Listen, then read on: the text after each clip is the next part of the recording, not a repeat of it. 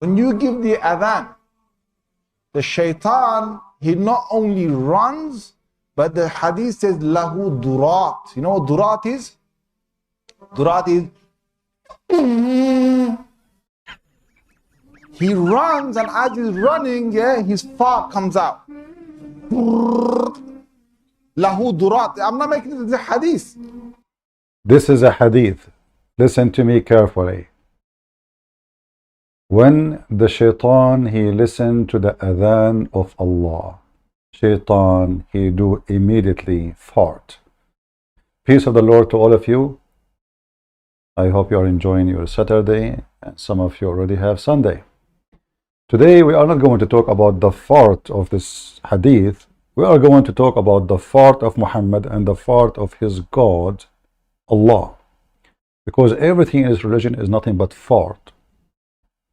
I will open my Skype soon, and you will see not even a single Muslim there to discuss the stupidity, the most laughable, stupid, so-called Islam.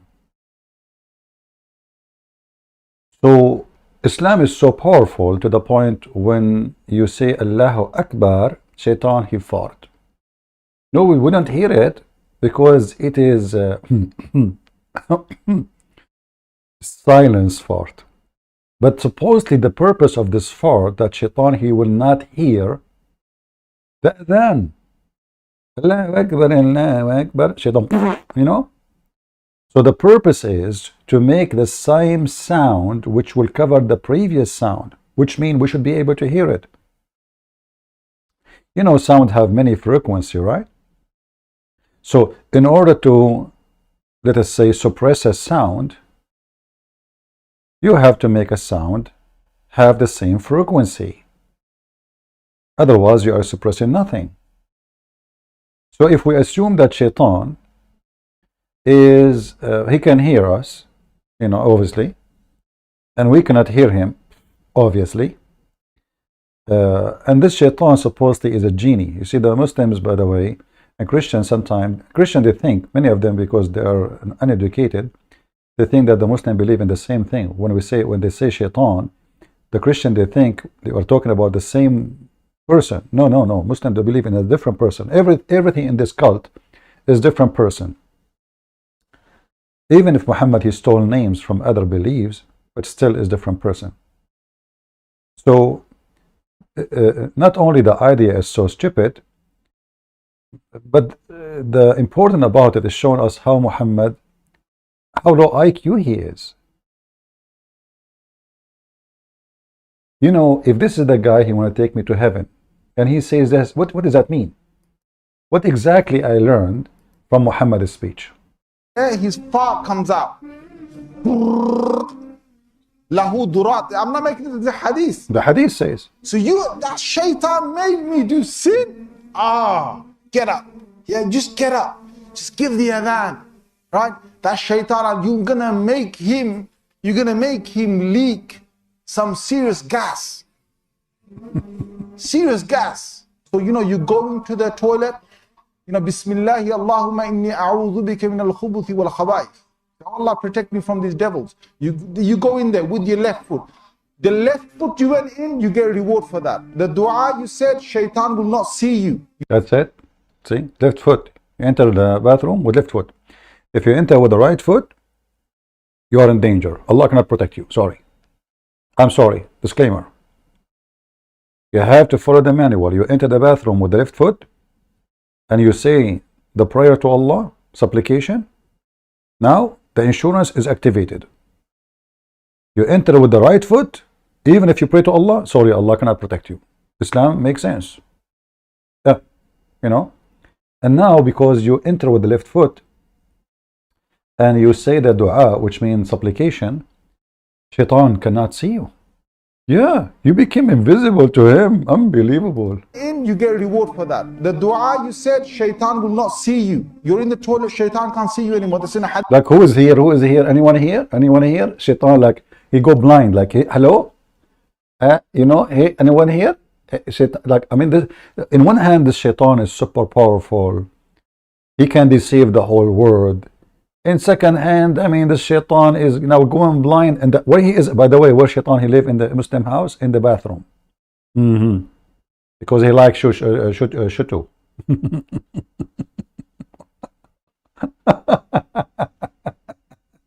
Hey, shaitan, are you there? Shaitan, I know you hear me. I'm talking to him in the bathroom. Shaitan, come and say a few words in the mic. Do you want me to bring the microphone to you? Shaitan, come from the toilet seat. I see you. Shaitan, I can make you even fart. Okay, you don't believe me? Here we go. Allahu Akbar, Allahu Akbar. Huh, he's farting. You smell like musk, brother. Hey, Muslims, as long as shaitan, he fart, how come we don't smell it? I mean, what's the point of this fart? Does that mean that shaitan is cleaner than us? Because when we fart, we made a disgusting smell. By the way, did you see my picture I post in Patreon with the enemy of Allah? Did you see it? Man, the enemy of Allah, he came and he sat behind me. He loved to play with me. Hey, enemy of Allah, what are you doing here? The enemy of Allah, he decided to sit behind me. Huh? Muhammad, he considered the dogs the enemy of Allah. We will go for that later. So now, if you are a person who like dogs, you are befriending the enemy of Allah. Shame on you. Allah will take your deed every day and then will send you to hell if you have him for many days. So, brother, what will happen next after I become invisible? You know what?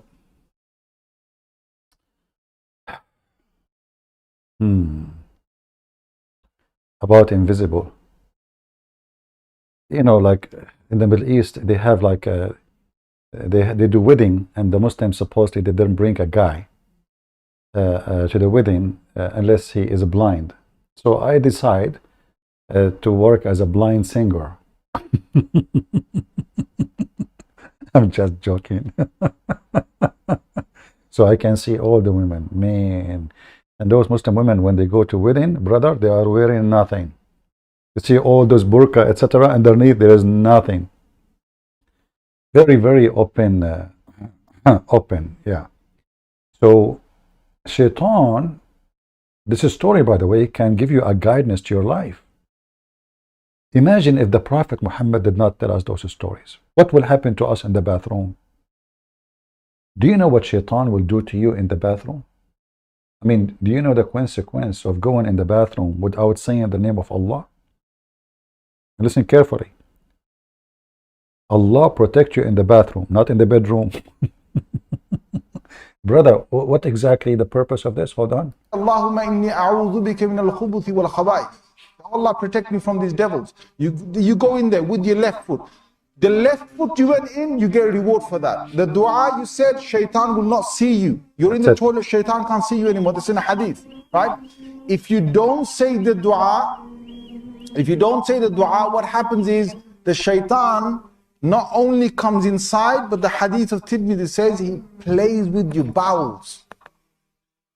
He plays with your bowels. So yes, he does. He does. I mean, what's wrong with you? He play with your anus. You sit in the toilet seat, huh?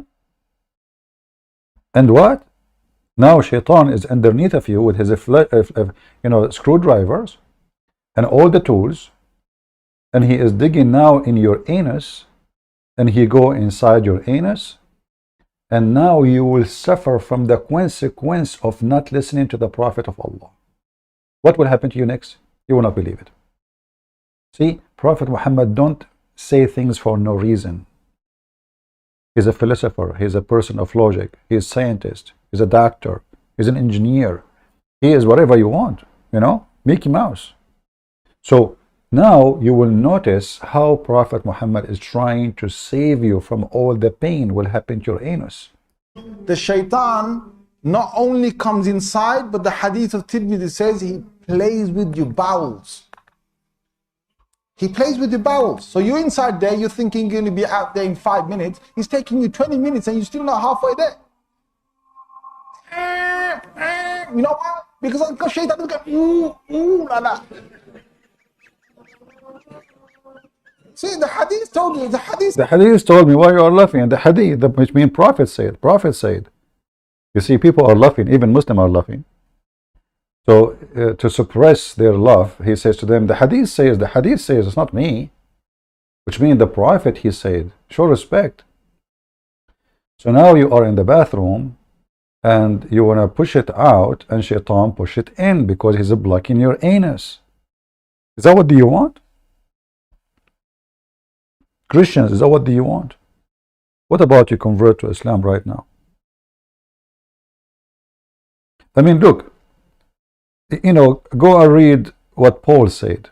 He's not wise. Muhammad, go and see what Peter said. What Peter? Muhammad. Go and see what Jesus said.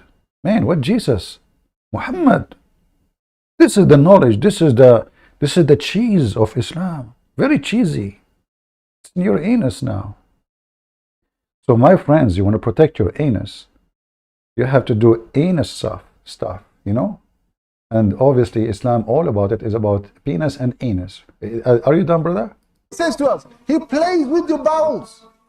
Yal'abu, he plays with the bowels. So you say the dua, Allah protects you. Shaitan. Okay, done with this person. Let us go to the second victim for today. Who is the second victim? Oh, this one, we play his video already, just for fun. A second, here we go. Allah, the Muslims, you know, the Muslims, they say to you, hold on, we were talking about Shaitan.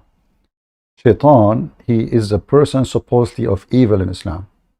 So a Christian, he said to a Muslim, I believe that Islam is a satanic religion. So this Muslim, he want to get him busted. So what he said to him? From Satan would not take a people that were already idolaters to then turn them into pious, religious, charitable people. It doesn't make any sense. It doesn't make sense. Islam saying, don't take people who worship idols. Islam is a do charity. But he will not tell you that Islam kisses stones, Islam kill people, Islam is violent, Islam is rapist, Islam is a theft, Islam beating women, Islam even abusing puppies, even a puppy. I mean, you cannot even leave a puppy alone. Islam is very stupid, full of fictions and superstition. Islam is satanic because of the fruit. You see how a Muslim, he tried to... So if Shaitan, if you see, if Allah speak against Shaitan, how Allah is Shaitan? We can answer that very easy. What the Lord, he said, be aware of false teachers, false prophets. They will come to you in the clothes of a sheep, but they are wolves.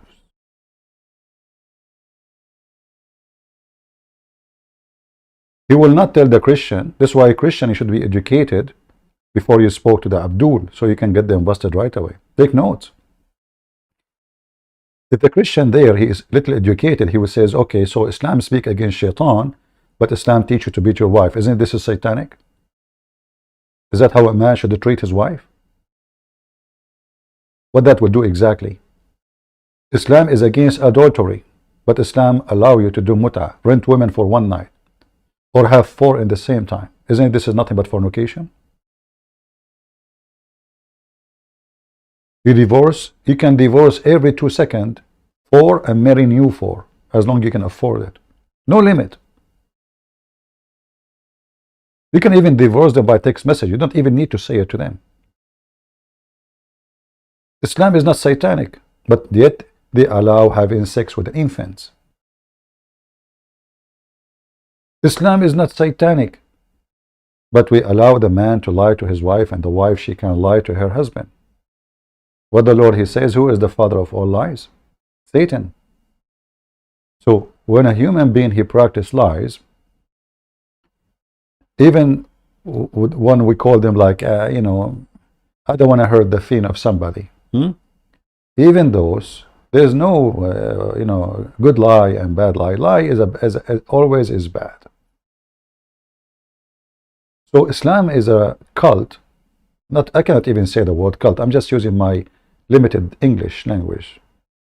Islam is just a stupid system of politics with a lot of injections of superstitions and names of other religions to make Islam look like a tree, have fruits. So we bring the name of Moses, we put him in the tree. We bring the name of even Jesus, we don't know what was his, Isa. So we put this person Isa there, and then we bring Mary. Oh, Mary is a wonderful woman. We put her there. So Islam now, is not against women. Look what the Quran says about women. All those names are used for destruction from the nature of Islam. It's a stupid cult made by a dummy for the dummies. And if I believe in Allah, what I will get? Allah will make my penis endless. Do you remember the guy from Afghanistan who called me? And he accused me to be a big liar. He will never listen to me. I am the enemy of Allah. He want to find where I live. 2 weeks after he called me, he said, I found the hadith. He checked the hadith. I gave it to him about his penis will be endless. He said, I found it's true, and I'm leaving Islam.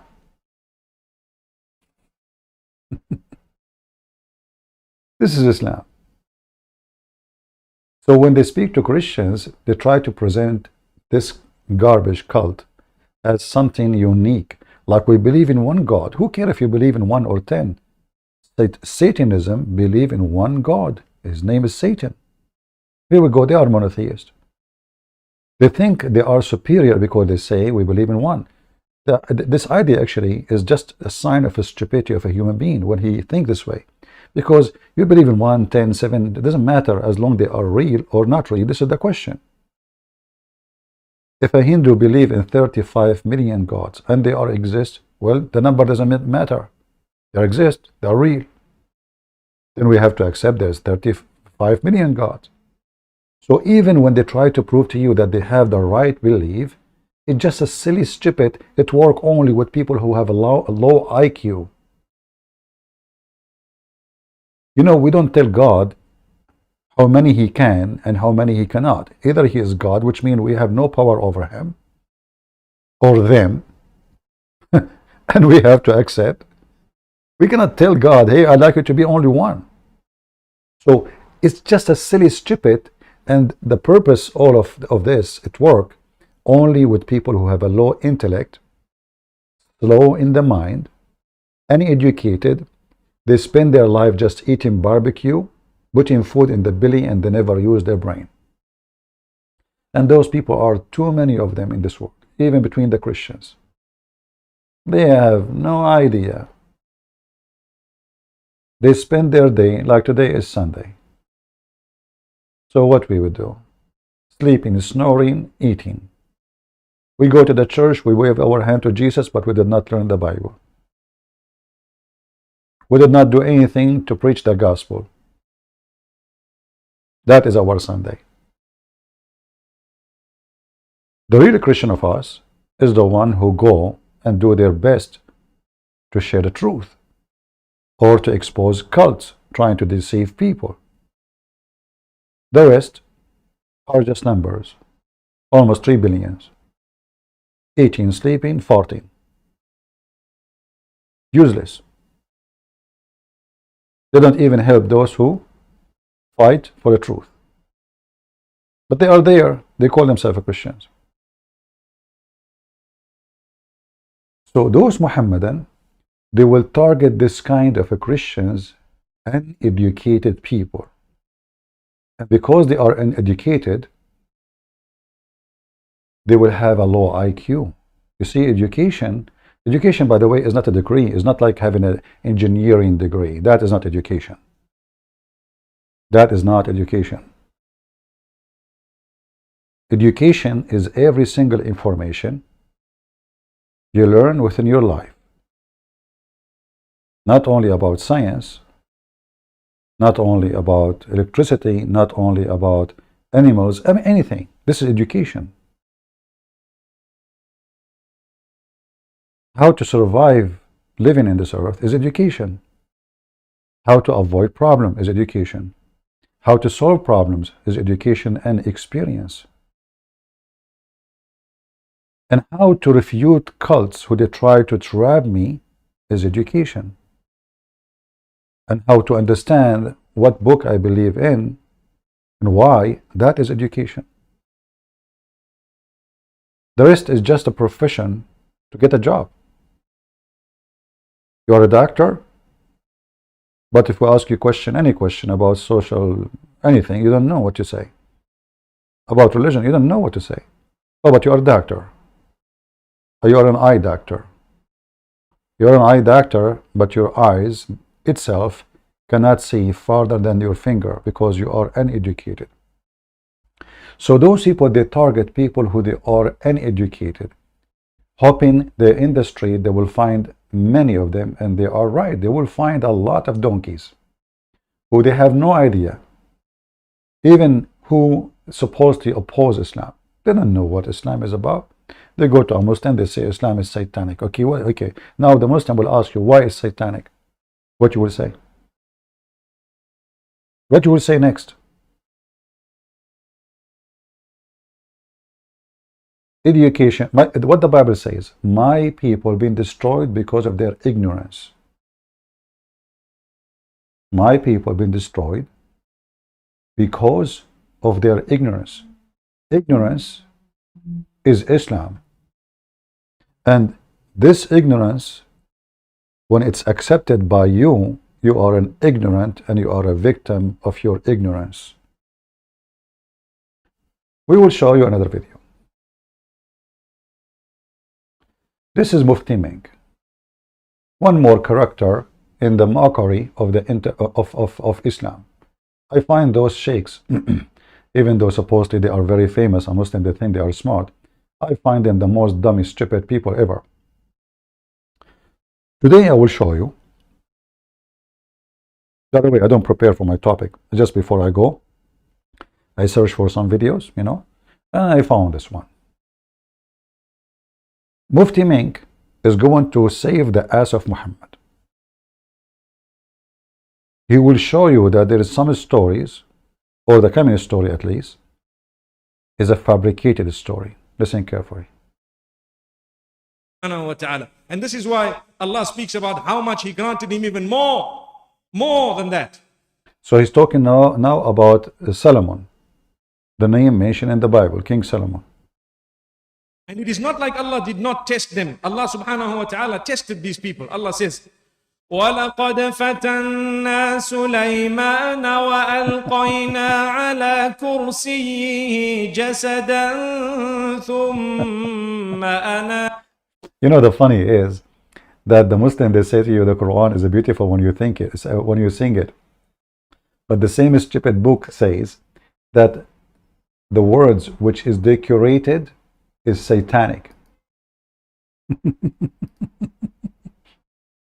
The words which is sound to you elegant, eloquent and decorated is satanic. Just, you know, that by the way, if I play for you how Nu'man Khan he sing, the same verse you will die laughing. The same verse, it sounds totally different. So with the Muslim, this is another way of deception. They sing for you the Quran with somebody have a nice voice, and then, oh, that's nice, I like it, lovely. What about we make Mimi Hijab sing the same verse? Do you remember when Mimi Hijab, he did sing the same verse to, what his name? Patterson? Patterson, he was scratching his ass. Like, what the heck is that? So the Quran says that those who use an eloquent language, they are satanic. This is from Satan. Look how many verse says that. Not me. This is, you know. So when you hear, according to the stupid Quran, eloquent language, it is for sure satanic.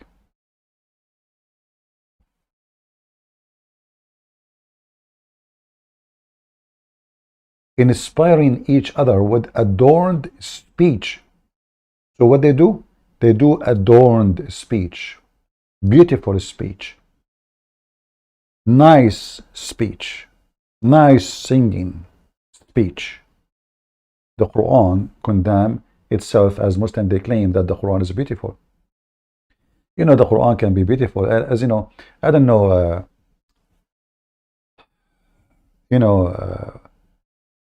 many people, they they enjoy, let's say, Indian music, Indian songs. But mostly we enjoy them because we don't understand. Maybe if you understand, you will feel disgusted. Same for Arabic. Same for English. No. If you are listening, if you are a person who don't speak English, and then you listen to any of those music bands saying the F word, the ish word, all kind of filthy words, the music sound fine. You copy, you repeat the words, you dance with them, but you don't know what they are saying. And this is exactly what happened to many people. The second you start understanding the language, the same moment you find that what you are doing is so stupid, is so dummy. I remember a foreign, he's not an Arab, and supposedly he is a person converted to Islam. He come to my chat room, and I read his name in Arabic. I told him, why you are calling yourself this name? He said, what's wrong with it? I said, well, do you know what it's mean? He said, well, when I converted to Islam, my friends told me to use this name. I said, well, in Arabic, it's mean you are shit. He said, no. I said, yes. He said, no. I said, yes. He went, he came back after 20 minutes with different name. He took the microphone, he says, those cowards, they made fun of me, they made me say use this name. So he called himself shit, going from chat room to chat room. And he thinks this is a good Arabic name.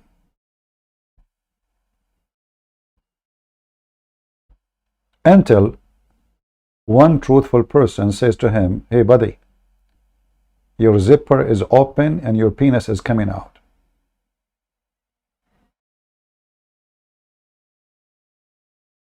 So the Quran condemns itself, and the Quran, by the way, is a very silly, stupid. And look at those stories in front of us.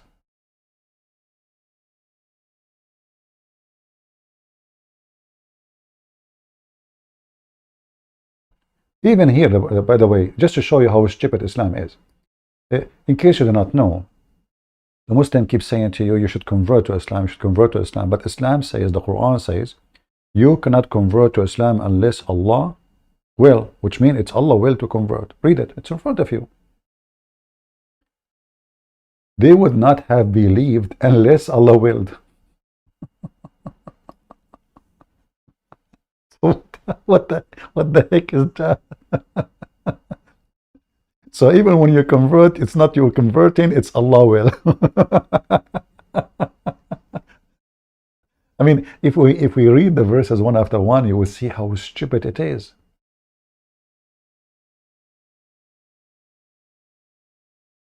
The verse before it, it says, Allah will make them blind so they don't see the guidance. So who's Shaitan? Who is the one who make people not to see the guidance?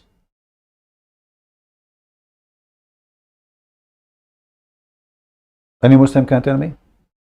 Who is the one who turn people away from guidance? The normal answer is Satan. The Quran says Allah. Am I lying? It's in front of you.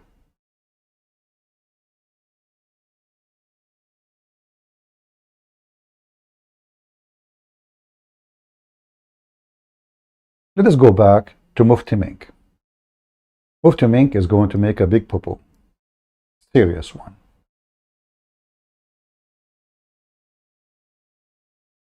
Serious leak. We tested Sulaiman alayhi salam to the degree that we had his body placed on this throne as though it was completely dead. Look at this test. Have you ever heard of a test like this? We tested Sulaiman. The guy is dead. You see, he is saying that Allah tests his prophets. Allah do what? Allah, he tests his prophet. How he tests them? Sulaiman is dead. Now is he tested? The only religion, which, if we can call it religion, it tests you after you die, is Islam. The guy is dead. So now this guy all his life is a prophet, and now Allah decide after he finishes his job to test him. Are you saying to me in Islam, you give the job to the person as a prophet, you make him a king, you give him a kingdom, and then after he die, and now he is in this in standing, and you test him on death? He's dead. Like what exactly he would do after he die in the test? So Allah, brother, he tested Sulaiman. Okay, what happened? He is dead now and he is being tested. How? And it is not like Allah did not test them. Allah subhanahu wa ta'ala tested these people. Allah says, وَلَقَدْ فَتَنَّا سُلَيْمَانَ وَأَلْقَيْنَا عَلَى كُرْسِيِّهِ جَسَدًا ثُمَّ أَنَابَ. You notice how the Muslim, they extend the word just to make it a musical. And supposedly that will make it valuable. Why you make it so long? Just say it. Is the purpose of it is singing it or understanding it? We sing it so nobody focus on what we are saying. Tested Sulaiman alayhi salam to the degree that we had his body placed on this throne as though it was completely dead until he sought forgiveness and turned back to us. Now this is the tafsir I've given you of Al-Fakhr al-Razi. He's also Mufassir, and this is the tafsir I've given you. Yeah, this is the guy who said that a sperm come from the brain. Why? Because the baby, when he is born, he is he crumble around itself, and this is resemble the brain cells. So obviously, the sperm coming from the brain. And that the interpretation of Quran saying that the sperm come from the backbone of the man and the ribs. There are some narrations which are, and I'm saying the word again, Jewish Hebrew narrations. Those are Jewish. Listen carefully, brother. Those are Jewish Hebrew narration. This is in their books, and they are saying this is Jewish Hebrew narration, brother. Abdul, how it is in your book and this is a Jewish narration? Explain to us more. That have seeped into our books. Somebody pushed them there. And the narration which states that Sulaiman alayhi salam passed through 700 of his wives in that evening, hoping that he would impregnate them so that each one of them could give birth to a child who would fight in the cause of Allah. That is a fabricated narration. It is a wrong narration. It is blasphemous for us to quote it, and it is even more blasphemous for us to believe it. So guys, Muslims, take it from Mufti Menk. Whoever believe in this, he is the enemy of Allah. You stupid potato. This is the hadith. And I will use Google translation. And it says Sahih. And this is in Sahih al-Bukhari. Do you see how they lie? Do you see how they lie?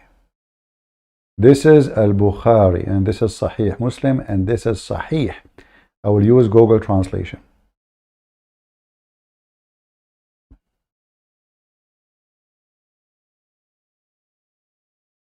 Do you see it?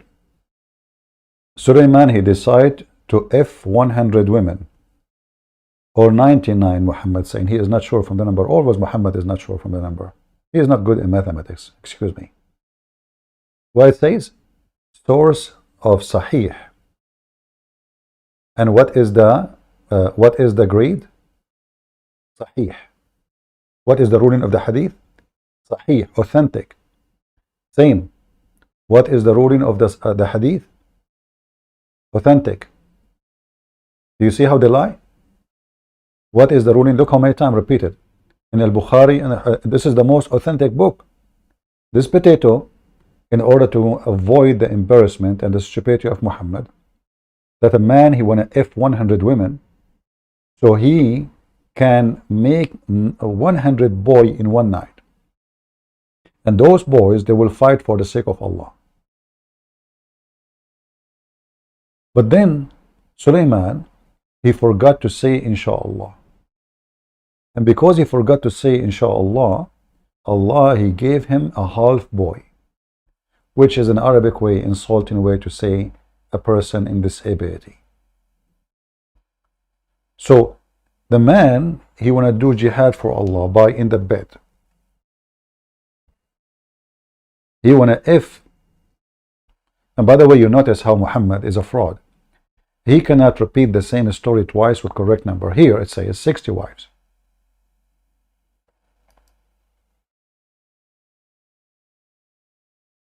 Here it says 70 wives. Here it says 190.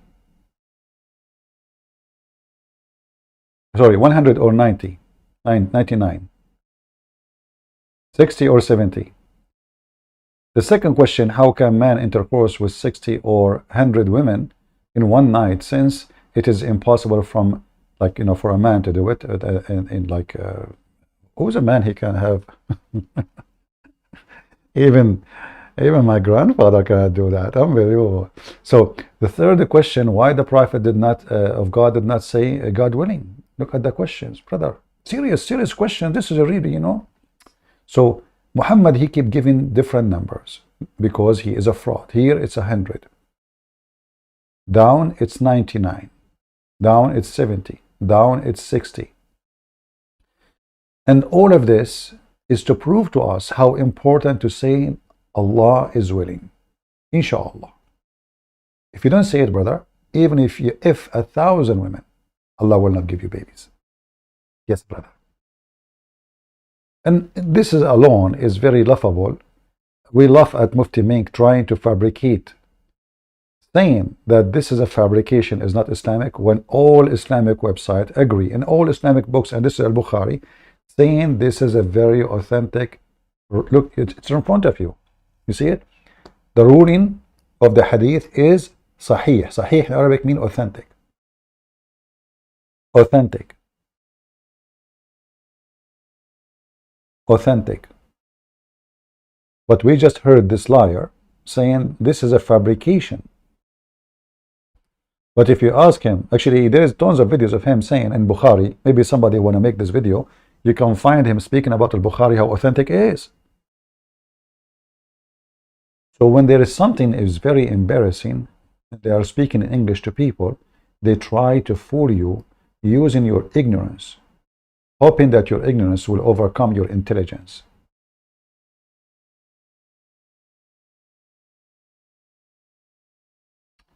Where is the hadith about? Okay, hold on.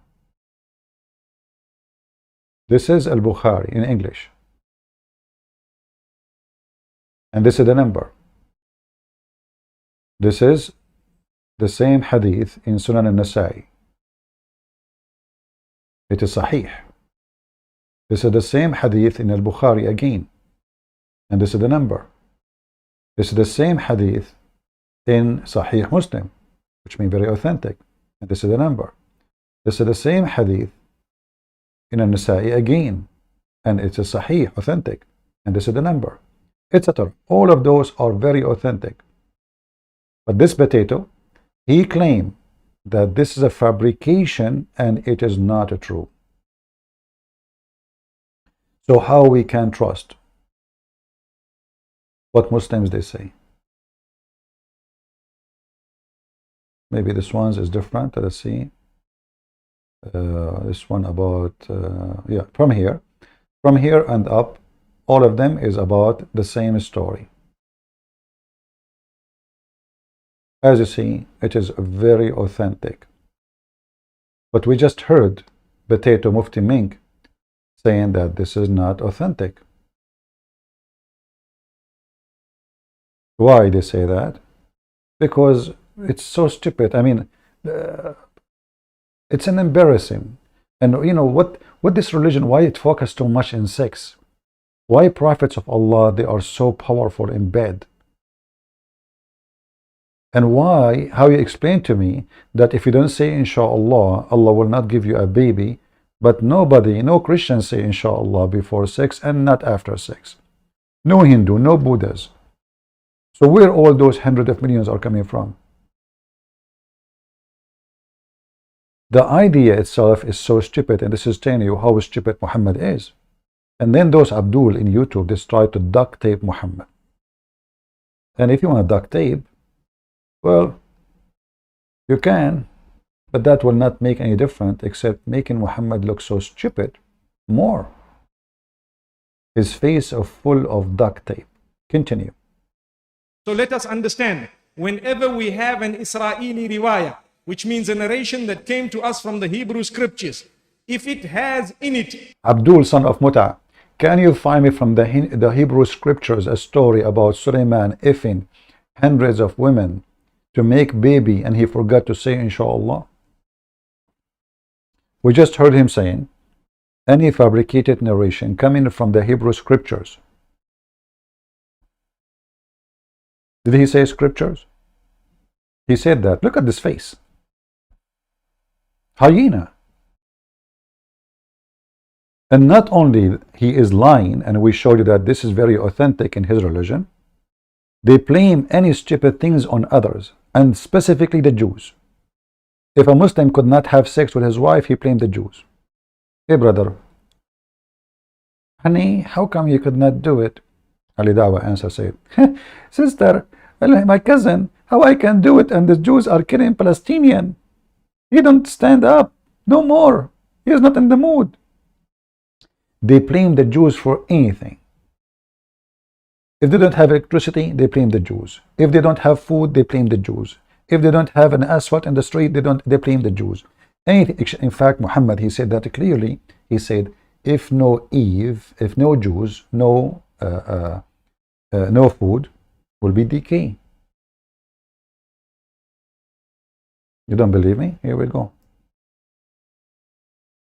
Read and love. They blame the Jews for anything. It's reported by Allah Messenger saying, had not been for Israeli, meat would not have gone bad. Do you see the origin of this? The hatred to the Jews? Muhammad, he blamed anything wrong in the world for the Jews. Even meat go bad because of the Jews. He blamed two individuals, or let us say, kind, by gender and by ethnic and religion. So all bad things in the world is from the Jews as ethnic and religion, and all bad things in the world is by gender from women. And you know what, when you see the Muslim, they go to a Christian, they say, do you know that the Bible blame Eve for deceiving Adam? Do you know that? Go watch their videos. You know, Mohammedan are the most eloquent, stupid liars. I say eloquent because they try to make it eloquent lie. Like we are better. Look, in Islam we are against slavery, but the Quran says you can reap your women property. Sheikh Uthman was saying to a Christian woman in San Diego, your Bible says that your slave is your property. Do you accept that? And this Christian woman, she has no idea what she's talking about. She's a Christian by name, as usual. So, but I made a video for him. He went after 15 minutes, reported to YouTube for copyright.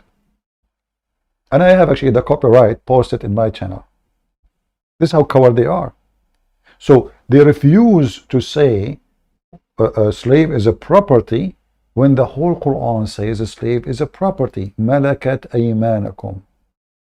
Wama malakat aymanakum. What does that mean? Whatever you own as a property of a humankind. If them. It's in the front of you. All those verses. Look how many. Look how many. Endless. So this guy was saying to a Christian woman, do you accept the Bible says you're a slave, you're property?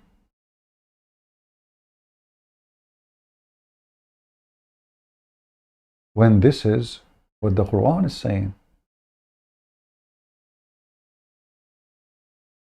Your right hand owned.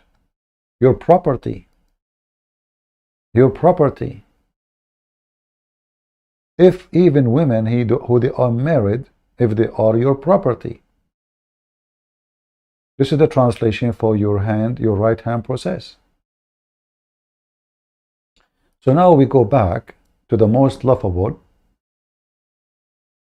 Abdul, and he is trying to defend Islam. Continue. Any disrespect for the Nabi, throw it straight out of the window. Guys, any disrespectful for a prophet, throw him right away out of the window. Okay, let's go to the Quran.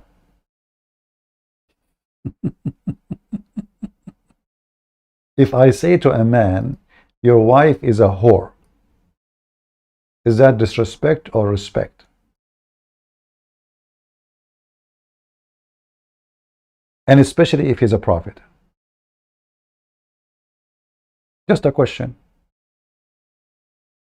If we type the word khiyana in the Quran, khiyana is those who betray. The one who betray, as an example, chapter 8, verse number 27. Who you believe, don't betray Allah and His Messenger. This is what khiyana means, as you see. The Quran speaks about two prophets in Islam. One, his name is Noah, and the other one, his name is Lut. And their wives, they betray them. I thought if something disrespectful for a prophet, we should throw it in the garbage. Let us throw the Quran in the garbage. Especially if those wives, they betray their husbands. The Quran says that bad women marry bad men only. It's a destiny from Allah. And good women marry good women, good men only. Let us see.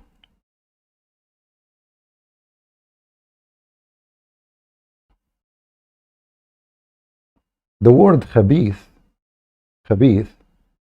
you know, like when somebody is, let us say he tricky to fool you, he very evil. This is what khabith means. So look what the Muslims they say about this verse. This translator here, he says, bad statement are for bad people. This is stupid, by the way. In fact, between two brackets is correct. Bad women for bad men. Bad women for bad men, which mean bad wife women for bad men. Allah make the destiny. And good women for good men.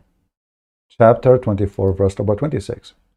Actually, this verse alone proving to us Islam to be made by a donkey, because if this is the destiny that bad men marry only bad women and good women only marry good men, and this is a destiny from Allah, then how we can explain the opposite happen every day? Vile women are for vile men, and vile men for vile women. Good women for a good man, and good man for good women. And look how stupid repeating the same thing. I mean, when you say good women for good men, isn't it the same saying, and good men for good women? But this verse here, proving that the Quran is stupid. Why? Because he just showed us that the Prophet of Allah, in the previous verse, they betray their husbands. Correct? Are you with me? If a woman betray her husband, she is what? She's a bad woman. Do you agree? If a husband betray his wife, he's a bad man. So if the Quran says Allah made a destiny that bad women for bad men, which mean only bad women, only Allah will make them marry only bad men. It's a destiny. الطيبات للطيبين الخبيثات للخبيثين. Right? So here we see how stupid the Quran author. And we just heard this potato saying anyone who says something will be disrespectful for a prophet, throw it in the trash.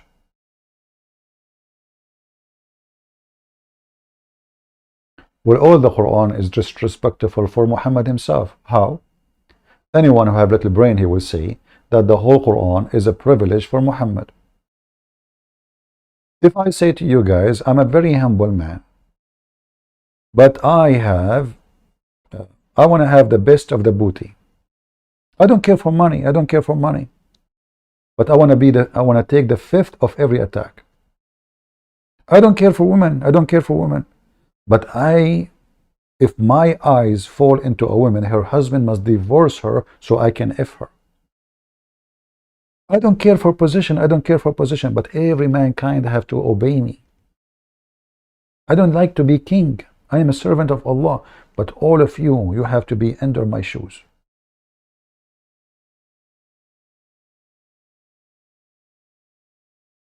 Isn't it obvious that Muhammad is the biggest scam ever in history? Al-Khumsu lillahi wa rasuluh. He made himself equal to Allah, so he take the fifth of the booty. The best of the booty.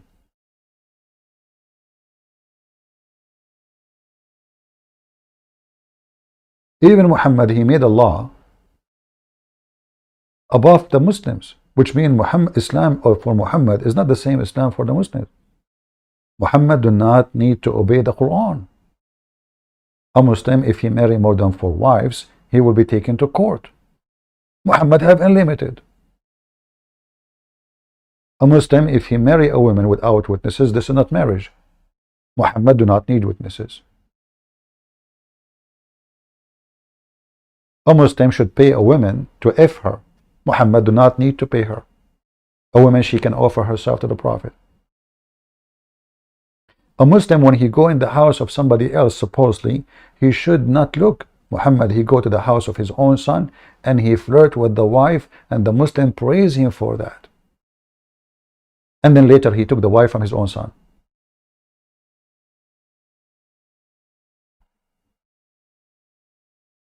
We go back to Mufti Menk. I see you guys are not really, not many people are missing our program, so maybe I should take some time off. I see only 705 people. Trust me, I can do many things with my time. I'm the last one who need to talk about this garbage. I'm sick of it. I understand I did not give you an advance time to know, but still, this is not an excuse. Why we have not even 800 today?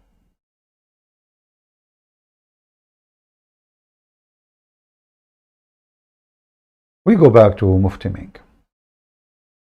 Now, Mufti Menk, he is going to be selective from now on, because as he said, as you heard, anything does not befit the religion of Allah, we throw it in the trash.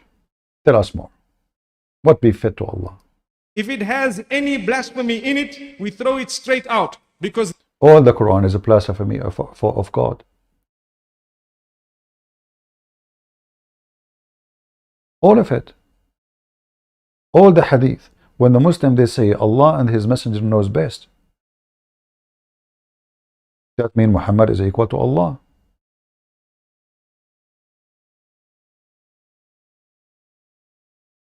When the Quran mention things about Allah himself, is so stupid. This God, this is a blasphemy against God. What is the qualification of Allah, the God of Muslims? He allow fornication. What else? Sex with the children. What else? Rape. What else? Theft. What else? Lying. What else? Cheating. What else? So if we want to throw everything in the Quran in the garbage, anything is an insult to God or his prophet, then we have to throw the whole Quran. Continue. The Anbiya and the prophets of Allah subhanahu wa ta'ala were higher than that. So we need to know that we should never fall prey to wanting to know more and more details beyond what Allah and his messenger have mentioned. Because in that case, we could be, without knowing, blaspheming the messengers of Allah subhanahu wa ta'ala by believing things that were not a reality. And I'm sure there are a lot of people who might also have learned, and they are scholars of deen, who might be mentioning some of these narrations without realizing that it is wrong. Guys, look at the game now. There's a scholars, they mention those narration, and they do not know that they are wrong. Have you ever heard of a stupid thing like they are scholars? He just said there is some scholars, they mention those things, they think they are right, but they are wrong. How they are scholars? Why you call them scholar then? Can I call somebody scholar when he is saying stupid things?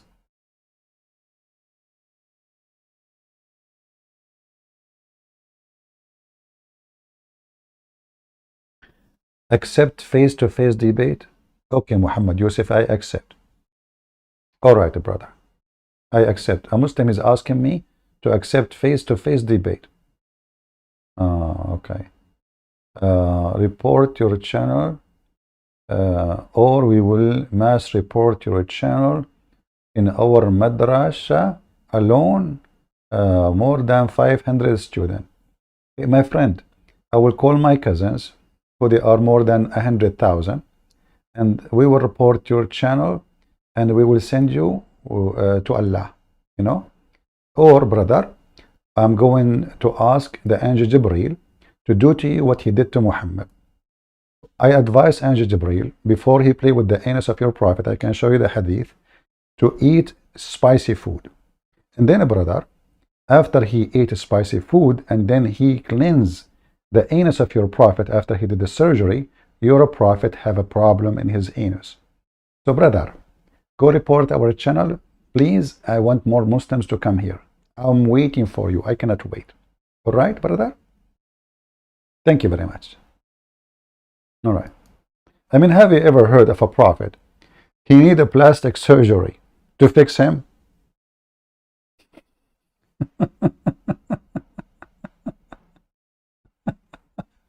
You know what? You just remind me of this. Let me see if I can find it. Mufti Menk.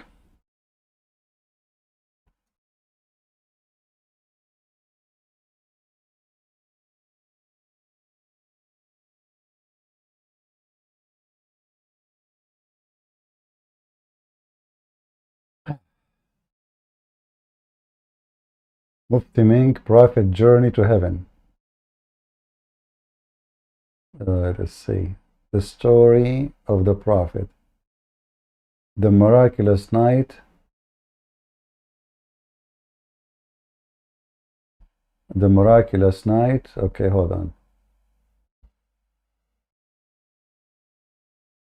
The story, you can watch Mufti Menk him saying that his prophet was so dirty to the point Allah needed to send two angels to cleanse him. They open a surgery, literally. They open his chest from his throat all the way down to his testicles, and they took all the material out.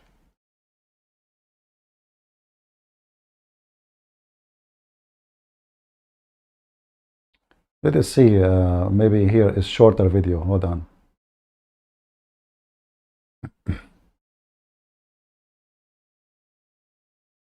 The magnificent night journey that took place, known as Al-Mi'raj, where the Prophet ﷺ was taken to the seventh heaven.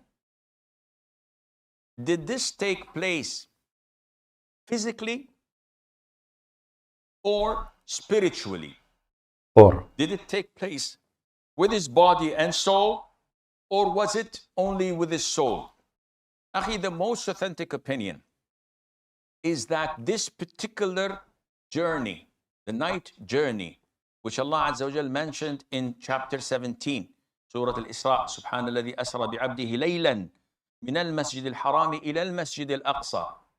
All praise and glory be to Allah Azza wa Jal, who has taken his servant from Mecca, the Masjid al-Haram, to al-Masjid al-Aqsa. see, there is no reference in the Quran for the journey to heaven. Do you see? Allah took him only from Mecca to Jerusalem. No heaven. That's what the Quran is saying. In Jerusalem, in Al-Quds. This took place physically and spiritually, by body and by soul. And the Prophet went there and he led all the prophets and messengers of Allah in prayer. He went to Jerusalem. He found 124,000 prophets waiting for him, brother. True story, not funny. 124,000 prophets praying in Jerusalem. Each one of them, he have a flying donkey. And notice, nobody in Jerusalem noticed them. 124,000 prophets of Allah in Jerusalem. At that time, how many people can fit inside the small city of Jerusalem, the city itself, behind the walls of the city? 120,000 prophets alone is the number for the prophets in the temple of Solomon, brother. Only. True story. And the prophet, he led the prayer. Masjid al-Aqsa, whether this took place before the ascension to the heavens or after, there is a difference of there is different opinion among scholars. There is different opinion. Islam is nothing but a collection of opinion.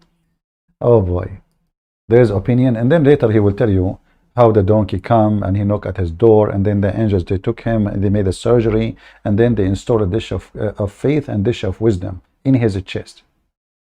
Isn't it, this is an insult to you, Muhammadan, to believe that your prophet was so stupid to the point Allah needed to install a dish of wisdom and faith in his chest? Just to confirm what I said, so Muslim will not say I'm making things up. And I'm sure you can find some videos.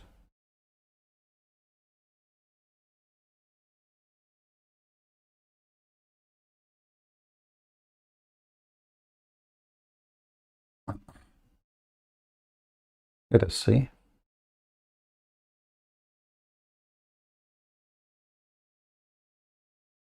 This is an insult to anyone who claims to be a prophet, that he is not qualified to go to heaven because he have a lack of intellect and a lack of cleaning. He's very filthy. Did Allah clean Muslims? Did Allah clean Jesus before he take him up to heaven? Did he need to clean to make a surgery like this? It was narrated by blah blah blah blah by blah blah blah blah blah that they split open his stomach and they took his whatever inside, and a golden like a golden tray full of faith and wisdom brought, and they installed faith and wisdom in his chest. Look at this. All those stories are supposedly authentic. Have you ever heard of a stupid religion like this?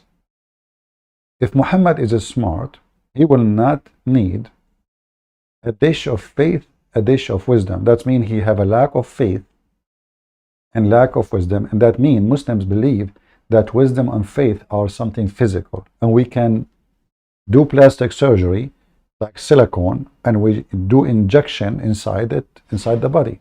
This is what it says. Allah brought a golden basin full of wisdom and faith. Then you know, they push it in my body, and you know, I became full of wisdom. My stomach is filled with wisdom and faith, which is clearly a true story, because all of us, we knew that men wisdom in Islam located in their testicles and their stomach. Isn't it this is an insulting to any prophet?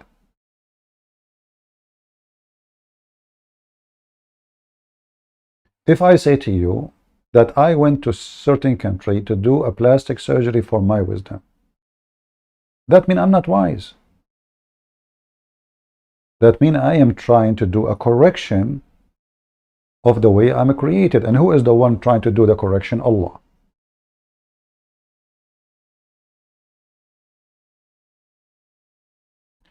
Which means Allah cannot do miracles. Allah can do surgery, and he is even asking the angels to do it. He cannot even do it from far distance. He cannot say, hey, Muhammad, be wise, and Muhammad will be wise.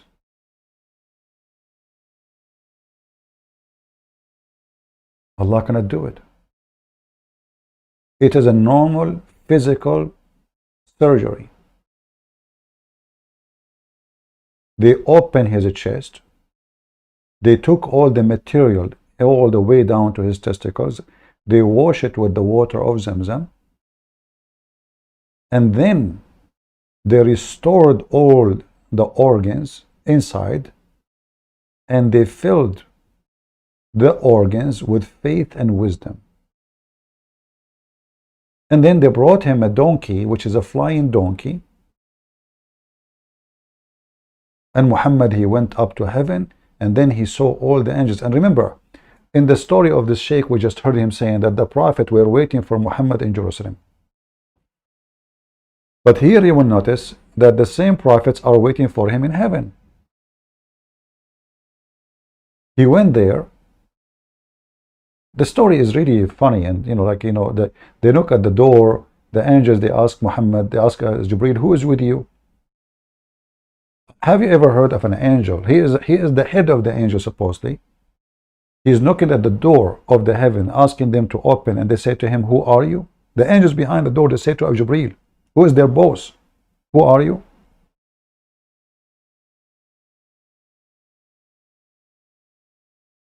This is how stupid the stories of Muhammad is. Who is with you? The angels, they said. Who are you? Jibreel, he said, I'm Jibreel.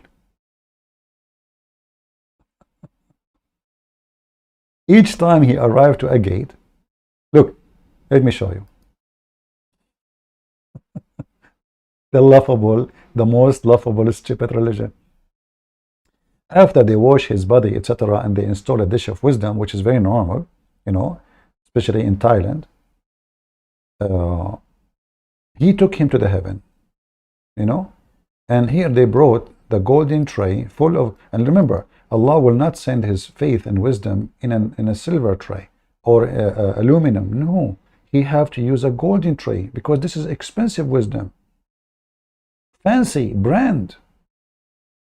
And they poured the content of it into my chest, brother, and then they close it. And then when they arrived to the gatekeeper in the heaven, Jibreel said, open the gate. The gatekeeper, he says, who is it? I mean, this is Jibreel who is going up, going down, going up like a yo-yo. Now, when he arrived to the gate of the heaven, the angels behind the gate asking who is there. Go to Amazon, buy a security camera. This is your stories, and this is authentic. The angels of Allah do not know Jibreel. Jibreel, he said to them, open the gate. Guys, hold on. I am not Jibreel.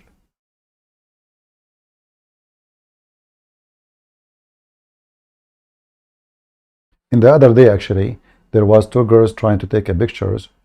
One of them is really like an old lady.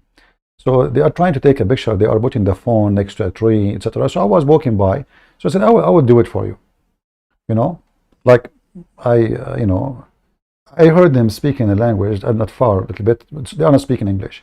So I took the phone and I took the pictures for them. And then I gave them the phone. And then she said, the girl, she said, thank you. I said, oh, you speak English? She said, yeah, I'm from Indonesia. But when I'm talking to her, I said, I hope the picture is good. She said, thank you very much, have a good day. I said, oh, you speak English? The second I said, what I said, this girl, she froze, looked like she recognized my voice. She looked at me, and I continue. I did not, she wanted to open a conversation, but I can tell there is something, like she froze.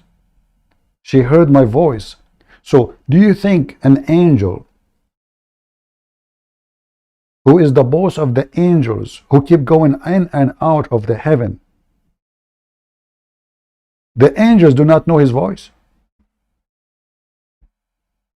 And a girl in the street, she can recognize a Christian prince from his voice.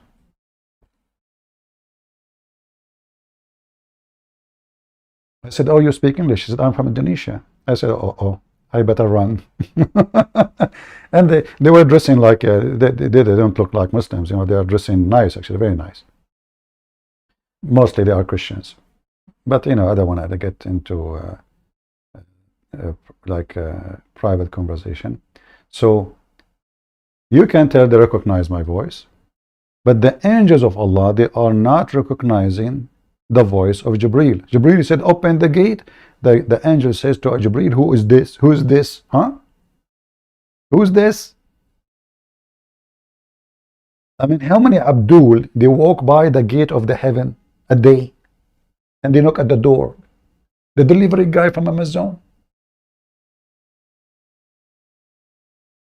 The gas guy? Who is it?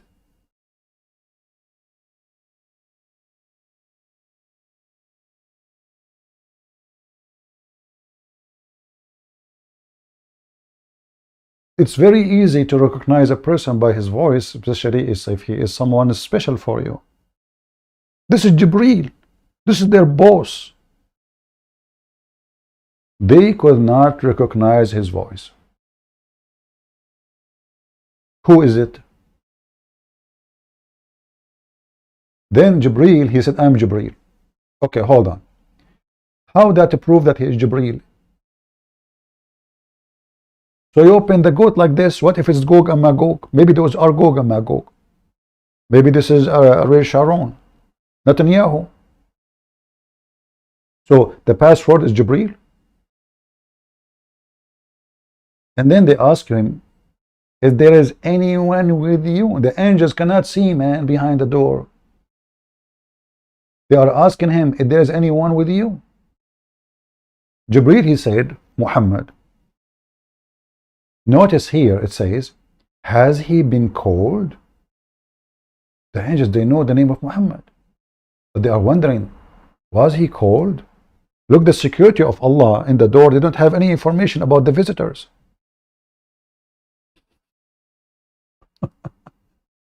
Isn't this is the most laughable, stupid story? It's not even good for kids. Who want to believe in such a stupid garbage?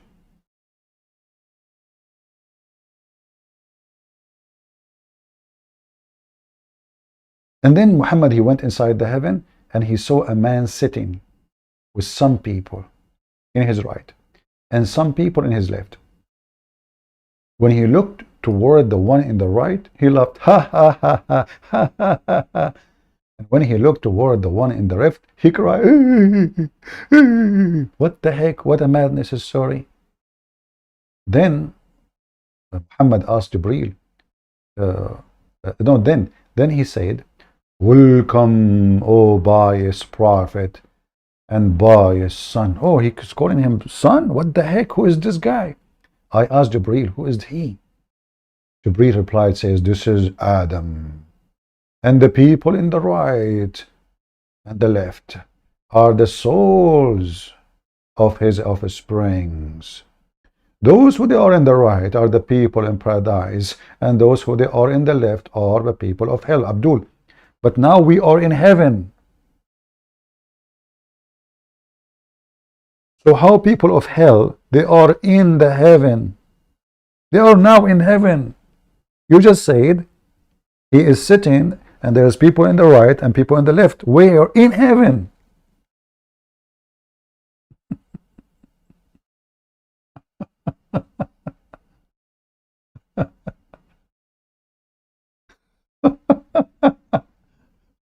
bias.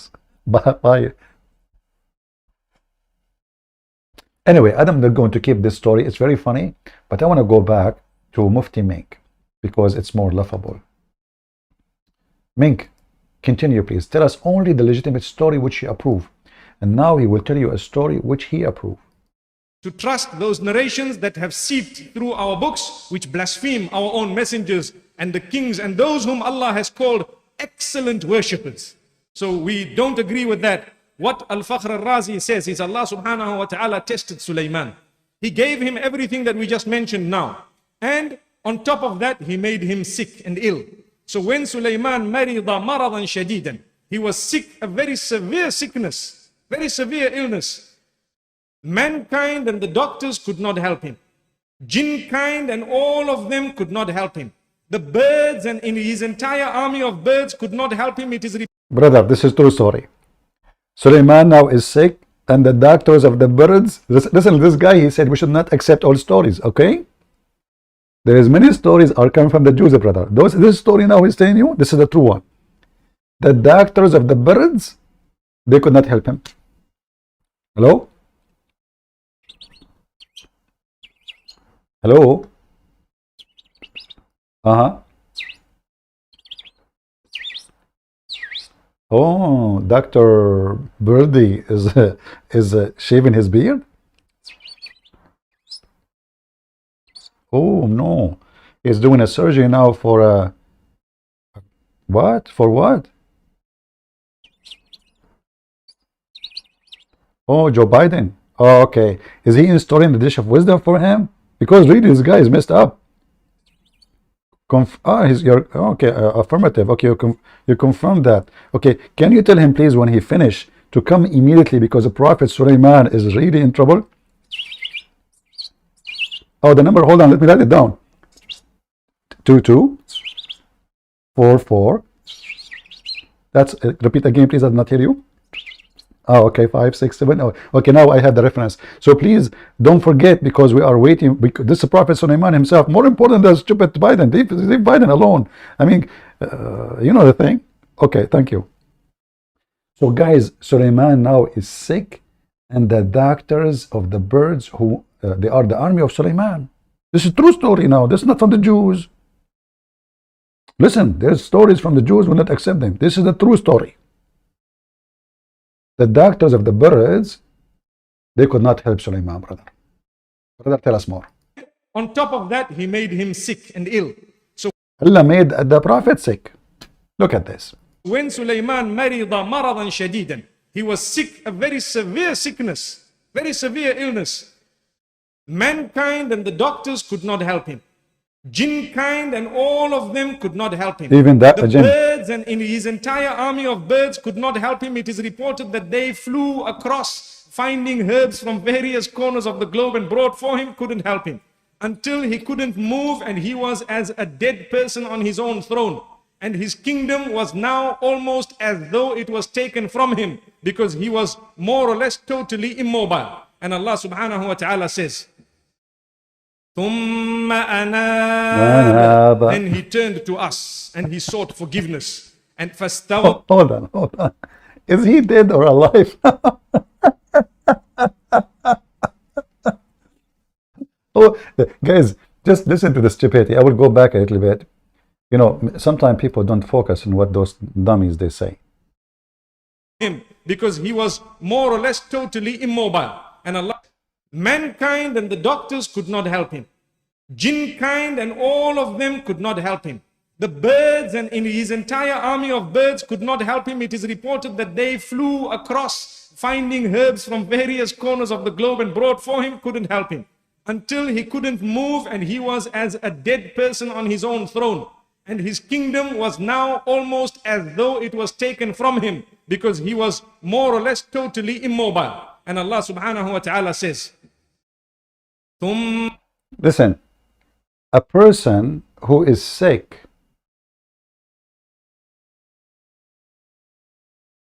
he cannot move. Is he now dead or sick? A person who is sick, we don't call him dead, because he did not die yet.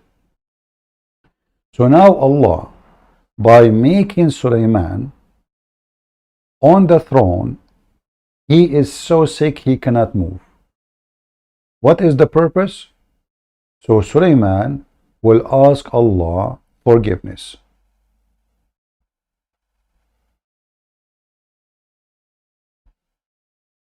Why? You remember he said, the story about Sulaiman effing 700 women or 100 women is a fabrication. The story of Sulaiman about having those sex with those women is not even accepted. But this is what the story is about.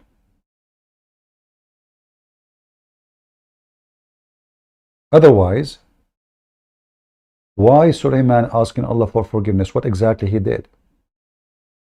Those Abdul, they claim that Prophet of Allah don't commit sin. And now Allah making Sulaiman sick, and Sulaiman is asking Allah to forgiveness. From what? What exactly happened?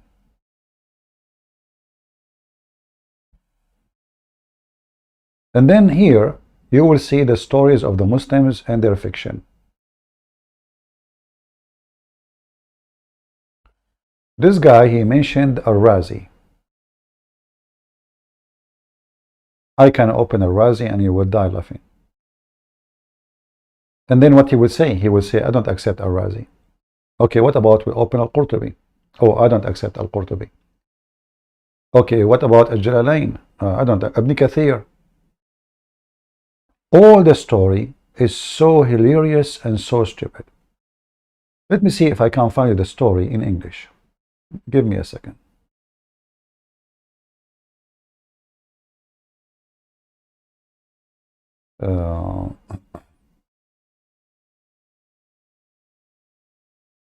Maybe in Ibn Kathir.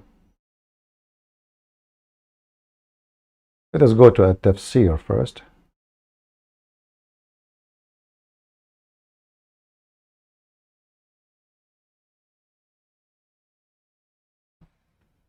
And remember, he is the one who mentioned he liked Al-Razi. So now what he will say? He will say, I don't accept Al-Razi. Okay. Let us see here.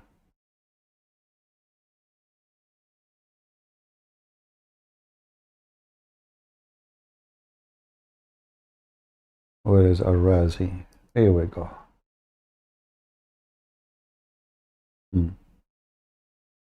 Brothers and sisters, we Muslims, we accept only authentic stories, and we heard this guy speaking about how Al-Razi explained the good explanation. So what Al-Razi do say about this story? I'm going to post the link for you, so you can open Google Translation, and you can click and translate yourself.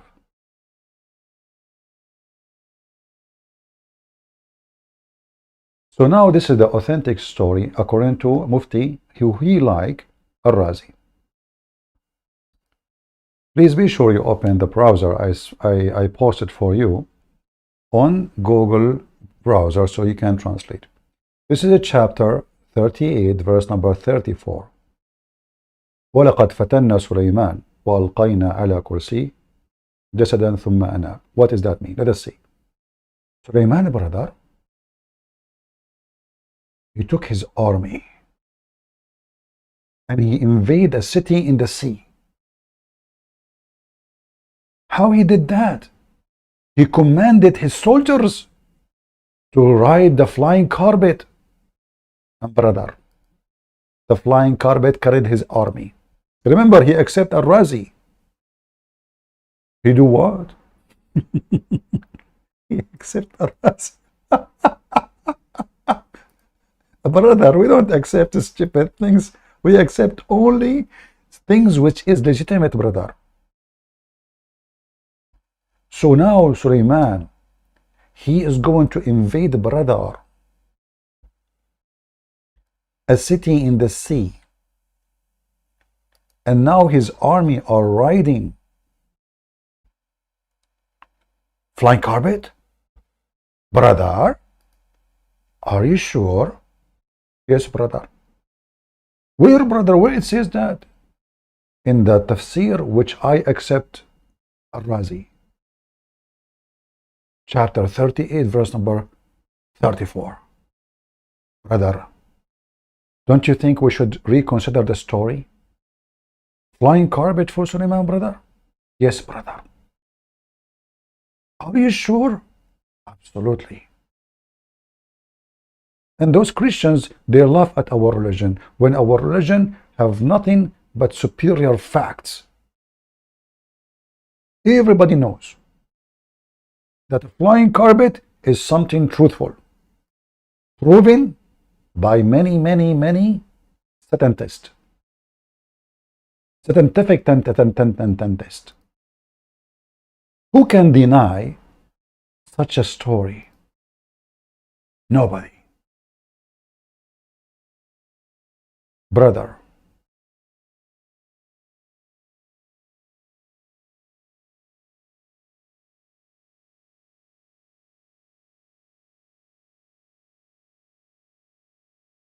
Sulaiman, brother, let me use Google translation. How many of you open the browser trying to read on your side? Save it for later. So brother, he took the flying carpet, he commanded his army to invade that city. He's doing what Muhammad and they do best. Attack a city to steal. So Allah inspired Sulaiman to go and attack the city.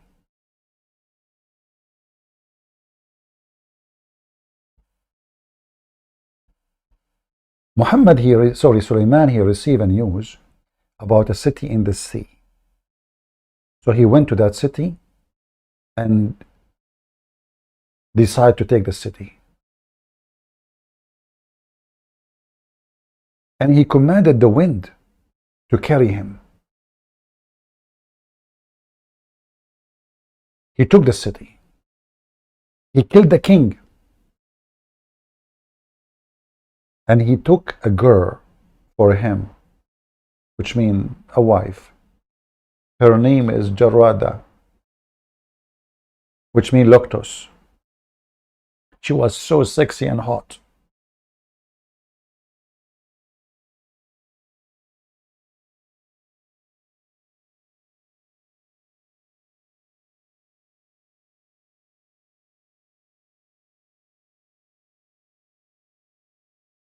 And the story is really fantastic, how the shaitan, he play a role in it.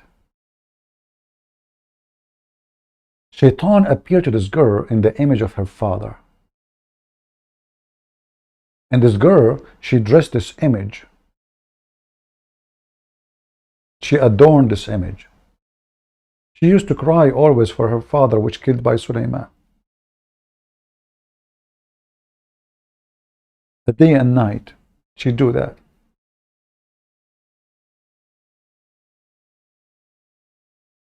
A person, his name is Asif, he told Sulaiman what the wife is doing. So he broke the image, the picture, and he punished the women, which is Jarada. And then, brother, he sat down on the ground and he was repenting to Allah. And then, brother, once Sulaiman, he went inside the bathroom.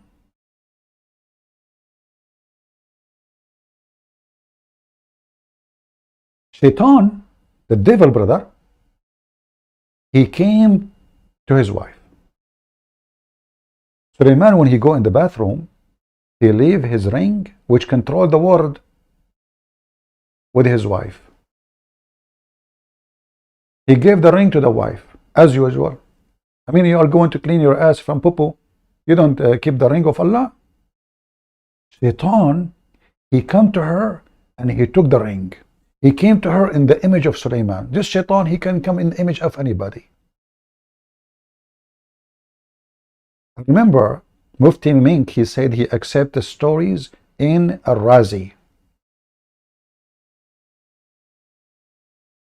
The shaitan who is control of the ocean is the one who came to her. He took the ring and he controlled the kingdom of Sulaiman.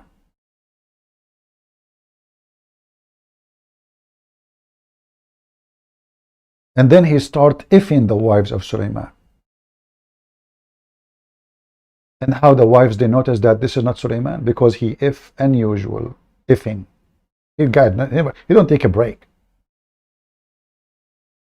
And this is supposedly the trial of Suleiman. Shaitan is effing his wives.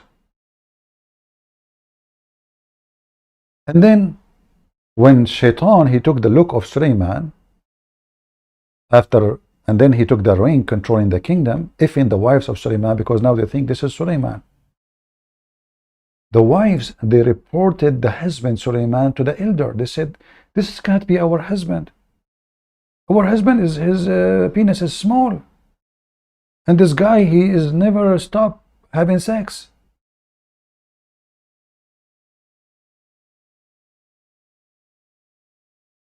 So the elder, they felt something suspicious. Shaitan, he felt that they knew that he is not Suleiman.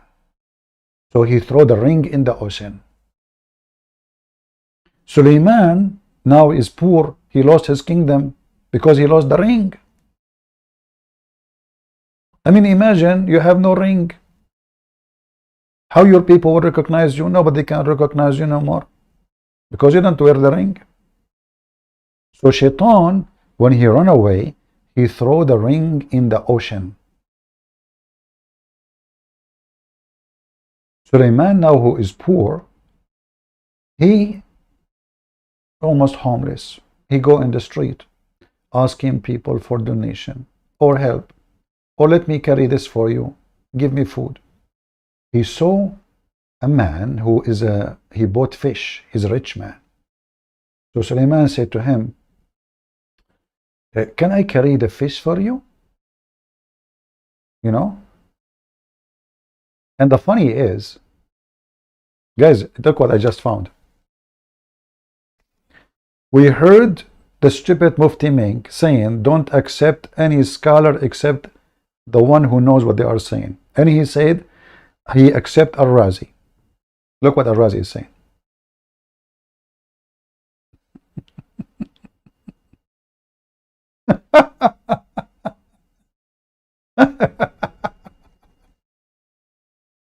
The same story he denied. He said this is a fabrication. Al-Razi accept.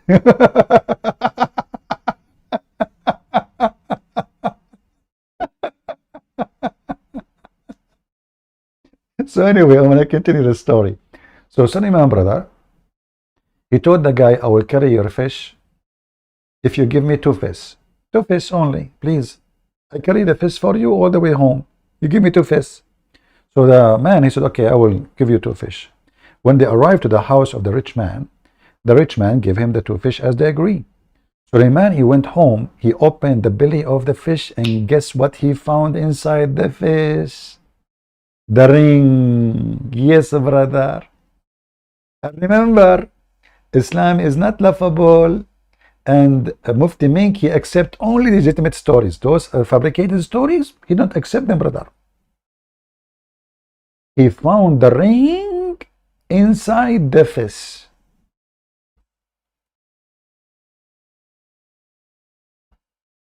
Brothers and sisters, now you know that those people who say Islam is laughable, they are lying to you. Do you see anything laughable? Honestly. Do you see anything not truthful? Honestly. You cannot. It's very well known that, I mean, we have a very proof. How many of you watch the Lord of the Ring? Just be honest with yourself for a second, at least, if you can. I know, you Christians cannot be honest. Yeah, the Quran says that.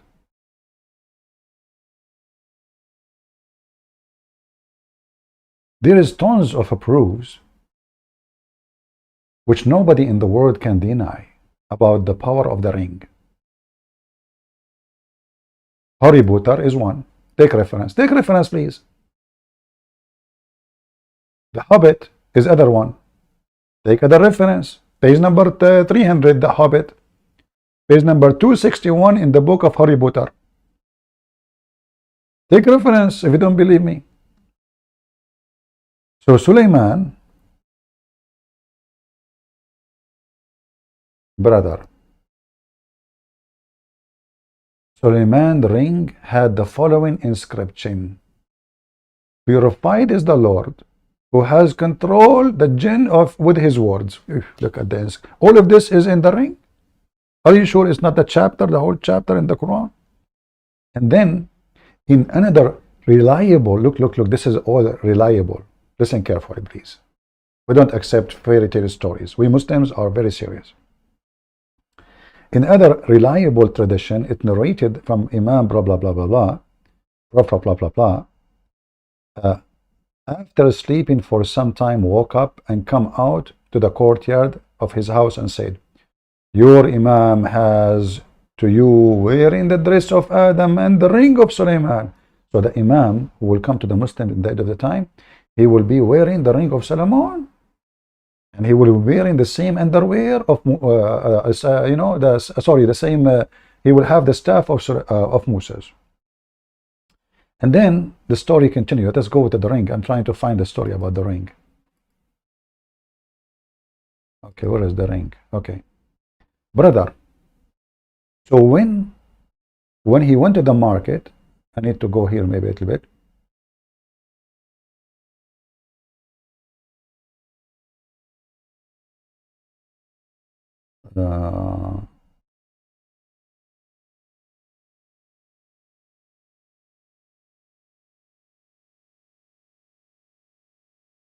Then he went to the market, searched for work. This is Sulaiman when he lost his kingdom because he lost the ring.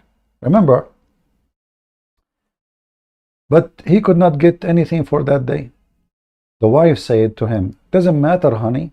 Tomorrow, I mean, this Sulaiman, wherever he go, he find a wife right away. When he was a king, he have hundreds of women. Now he's homeless, right away have a wife. Yet he don't have money. How he get married? Is he poor, homeless, or he have a wife and house?" And anyway, story. It's a good story. And then he repeat again. The wife consoled on the third day. He reached the river bank and he saw a person fishing. He said to him, "Shall I help you in the return of the two fish?" This is a different version from the one I told you. This is a fisherman now. The man agreed. So Sulaiman helped him in catching the fish.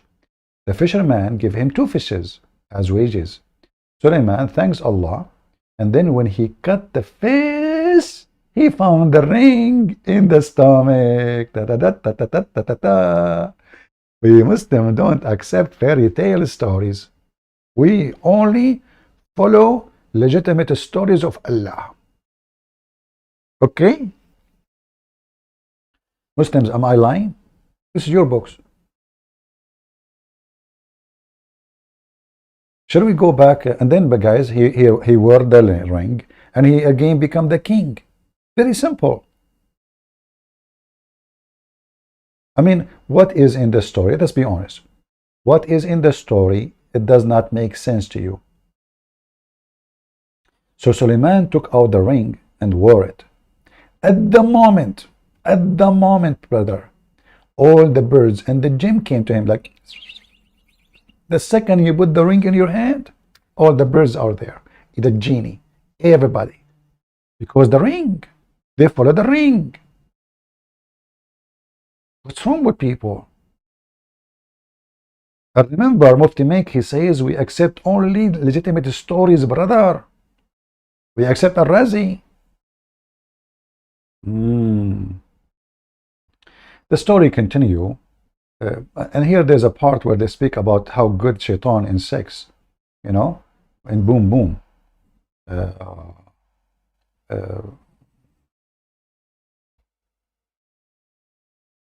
So he found the fish, he found the ring, and then he became a king on the throne.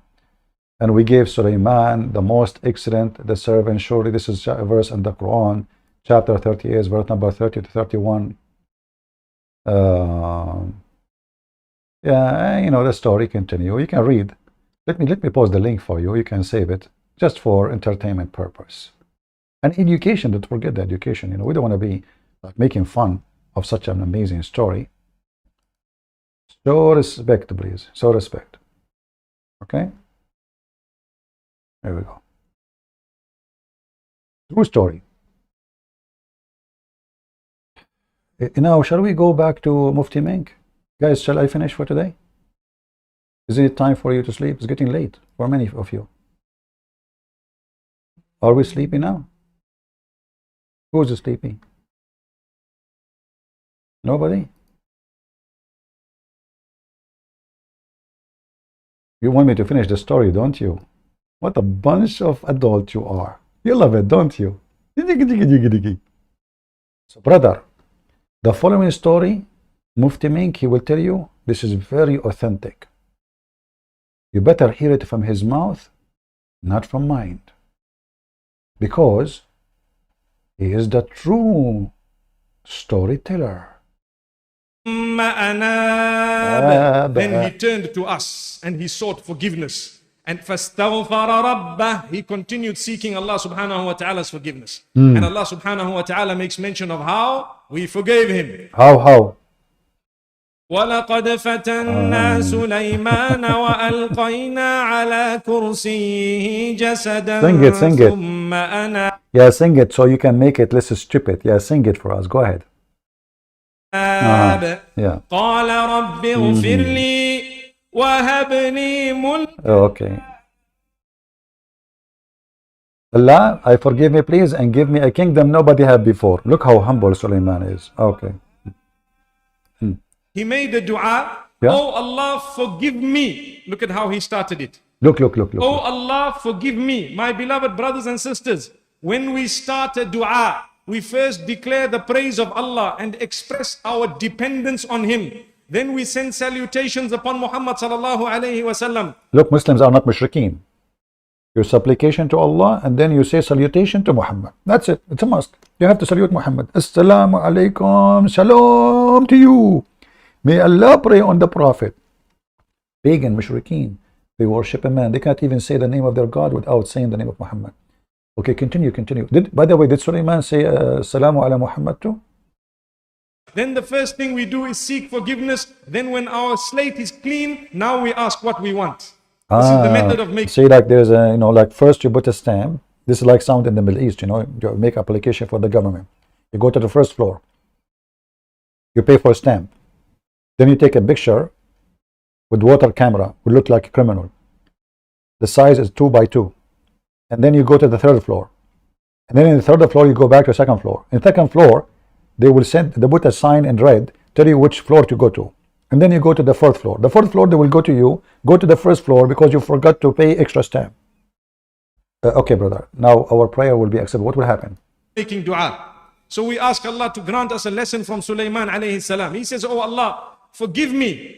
And now I am asking you, Ya Allah, to grant me kingdom that you have never granted anyone. I mean, the guy, he just committed a great sin. Forgive me and give me kingdom?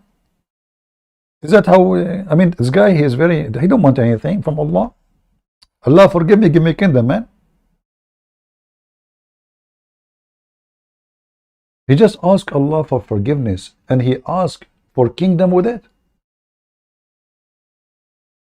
Like here, by the way, Allah, as long you are going to the supermarket and Walmart, can you in your way bring me a kingdom as long you forgive me? Huh?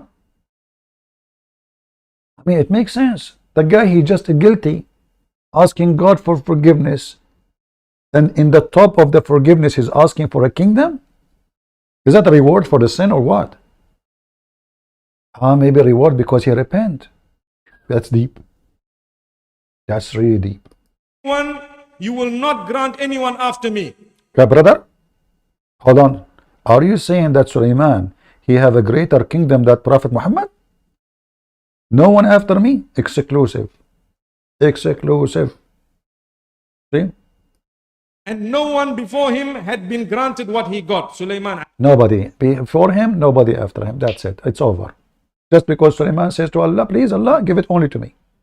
Nobody else. What about Christian Prince? No. What are you talking about? Christian Prince? You must be joking. Look, what's wrong with you? Only to you. Why you are being selfish? What kind of a prophet this prophet is? Is he serving God or he wants his own glory? Privilege, religion of privilege, fairy tales. Alayhi salam. And Allah subhanahu wa ta'ala loved the way he called out. And Allah loved the fact that when he was sick and Allah was sitting in his chair. Oh, that's cute. That's so cute. Unbelievable. I love it. Okay, Sulaiman. Okay, I love it. I love it the way you do it. Say it again. Do it again.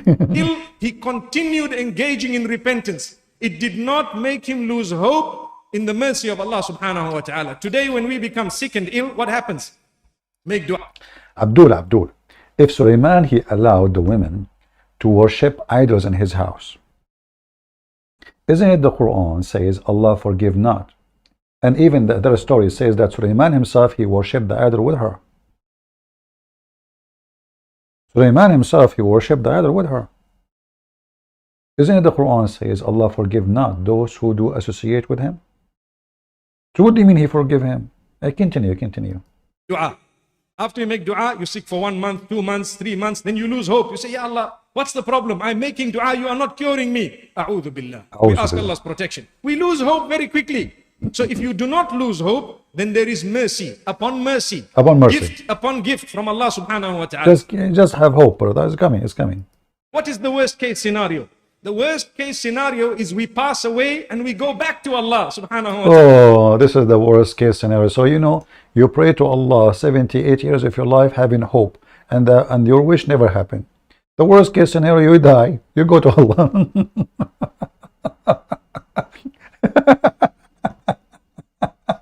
I mean, the problem is solved. Listen. Don't lose hope. You pray to Allah all your life. Yeah, okay, Allah did not do what you're asking for. So what? The worst case scenario, you die. Then you go to Allah. Later He will give it to you. It's like, like a scammer. He's trying to convince you why you are not getting the promise. So what? The worst scenario, you die. You get it later. Ta'ala, even a more beautiful place, the place we came from. May Allah subhanahu wa ta'ala grant us a good death. So when Sulaiman alayhi salam made this dua, he says, Oh Allah, forgive me and grant me mulk. Mulk includes the kingdom and the authority more than anyone that you will ever grant after me. No one should have this after me, Ya Allah. Allah subhanahu wa ta'ala responded. Listen what Allah says. Listen. Yeah, what he said. Yeah. I will mute the sound until he finish singing. So guys, Allah, he respond to Sulaiman. Look how easy the conversation. Muhammad cannot talk to Sulaiman. Muhammad cannot talk to Allah. According to his command and instruction. Wherever he wanted it to go, it went. Hold on, what happened? Look how easy Sulaiman talked to Allah. Muhammad, he never spoke to Allah. فسخرنا له الريح تجري بأمره رخاء حيث أصاب. We immediately gave him the control of the wind. It blew according to his command and instruction. Wherever he wanted it to go, it went. Amazing. And Allah says, وَالشَّيَاطِينَ كُلَّ بَنَّاءٍ وَغَوَّاصٍ وَآخَرِينَ. Guys, from the shaitan, there is a builders and there is divers. Look, he have all kind of engineering. All of them, they are Satans. Satans are working to Sulaiman. They work for him. His brother. We Muslim, we don't accept the fairy tale stories. This is the true story. Satans, they work for Sulaiman. Some they are building for him the temple. Look, the house of Allah is built by shaitan, you stupid donkey. How this is the house of Allah is building, and the one who is building it is shaitan. Other part of the shaitans are divers. In the ocean, specialty, they dive. Because they don't need oxygen. Those shaitan do not need oxygen. They dive without oxygen. Tell us more. مقرنين في الأصفاد. Allah says we gave him control over all the jinn kind, those that could build so quickly magnificent buildings, exactly. And those that could dive into the oceans and extract from it anything he wanted and he asked for. Anything. Sulaiman alayhi salam. And he had also the authority to tie up these jinn in such a way that they would be slave for him, doing whatever he wants. That's it. He tied this guy up. This guy let him free. This genie is shaitan. You, shaitan, put him in the chain. Put him in the chain. Yeah, He have the authority, brother, over shaitan. He tie up anyone he want. He release anyone he want. He reward anyone he want. They are building for him. This is why I explained the temple of Suleiman is so big, brother. Shaitans build it to him. Coming from around the world. And the birds. Tell us more, tell us more. All tied up in a line in a uniform fashion. So he Uniform fashion. All tied up in uniform fashion. had them in his army. And he had the wind in his army. And he was a king at the same time and a warrior. He was a mujahid. He was a warrior. Suleiman was a Muslim mujahid. Take note. He had one of the biggest armies in history, in living memory, subhanallah. In history, in fact. We ask Allah subhanahu wa ta'ala to grant us a lesson. What a powerful man. So humble. So humble. So just. And we are going to see the justice of Sulaiman alayhi salam this Tell us more. Tell us We more. will see how he addressed even the smallest members of his army with utmost respect. Subhanallah. With utmost respect. This king, he addressed the smallest member of his army with utmost respect. How? Tell us. We today, we think we can speak to those who work for us in the house as though they are a piece of dirt. Allah protect us. When Sulaiman, Abdul, you donkey, you just said that shaitan in his army and Sulaiman, he put them in chains. What respect? I mean, you put somebody in chain, you enslave them and you respect them. Tell us more. Sulaiman was granted the fadl and the virtue of Allah subhanahu wa ta'ala. On top of that, it made him realize how insignificant he is. When he was sick and ill and nobody could do anything, he realized, Ya Allah, bi'azamati hadha al-mulk, with the greatness of all this that I have, still nobody can cure me besides you. I am totally dependent upon you. Nobody. Imagine, today when we have wealth, we have this, we rely on flying overseas and doing this, and I'll get the top treatment and this and that, not knowing, sometimes we forget that without the help of Allah subhanahu wa ta'ala, it is Allah who guides the surgeon's hand. And this is why the Muslim, they flood America seeking doctors. It's Allah. Allah guide the surgeon's hand, and the surgeon is a Jew, or the surgeon is a Korean. I mean, isn't it obvious? Muslims, they don't need any surgeon. Allah is the one who guide the surgeon's hand. It's not the surgeon. The Muslim, they go to hospital around, they don't trust their own hospitals. Even the most rich countries of Muslim countries, they when the rich one of them, he gets sick or he want to do something, he go to a foreign countries. But listen carefully, brother. It is not the surgeon. It is Allah. Allah guide the hand of the surgeon. Abdul, I have a question. There is a surgeon, he forgot the scissor inside the belly of Abdul in Egypt. I am sure that he was guided by Allah. Yeah, the whole tool, he left it there. And then the guy, he died later. The whole scissor in the belly. So I have to confirm this must be true. There's many surgeons in the Middle East, or not all of them, their hands guided by Allah. True. it is Allah who guides the doctor to give you the correct medication. Allah, he guide the doctor to give you. Okay, Abdul. So when the doctor give the wrong medication, who is the one guiding him? Listen, we Muslims, we are very, very, very people who follow facts only. Nothing laughable. Why you are laughing? The doctor, he give you medicine. Your God, Allah cannot even say the name of the medicine. What's wrong with you, Abdul? Why the medicine name, all of it is a Greek language, Latin language? So Allah guide them to use the Greek language, brother.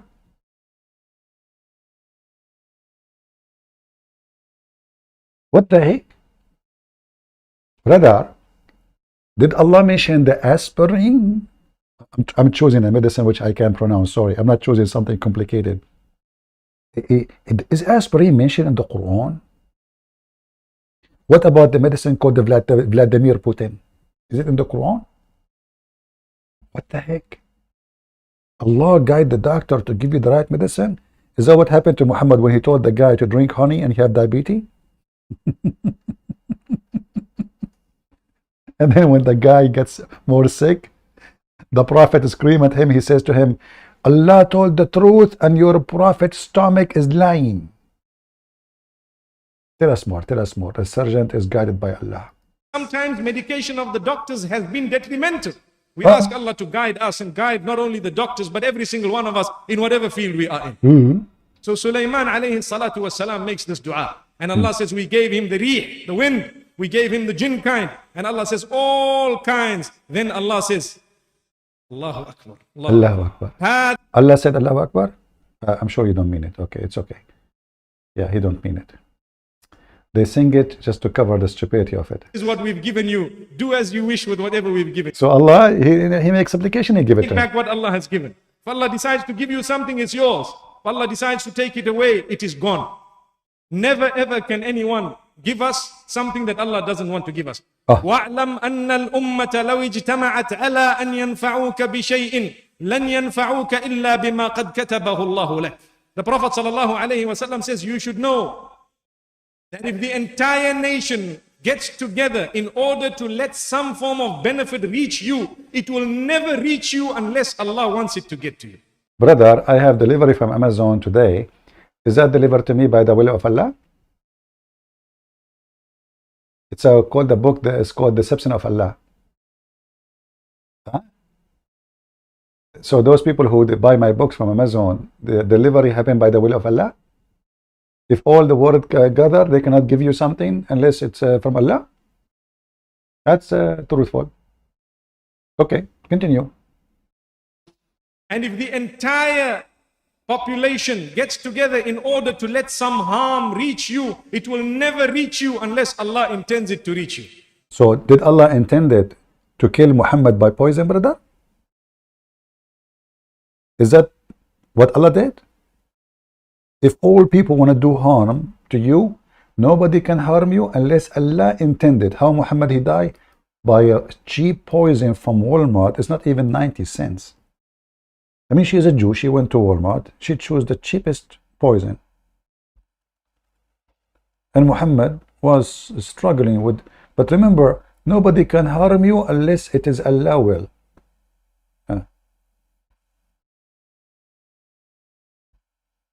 Look at the will of Allah. Muhammad, obviously you became very well because of the will of Allah. Or let us rephrase. You became very ill because of the will of Allah. The Prophet in his element which he died, he used to say, Oh Aisha, I still feel the pain, I still feel the pain. Oh mommy, my stomach, oh mommy. Since I ate the food, oh my stomach. I'm dying right now. I feel the aorta being cut off from the poison. Oh, mommy. Remember, this is the will of Allah. If the whole world gather to harm you, they cannot harm you unless Allah intend to harm you. Now solve this problem. Why Allah wanna harm Muhammad and make him die like a rat?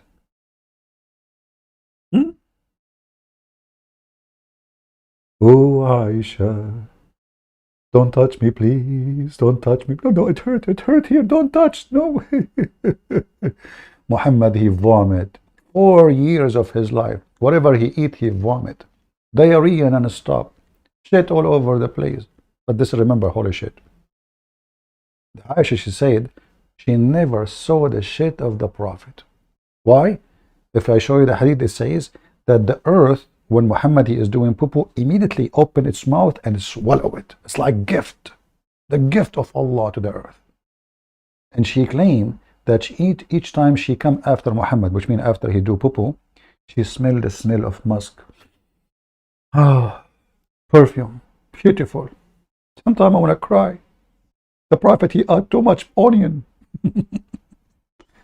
So Abdul, nobody can harm you unless it is the will of Allah. Is that against Islam or for Islam? I don't know. This is sound bad. Because based on what you say, Allah is the one who killed Muhammad and saved Jesus. Isn't it weird that the Jews, all of them, they gathered to kill Jesus? They could not kill Jesus. But the Jews, they want to kill Muhammad, a woman, just a woman, you know. She gave poison to the Prophet, his tongue coming out. And then the foam came out. Hey, Prophet, what happened? I'm lying. What the heck? What happened? And then the goat I eat, I avoid them. Tell us more. Allahu Akbar. We ask Allah to grant us strength. Yeah. So Sulaiman alayhi salatu was salam, after this, he used to control the wind. Wali Sulaiman. Guys, I control my wind, I promise you. Sometime, like, you know, like you are sitting in some place and you want to fart. What you do? You cannot fart between people. You have to control your wind. I control my wind, I promise you. I'm telling you. I'm serious. It's not only Sulaiman, he can do that. I can do that too. You can do that too, can't you? He controlled the wind. Really? How? Sing it. Sing it. So it sounds better. Powerful verse of Allah. Allah says, for Sulaiman, we granted him the power of using the wind that covered a journey of 1 month in one morning.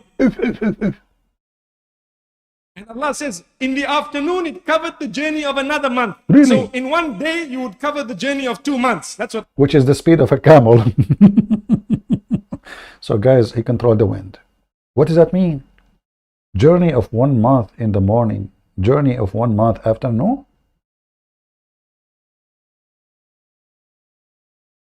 What about the rest of the day? In the night, the wind stop.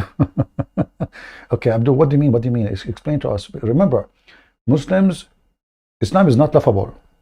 Those are true stories. And Mufti Menk, he told you we should be careful not to accept false stories. The Jews, brother, this is a story is accepted by Allah. Allah said that. Allah says, what would happen? He had bisat. He had a laid sort of a wooden plank. You see, the coward, he didn't want to say the word carpet. Bisat in Arabic means carpet. He's trying to avoid to use the word carpet because that is the flying carpet. Do you see how he is hesitating to use the word? He's trying to pick up the word carefully. He said besought, but everybody knows that besought is a carpet. So he avoid to say carpet. He says a wooden blank. What blank? Say besought. You just said besought. How come you said besought in Arabic but you don't want to say it in English? It's a carpet, flying carpet.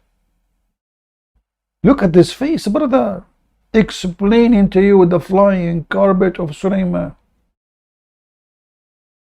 If I type the word besought in the Quran, what I will find? Carpet. Be my witness in the front of your eyes. I will type it for you. Besought. Here we go. Besought. Wallahu ja'ala lakum al-ardu bisatan. Allah in yellow, you see it? Allah, he made the earth for you. Besought. Which is that? Carpet. Chapter 71, verse number 19. Allah make it carpet. Translation is false, saying he made it spread wide. That's false. You change the translator, you will see something different. Chapter 71, verse number 19.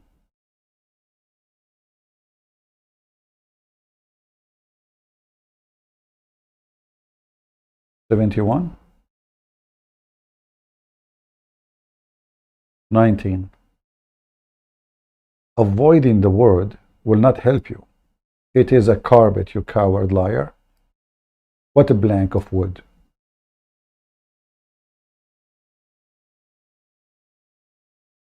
This is the Muslim translation. This is Tafsir al-Jalalain.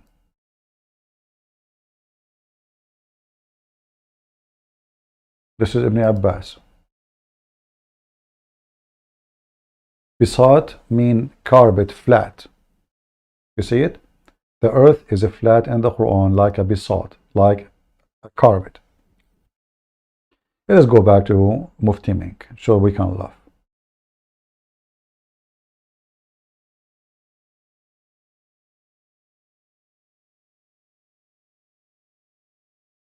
Look at this face. He's so excited. Explain to us what happened? Noon, it covered the journey of another month. So in one day, you would cover the journey of 2 months. That's what Allah says.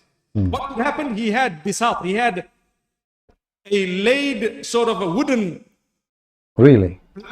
One wonders exactly how it was. We only know the word that is used here to describe it. Say, more or less, a mattress or a platform. Platform. His army or members of his army were instructed to sit on it, and he told the wind, take it. It would take them a journey of 2 months in one day. Brother, so the flying carpet carry all his army. According to Muslims, the army of Sulaiman start from Jerusalem, end in Persia. The start is in Jerusalem, the end of it in Persia, continue army. All of this army in the top of a flying carpet, brother. They sit in the top of the carpet, brother, and then he command the carpet to fly.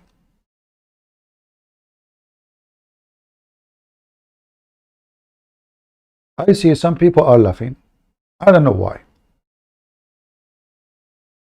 This is a true story, and I will tell you a true story now. My grandfather, when he died, he gave my father, he gave my grandfather, he have like, 200 something kids.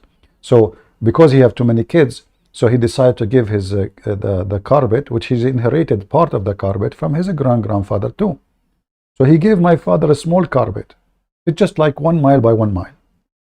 So me, and I never pay for a ticket when I go with my dad. We sit on the carpet. He command the carpet.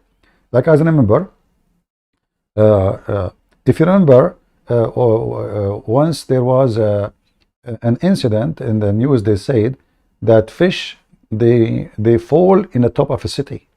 Until now they can't explain it. Why the fish is coming from the sky? It was my dad.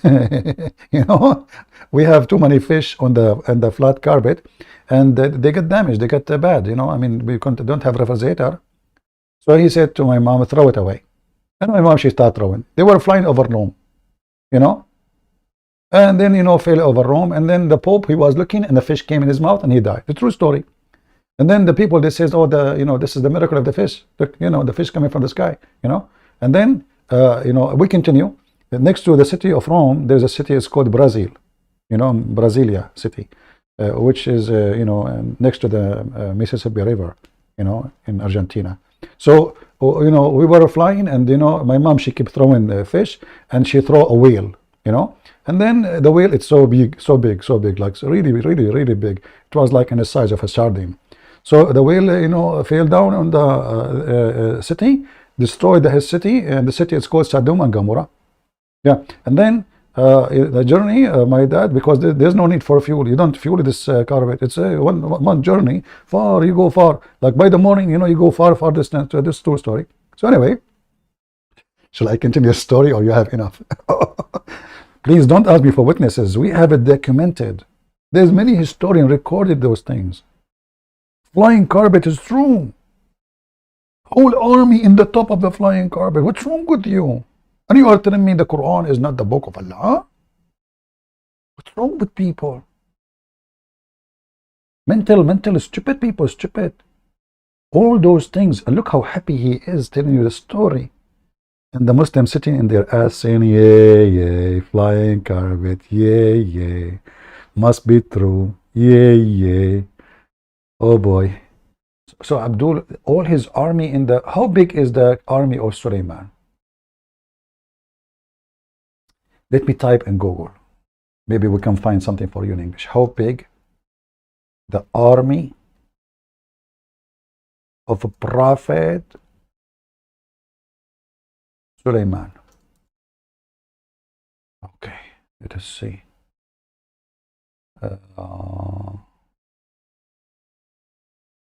Remember, the army of Sulaiman is birds, animals, genie, shaitan, horses. Okay, hold on. I found some reference. Let us show you some reference. The army of Sulaiman. Brother. Sulaiman army was a 3,500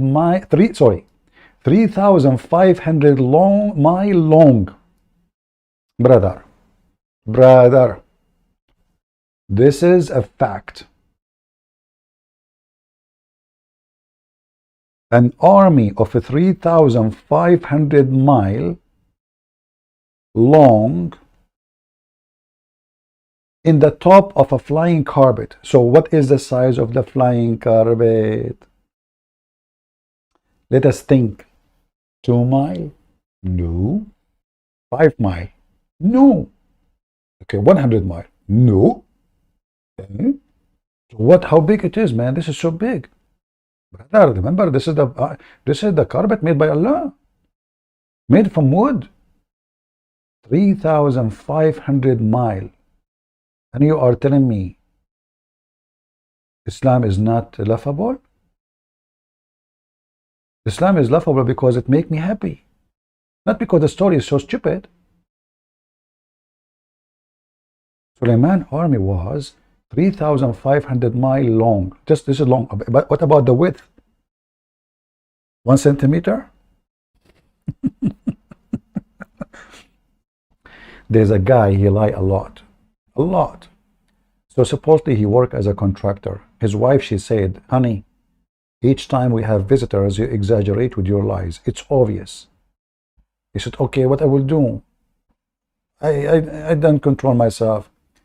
He said, okay, next time I say a lie, which is exaggeration, you start coughing. So I will fix it. So she said, okay, I will do that. So, visitors, they came to visit them. And he said to them, yesterday, I took a contract of a 3,500 mile long wall to build. His wife, she started coughing. Right away, he fixed it. He said, yes, it's true that it's 3,500 mile long, but it is 1 centimeter wide.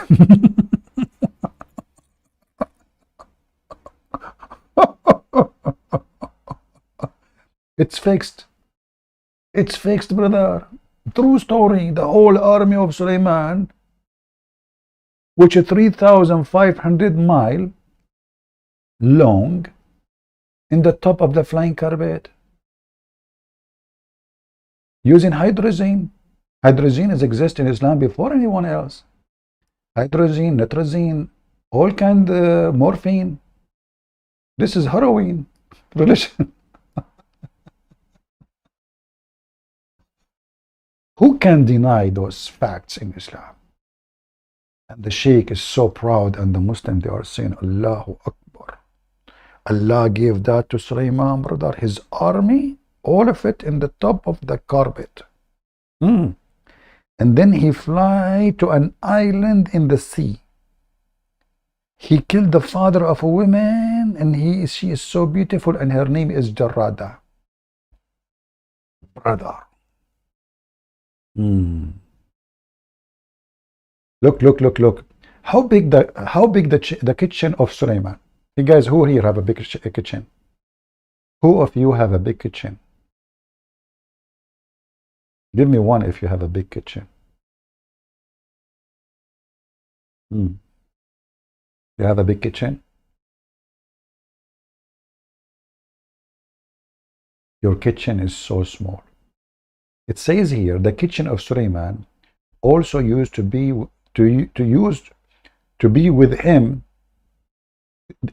He take the kitchen with him. His house is in the top of the flying carpet. His household, his house, his kitchen, everything in the top of flying carpet. Yes, brother. His kitchen cooked 100 camel in the same time only. Only. The kitchen of Suleiman also used to be with him, which means when he fly, having large vessels in which at a time 100 camels could be cooked. How, Abdul, how the army is a 3,500 mile long, and you want to feed them with 120 camels? Are you stupid mule? You have an army of a 3,500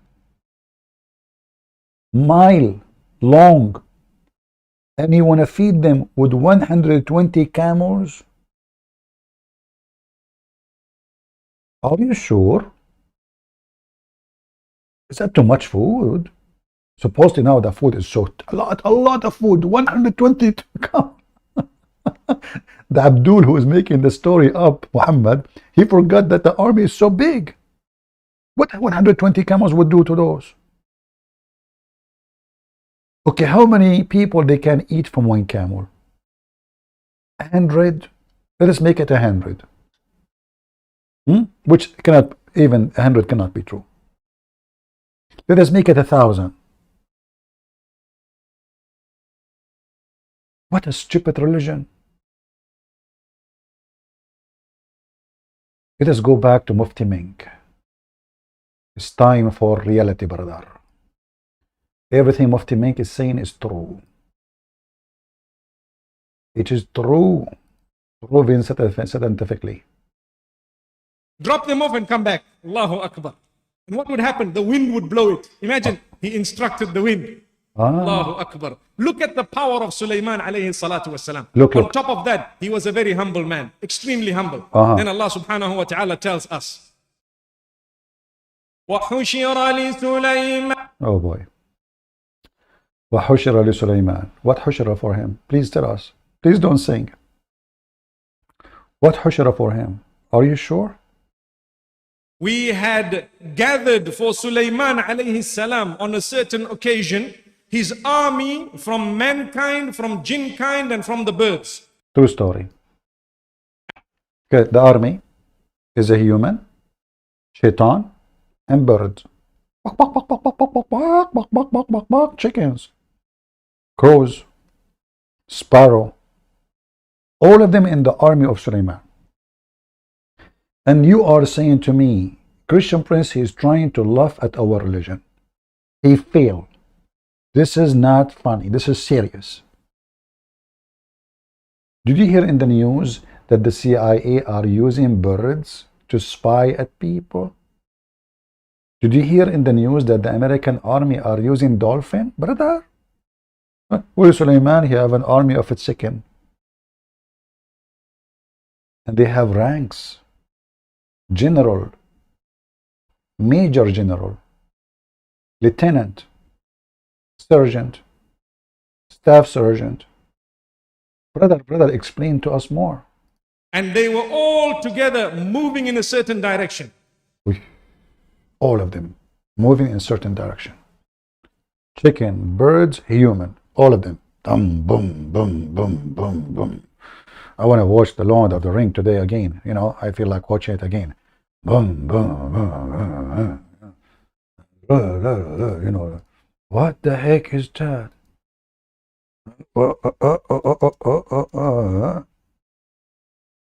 Okay, hold on. All right. Brother, I was wondering where this movie is coming from. All of them. The King Return.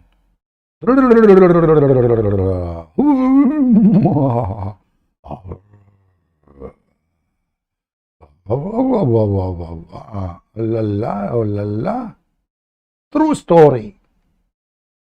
And those people don't believe in such a thing. What's wrong with people? This is a true story.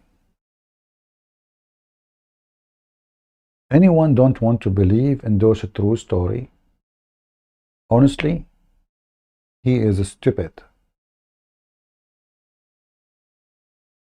Animals in the army of Sulaiman, birds, all of those are really true story. Okay, brother, continue, please. They were in such an order. Yuza'un means they were in a proper order. The order of a military commander. Which means, you know, when the soldiers are marching, they have a specific, beautiful order. So we had the human beings, the jinn kind, the birds, the other creatures of Allah subhanahu wa ta'ala. On this occasion, the three are mentioned. And Allah says, حتى إذا أتوا على واد النمل. Here the shit is getting bigger. Sorry. Now the shit of Muhammad is beyond shitty hole. I mean city hole. Sorry. They arrive where? Where they go? They arrive where? To the valley of the ants. So Sulaiman now and his army are marching in the valley of the ants. Seriously. You must be kidding me. Okay. What? One ant she said, look at the details in the Quran. That's so deep. One ant she said. Unbelievable. Translate. When they passed the valley of the ants, Sulaiman with his huge army, so big, a massive army, as he is passing the valley of the ants, he notices one ant. One. Just one. Take a note, please. All of you, please. One ant. One ant. Just one ant. Listen carefully. It's not two ants they were talking. It's not three ants. It's not four ants. One ant. It turned to be there's only one ant talking the word of the ant. She is the speaker of the house.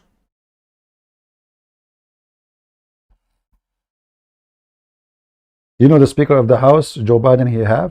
You ask her a question, she answer you, she say, we answered this question yesterday.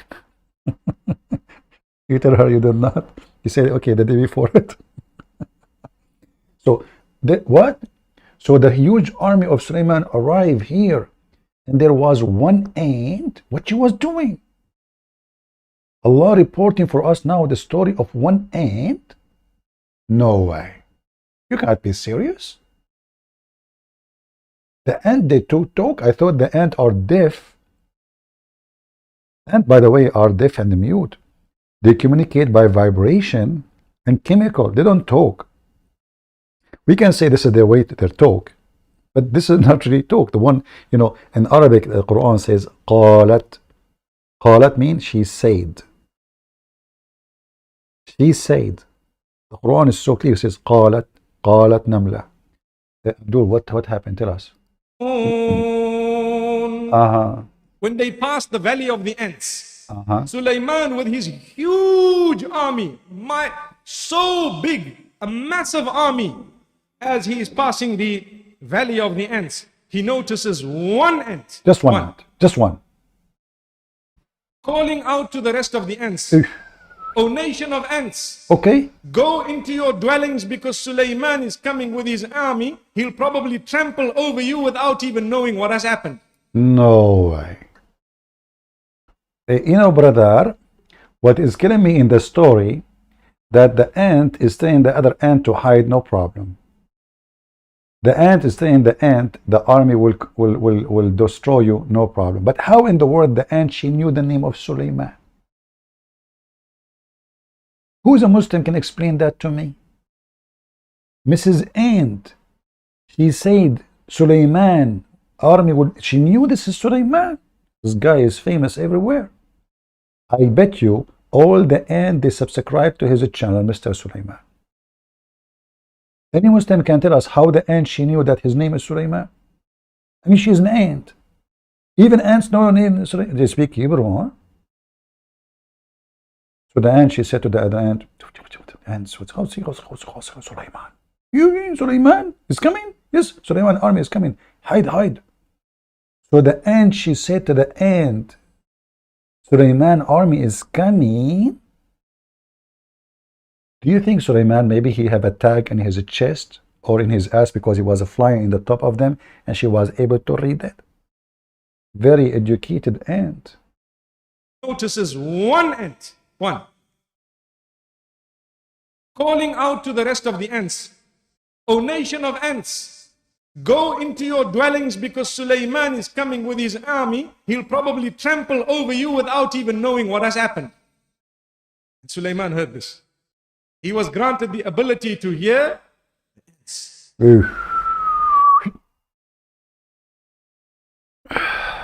I just, I hope Sulaiman did not hear it. Open the window, open the window. Sulaiman, he have ability from his flying carpet to hear an ant which is mute. One ant.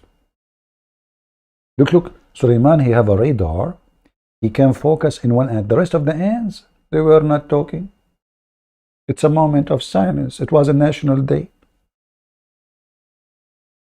The ant, they were like taking a silent moment for their victims of the attack of the bees. Only one ant, she was talking. And Sulaiman, in the top of a flying carpet, he heard the ant, which is mute and deaf. Brother, what the ant she said and what Sulaiman he said. Tell us, the story is getting more exciting. And this is a story reported by Allah himself. You know, it amazes me. I have sat and watched ants very, very carefully. He did sit and watch ants very, very, very carefully.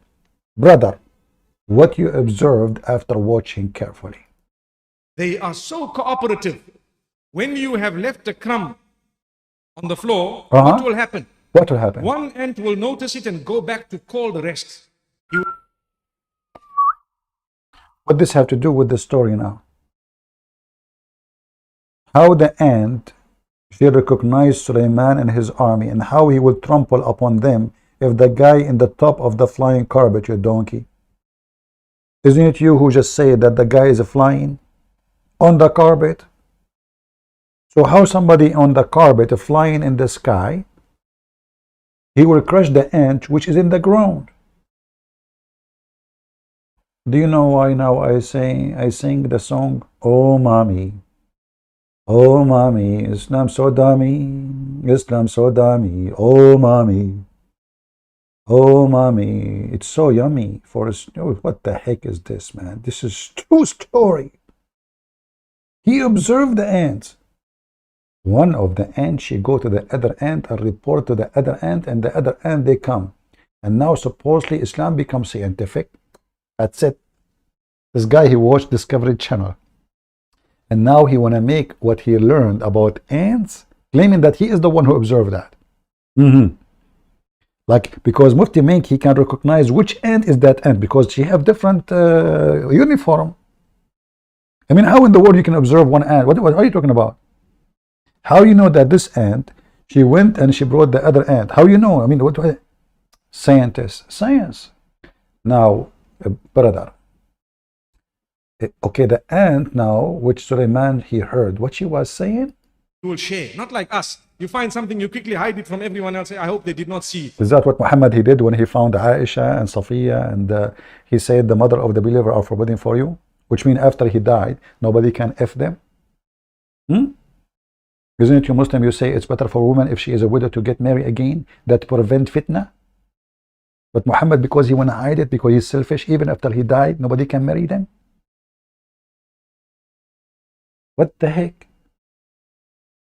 Continue, brother. No, that is insan. But the ants, they care for one another. They have an ummah. They have really a feeling. And that ant will go and call the rest. They will all come on the N2. What does that mean? What? They use one highway. All of them use the same road to get to that item. They won't break the road. Have you seen it? I'm sure you have. You're wondering where are they going? They're all going in one way. And there's two-way traffic. So you find those going, those coming back. Those that Can you teach the Muslim when they do Hajj to do that for the sake of Allah? Because they trample in the top of each other and they kill each other. Isn't it stupid that your God, He forced you to do Hajj, making you believe if you kiss the black stone, your sin is forgiven?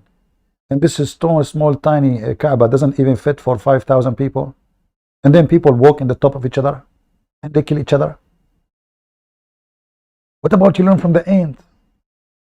Make two ways, one to go, one to come. What is Dawah for? Around the thing, non-stop. If one person fail, everybody stopping him. And the wheel keep going. that are coming back, look at them carefully. They hit the head of the one coming. For me, I don't know the language. They're probably saying, is it still there? They're saying, yes, it's. Huh? No way. You do not know the language. You must be kidding me. Abdul, ants don't talk, you donkey.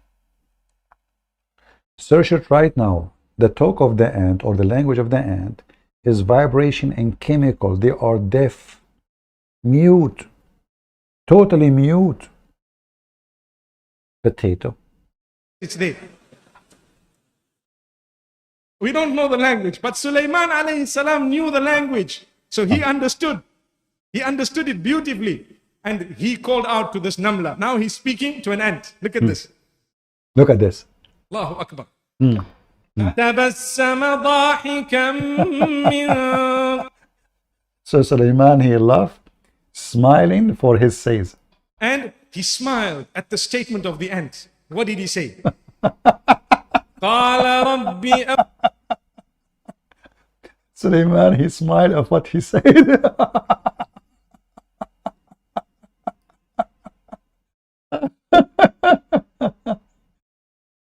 Must be a true story. I mean, come on. And the acceptance, the ability to be able to render the correct gratitude. Enough thanks to you, Ya Allah, for what you have given me and my father.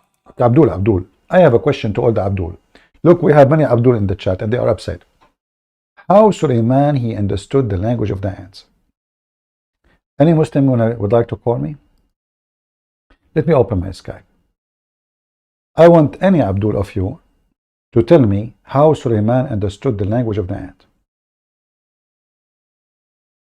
Anyone?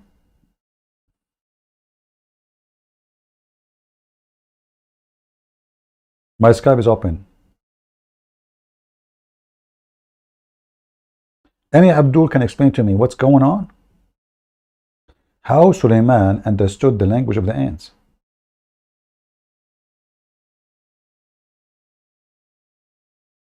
I think this is a very easy question. You can answer it so easy. Who is a Muslim want to call me in Skype? My Skype is open. Just text me. I will call you immediately.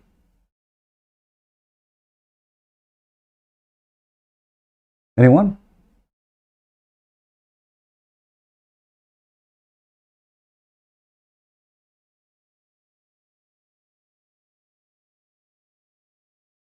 Any Abdul?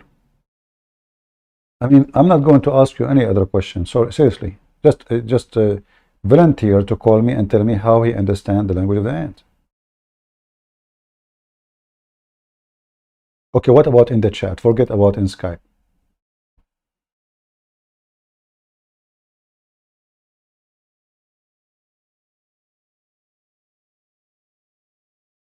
Anyone?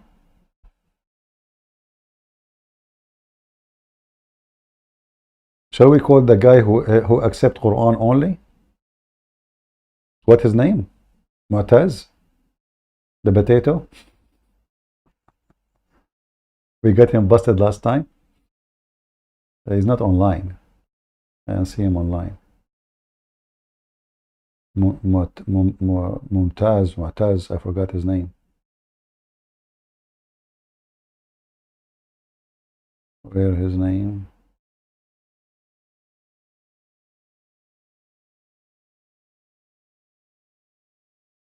Any Mohammedan would like to join us? Just tell me. You don't need to stay for long. Just tell me 2 minutes. How Sulaiman understood the language of the ants. Anyone?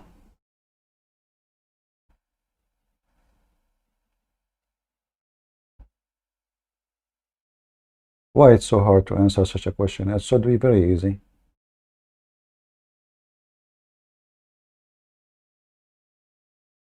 There's a problem?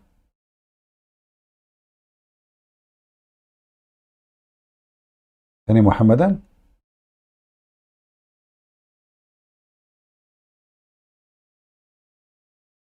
Who is a Muslim can tell us how Sulaiman understood the language of the ants?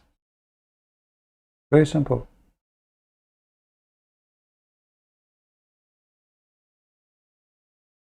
Brother, before you call me, just say Inshallah and Allah will give you the support. Don't worry about it. Who want to do it?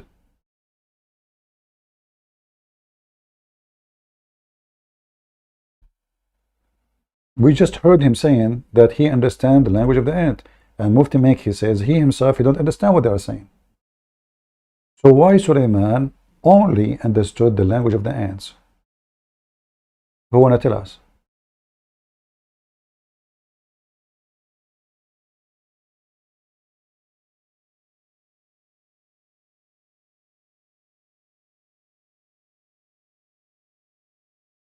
Until now, nobody is texting me in Skype. Not even a single one.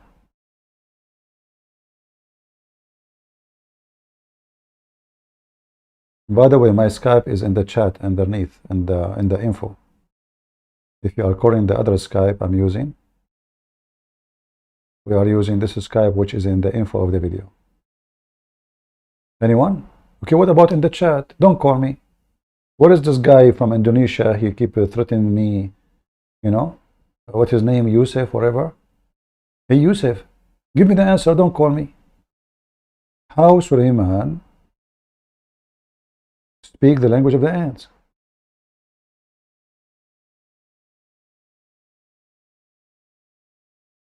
In chat, don't call me, no problem. I mean, don't tell me you are a potato even in the chat. What happened to the guy when I report my channel? You know, he was so excited. Yeah, very simple. Any Muhammadan can help us?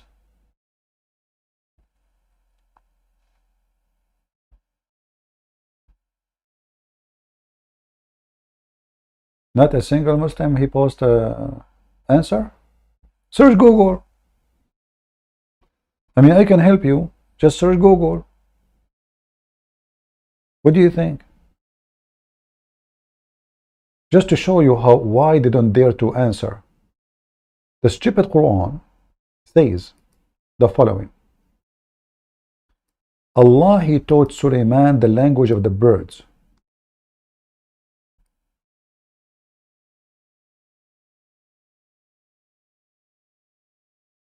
Only. So how Sulaiman been taught the language of the bird, and Sulaiman is speaking the language of the ants?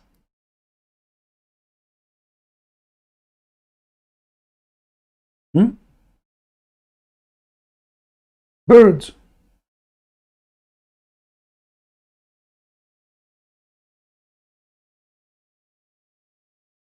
Have you ever heard of a stupid story like this? Not only it doesn't make sense even for a kids, it doesn't fit its own. And to Sulaiman inherited David. Okay. He said, "O mankind, we have been taught the language of the birds." You know what birds is? This is birds. Or or walk walk walk walk. Ants are not birds. So Allah, he taught the birds language to Sulaiman, and Sulaiman understand now the ants.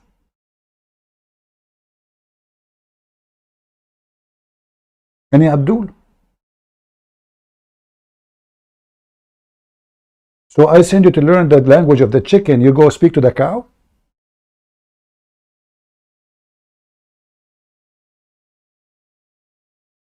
Hello? Walk, walk. Walk, walk. Walk. Walk. Walk. And you are telling me Islam is not religion of logic and intelligence? Look at you. It's getting late for you in America, and still you are with me here. This is beautiful. Who of us can deny it's a metaphorical? Oh no, metaphorical. Yeah, the Muslims, anything you show them is so stupid.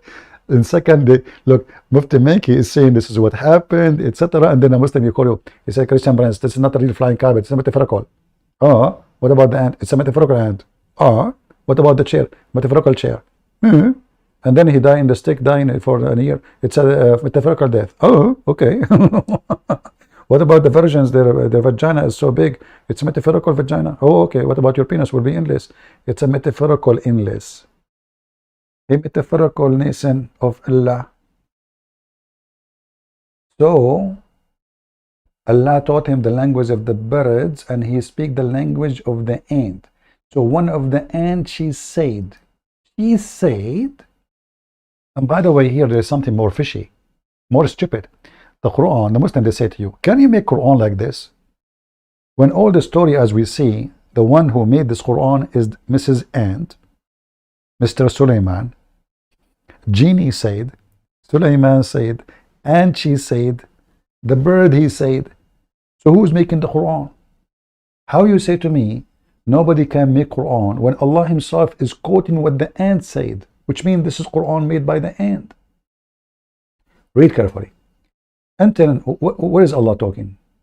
Here Allah is talking. Tell you when he came to the valley of the ants.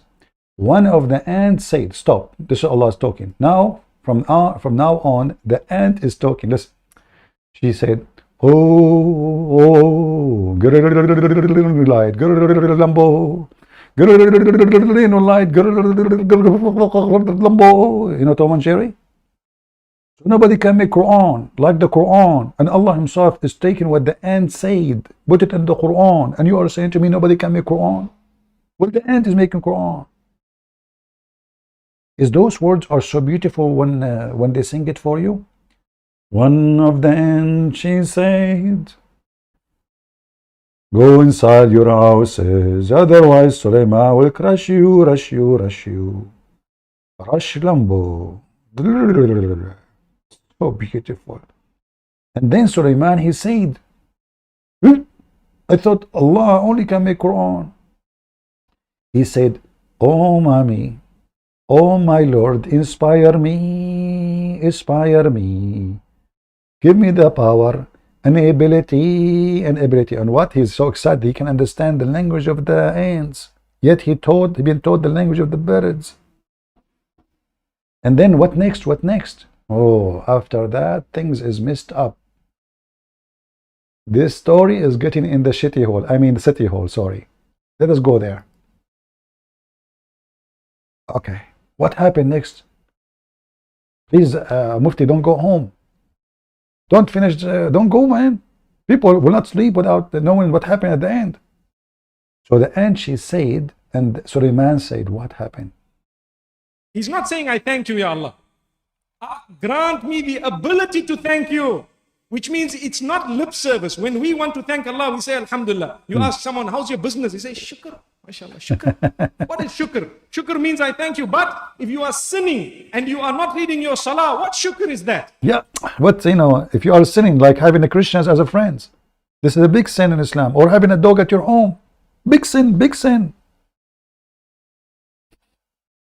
If you refuse to have sex with the children, this is big sin. Okay, brother, yeah, preach. Is that gratitude? Here is Sulaiman fulfilling the instruction of Allah. He's saying, Ya Allah, show me how I can thank you, Ya Allah. How he did it, how? Look at the difference with us and with him. Yet Yeah. we've got nothing compared to his kingdom. Wallahi. Wallahi. If we had to speak to the wind, as I said yesterday, they would take us to the mad hospital. It's true. Please don't try it out there. Don't try it. So Allah subhanahu Don't try this at home. wa ta'ala says, he made this dua, Ya Allah, grant me the ability to thank you, to be thankful to you, Ya Allah, for what you have bestowed upon me and my father, my parents. And on top of that, Ya Allah, Okay. وَأَنْ أَعْمَلَ صَالِحًا تَرْضَى. Okay, skip that part, skip. So he will do good. Now Sulaiman, he decided to do good. How he do good? He invade the neighbors. And he want to steal the throne of a woman because it's made of gold. Allah grant me to thank you by stealing the neighbor throne. Yeah. And through your mercy, grant me entry into the circle of worshippers who are pious. Yeah, okay, bias. He's a bias now. Look at the power of the dua. We are allowed to use the same words in our dua. We can. We are allowed to ask Allah using the exact words of Sulaiman alayhi salam. Use Nothing it. wrong with that. We should, in fact. Brother, if we use the exact word, Allah will give us what he gave Sulaiman to? Or only the dua work with Allah, or between Allah and Sulaiman? So if it doesn't work with me, why I want to use the same words? It worked for Sulaiman, did not work for us. Go away. Use those words. Ya Allah, grant us the ability to be thankful to you for what you have given us and our parents. And Ya Allah, make us from those who are pious, who do good deeds, and grant us entry into the circle of people who are the pious and the chosen that you have selected. The circle, May yeah. Allah subhanahu wa ta'ala grant that The to circus. us. So Allah subhanahu wa ta'ala says, thereafter, there was an occasion where he was inspecting his army. Imagine. That is something. Powerful, solid king, Sulaiman alayhi salam. He's inspecting his army. Allah gave him a lot of power. The jinn were frightened of him. Brother, when Sulaiman, he walked by, the genie is making poo-poo in his pant. Sulaiman is walking by. The genie, Sulaiman is walking by. The power of Allah, brother. They are shaitan. All the creatures, but they loved him at the same time because he was a just man. He did not oppress anyone. وَتَفَقَّدَ الطَّيْرَ فَقَالَ مَا لِي. He is a just man. Let us see the look at those. Look at these faces. Look how they are amazed with the Quran. The guy is shaking his head. He's shaking his head. Look. Was missing. What? One bird. One little bird. Hold on. What? Hold on. What happened? As he inspected his army, he noticed that the hoopoe bird was missing. Hoopoe bird? One bird, one little bird was missing. Imagine what type of an eye he must have had, Sulaiman alayhi salam, that he's noticing from a huge army, one little bird missing. No way. Oh boy. This Sulaiman, he ate a lot of carrot, even more than me. I have a very sharp eyes that I can see, I can read a license plate from long distance. Sulaiman, he did beat me. Brother, he checked his massive army, which is 3,500 miles. And he was able to notice that there's one bird is missing. One bird. Brother, don't you think this is an exaggeration? How powerful the eyes of Sulaiman.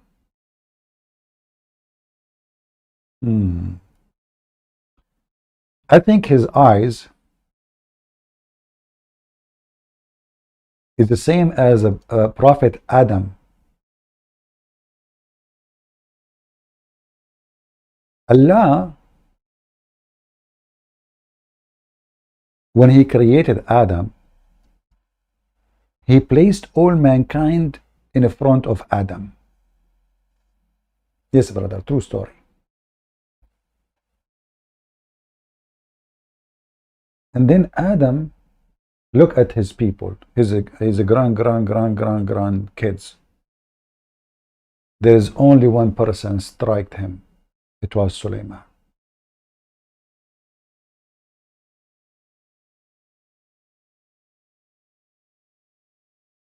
Can you believe it? From all those billion, trillion human beings, Adam was able to see Sulaiman. He looked different. He did not even notice Prophet Muhammad. What the heck? Even Prophet Muhammad was not able to be noticed. Sulaiman.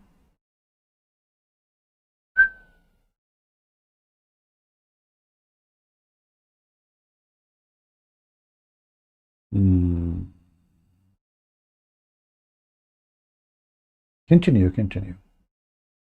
Subhanallah. And he says, what is happening here? I don't see the hoopoe bird. Is he absent? What is it? questioning. Now Question. look at his statement. Sulaiman alayhi salam was a man of few words, but powerful words. So are you kidding me? He said in the beginning that Sulaiman was very justice. He said that Allah gave him the knowledge which nobody knows. But now Sulaiman, you do not know where is the bird. Sulaiman, his genie, they cover the whole world. They give him information from anything. Sulaiman, he can hear any voice in anywhere in the world. But Sulaiman do not know where is the bird. The bird is missing. Where is my bird? Where is my bird? Where is my bird? The bird is gone. And now Sulaiman will practice justice with the bird. What he say? Few words, but very powerful. What he said? He says, لَأُعَذِّبْ I will torture him. I will slaughter him. I will make him a barbecue when he come back, unless he give me an excuse.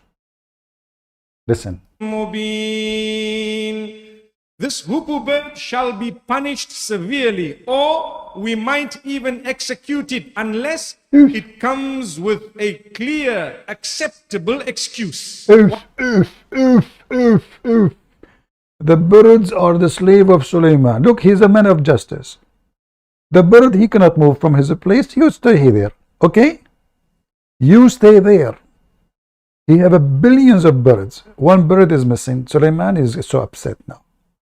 If you don't give us an excuse where he's gone, yeah, Abdul, maybe he's gone to the bathroom. Isn't it? This is a Muslim bird and it's time to masturbate. What's wrong with you? You want the bird to do it in the front of the other bird? Haram. Haram. What if you want to have sex with his wife? What's wrong with you?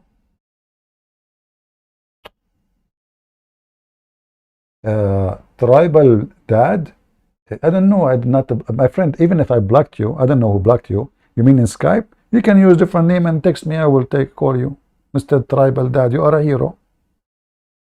Go ahead. My Skype in the chat. You can make a 1 million Skype name in a second. Text me. I will call you. Let us see. I want to see how strong you are. People block you. You must be very powerful. They are scared of you. Do you have the news about the bird? Tribal Dad? Text me in Skype. I will call you immediately.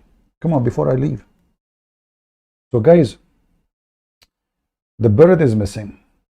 That's not acceptable in the kingdom of Sulaiman. How in the world this bird is missing? He will execute him now, unless he give me a good excuse. What about you send him to jail? Send the MP to catch him. Put him 15 days in jail. Why you want to execute the guy? I thought you are just. Maybe he need to meet his girlfriend. You know those women these days, they put like eyelashes, stuff, you know, silicone. Yeah, he's a bird at the end of the day. Another bird, she said to him, like, what? Inviting me? Talking to me? Oh, no. You mean me? Yeah. Okay, I'm coming. So, I mean, come on, be merciful. What is the mercy, Sulaiman? The guy, he just left. And now I will execute him unless he give me an excuse. And how you can excuse him? Shouldn't he give a permission anyway? Is it up to him? How an army is organized, and this guy, he will give you an excuse. There's no excuse because he have to get a permission. The only excuse is, if you are talking about an army, is to get a permission. Otherwise, there's no excuse. You don't leave your post and say, I have an excuse.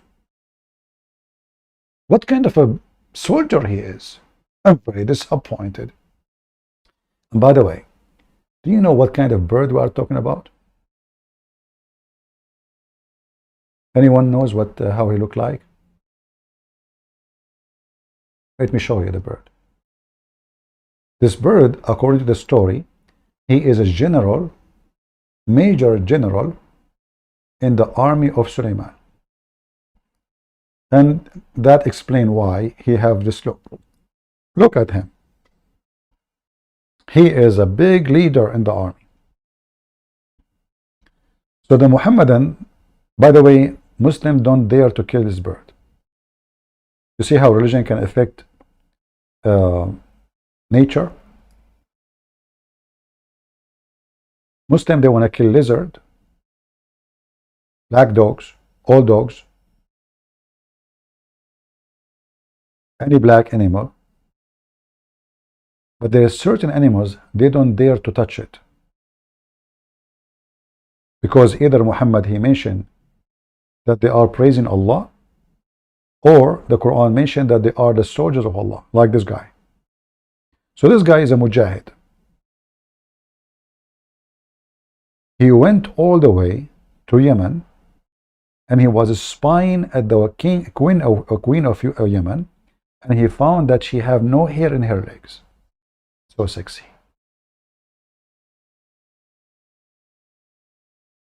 And the story here, by the way, have something behind it more funny. Maybe I should go back to it after we listen to Mufti Menk. Menk, go ahead. What happened? Why is it absent? We need to know. We need to know why. Look at what he is saying. He didn't just get upset and said, right, we're executing it. No. What? He says, we will execute it or we will punish it. But if it has come with an acceptable excuse, we will accept the excuse. So the hoopoe bird appears and he asks, what happened? فمكث غير بعيد فقال أحطت بما لم تحط به وجئت. Guys, if you hear what he's just saying, you will die laughing. I want to see who of you is so smart. Who of you can catch the word and see there is something wrong with it? Let us wait for him to translate. Okay,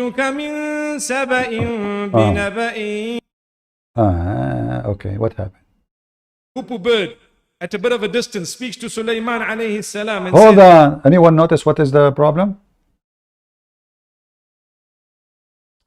Let's go back to the verse of the Quran. Maybe you will notice it with me.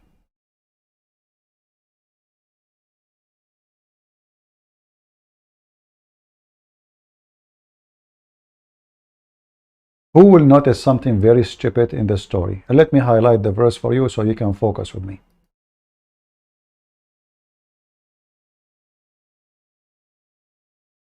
And let me change the translating, because translator is here is not right. Let us see different translation. I want to see who of you will catch it, will catch the stupidity of Muhammad.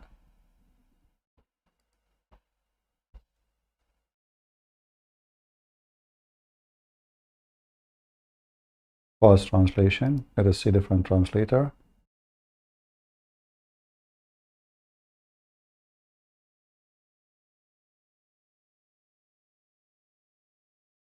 Pause translation. Look like they are copying each other, you know. Somehow I think they are copying each other. Yeah, I think they are copying each other. Nobody is really translating. They are cheating. Nobody is translating. They are just making book to print and sell.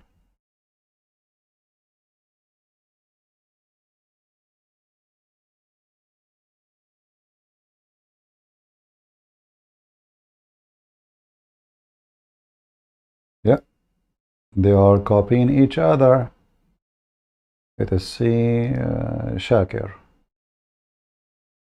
See, all of them. This is why you will not notice. In Arabic it says,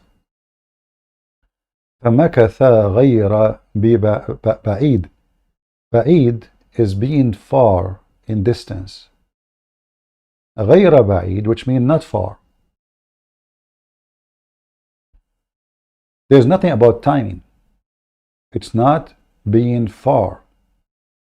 But then when you read the story, you will find that there's a story about Yemen.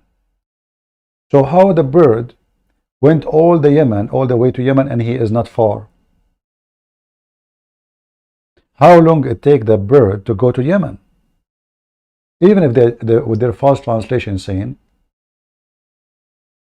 not long. He went to Yemen. How fast the bird can go to Yemen and come back? And then the bird, he tells Sulaiman why he was away. He was looking and he found a woman. Oh boy. The motivation for the invasion, it just appear. A woman. Is, I have come to you with knowledge that you do not have. Now look at The bird, he have a knowledge Prophet of Allah don't have? No way. I thought Allah gave him everything and knowledge he gave him too. It turned to be the bird, he knew more than him. Go tell us more. Power of the word. For Sulaiman alayhi salam, he had so much knowledge.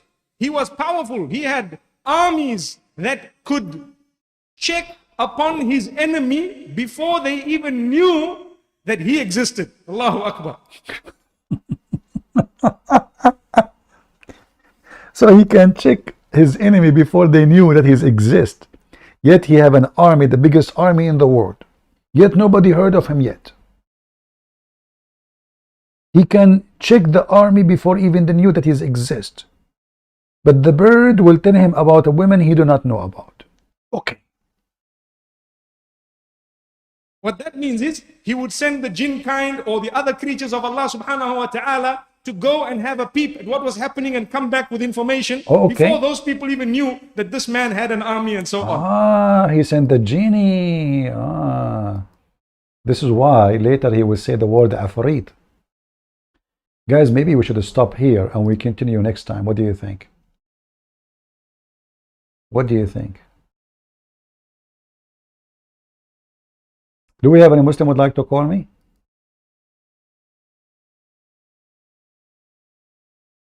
Any Muhammadan?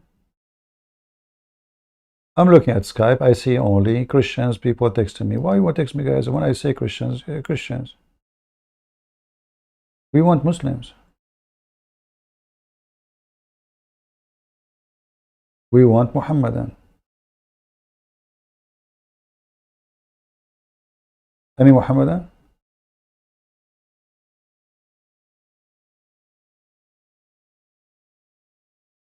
Let us call this guy. He texts me, he's a Muslim. He texted me 9 hours ago. Maybe we'll get lucky. Let us see.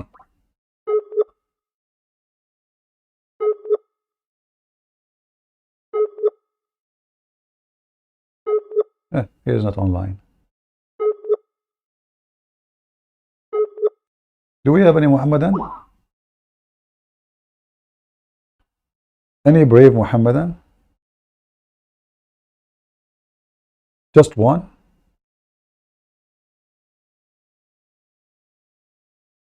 So now the bird, he knew more than Sulaiman? Okay. Can you call me? You know, I cannot call you. I said Muslims only. Why people don't understand? I say Muslims call me, Christians text me. Are you Abdul too? Are you Abdul? I say Muslims call me, Christians call me, text me.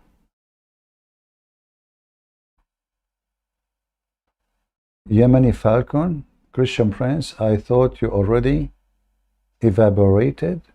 Ha ha ha ha ha. I don't know what do you mean about evaporated, my friend. Why you don't text me, Yemeni Falcon, so we can laugh, Mr. Birdie? I remember you. You called me before and we died laughing at you. Who is a Muhammadan? He have the courage, beside laughing in the chat, because as you see, we are laughing at your religion. The flying carpet, the penis of Sulaiman, Shaitan effing the wife of Sulaiman, the ring of Sulaiman. Sulaiman is speaking to the ants. The ant is answering Sulaiman.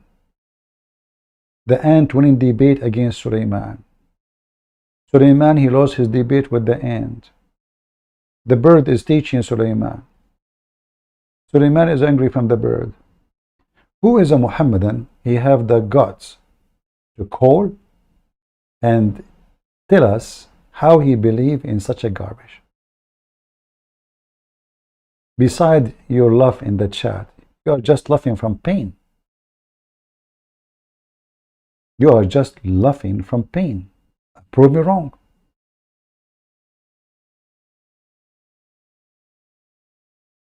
Sharif, he is wanna call me. This is an excuse, even if it's true. I do not know if this is true or not. Maybe some people, they say bad words to me, I block them. He can make a new name in Skype and text me. I will call him. Your past is forgiven. Your stupid words and insult, I will forgive you, no problem. Make a new name and text me. This is always an excuse. It takes you 2 seconds to make a new name in Skype. Text me immediately, I will call you. Let us continue with Sulaiman until a brave Muslim he dared to call me. So when someone is now telling him, a little bird is saying, I know something you don't know. He was really inquisitive. He wanted to know, what is it you know that I don't know? Talk to me, let's see. He says, I have come to you from Sabah. I'm coming from Yemen. Sheba, known in Arabic as Sabah. And I have brought you some solid information, very authentic, reliable news. What is the news? He says, إني وجدت امرأة تملكهم وأوتيت من كل شيء ولها عرش عظيم. I have seen a woman who has a kingdom there. She rules over her people. She's been granted a lot by Allah. She's got lots of wealth and authority. Yes, Sulaiman has wealth and authority of another level, but he is now making mention of a woman who has authority and wealth. And on top of that, she has a very, very great throne. Her throne is so beautiful, meaning... I mean, do you see the religion of the thieves? So now Sulaiman is going to attack the women to steal her throne. Why they want to attack the women? Because she have an amazing throne.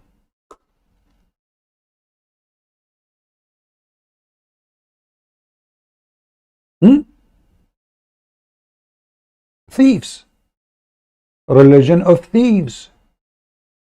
Remember the Mohammedan, they say, in Islam we are not allowed to attack somebody that did not attack us. Will the woman, she is far, she don't even know about Sulaiman, and now he will attack her just because she have a nicer throne. And you will notice in the chat, the Muslims are desperate trying to change our topic because we are laughing at Allah and His book. Suddenly they want to ask you about Matthew. Suddenly they want to ask you about Luke. Suddenly they want to ask you about the Trinity. All of this is just to divert us from laughing at the stupidity of Muhammad.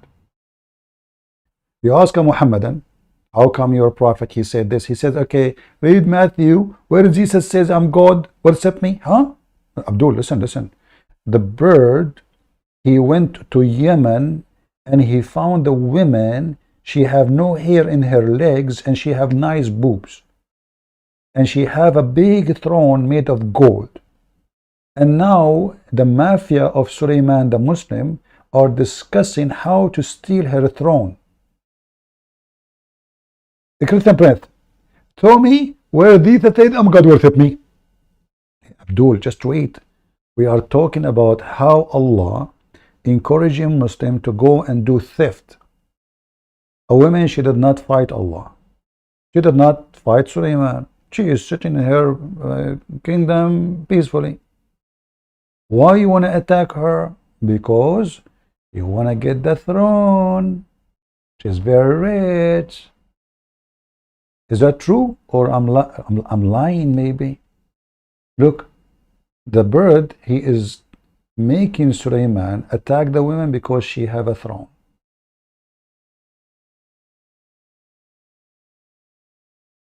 I have brought you some solid information, very authentic, reliable news. What is the news? What is that? He says, he brought him very reliable information. This is not fabric. This is not CNN. This is the bird news agency. There, she rules over her people. She's been granted a lot by Allah. She's got lots of wealth and authority. If Allah, he gave her the wealth, why you want to take it?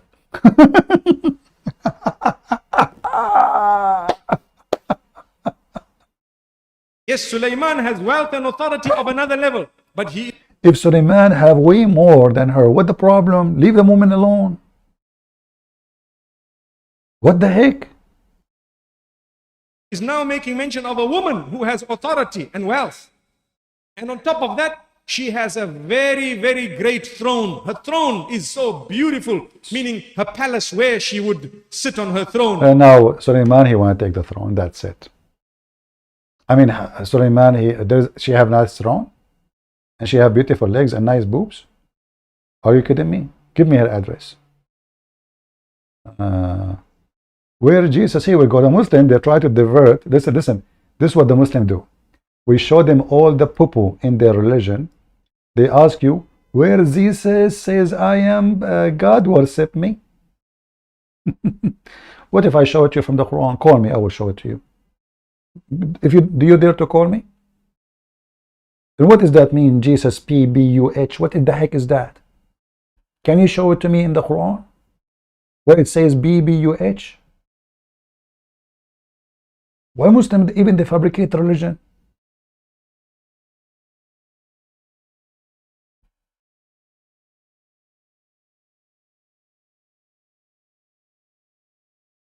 Muhammad, be brave, call. We are laughing at your religion. You don't dare to answer. All of you, you have YouTube channels. You have big mouth. And look, we debate with Muslims about how stupid Muhammad. Muslims debate with us about where Jesus says, I am God. Do you understand the situation? So Jesus is so good to the point. Is he God? Is he not? Muhammad is so donkey to the point, if I say he's a donkey, donkey will sue me. Did you notice what we are debating about? Jesus is the creator in the Quran. We cannot ask the question about Muhammad. Is Muhammad the creator? He cannot. If the only creation he have is even those stories is a theft. Those are the story, a legend from the Jews. Everybody knows. You can go right now and search the Legend of the Jews book. Legend of the Jews. Suleiman is speaking to the ant. Even his stories is a theft. Is not even good for fairy tales. So while we debate with the Muhammadan about the quality of Jesus, he is so good to the point. Is he God? Is he not? We are discussing the quality of the stupidity of Muhammad. What rank will give him? Donkey, mule, cat, rat, where he fit in the kingdom of animals. Low IQ. If Muhammad have a little IQ, he will never add this story to his book. And you know, if I ask the Muslims now, what this story can add to your religion? What is this? If Allah the one is talking, what exactly the wealth Allah gave you by knowing such a stupid stories? This guy, Suleiman, flying with the carpet, he have an army of 3,500 miles long. He got in the top of the flying carpet, he fly a distance of 1 month. What is this?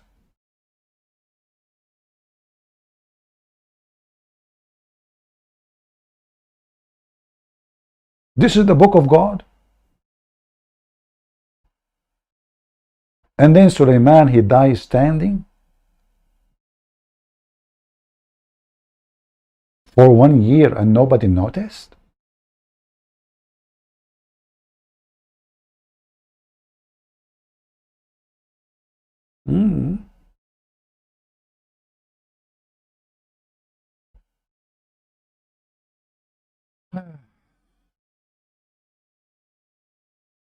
Any Abdul? Let me see Skype if there is any Abdul. Decide to text me for the sake of the shin of his God. Nobody. Cowards. Nobody there. Nobody want to go to heaven. Do you know the reward? If you call me, you can get from Allah to defend the Prophet.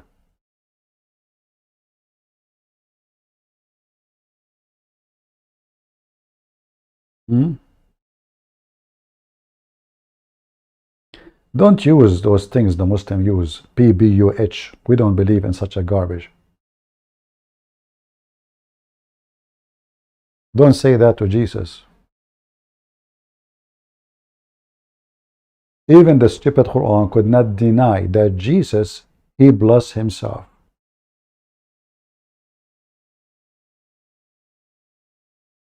Nobody can bless God.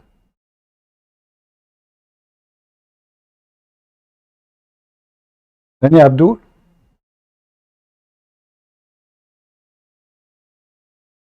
The reason they always try to change the topic is just to make you not to continue.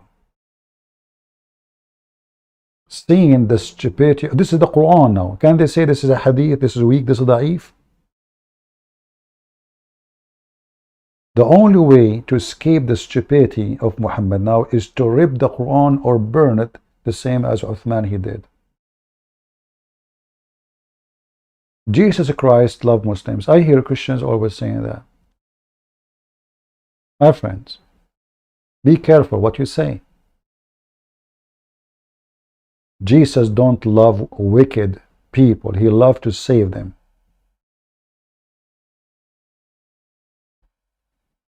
Don't mispresent Jesus.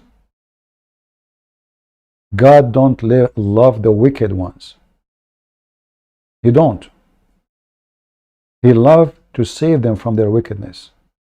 So the love we are talking about is about loving to save you, not loving your act the way you are. Don't try to present Jesus as a hippie man going in the street giving hugs. That is false. Jesus, he called the Jews who they are worshiping the same God we worship. Hypocrite, liars, your father is the devil, serpent. So what about Muslims? If those are the Jews and those are the rabbis, stop your ignorance and sending words wrongly. Those people, they are going to go to hell. And you say to them, Jesus loves you.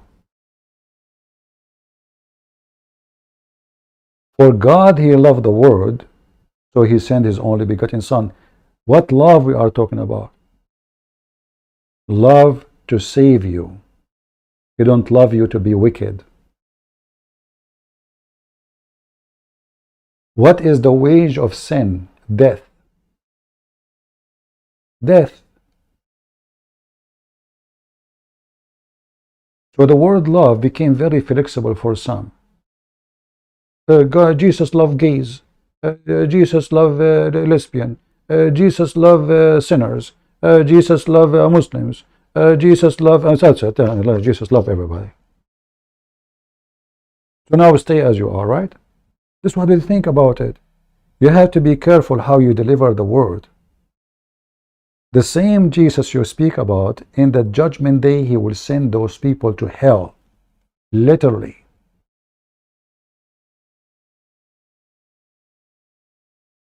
Jesus is the same as a firefighter. He don't love to go in the fire, but he loves to save you. Nobody loves to go to the fire, but he loves to save you.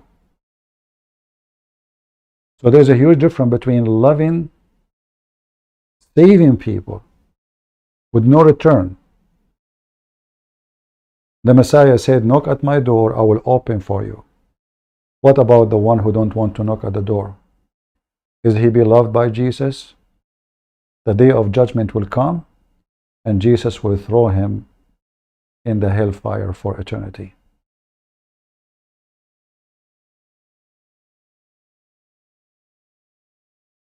Do we have any Muhammadan?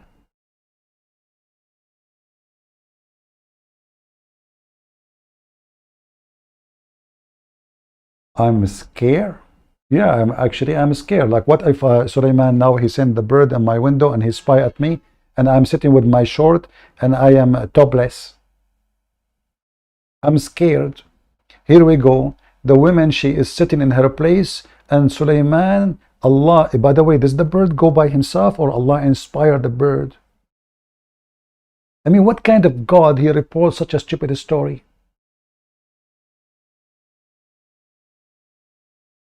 Do you think Mufti Menk will go to hell? All of them, they will go to hell.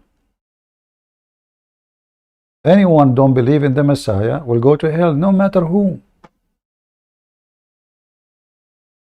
Do we have shish kebab, hummus, cucumber, like some they go some?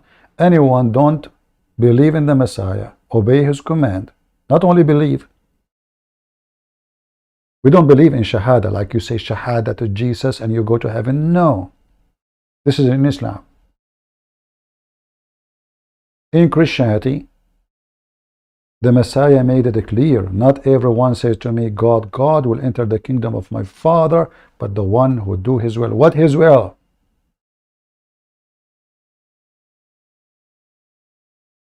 Go and sin no more. Don't lie. Don't kill. Don't steal. Don't fornicate. Don't wish a woman she is not yours.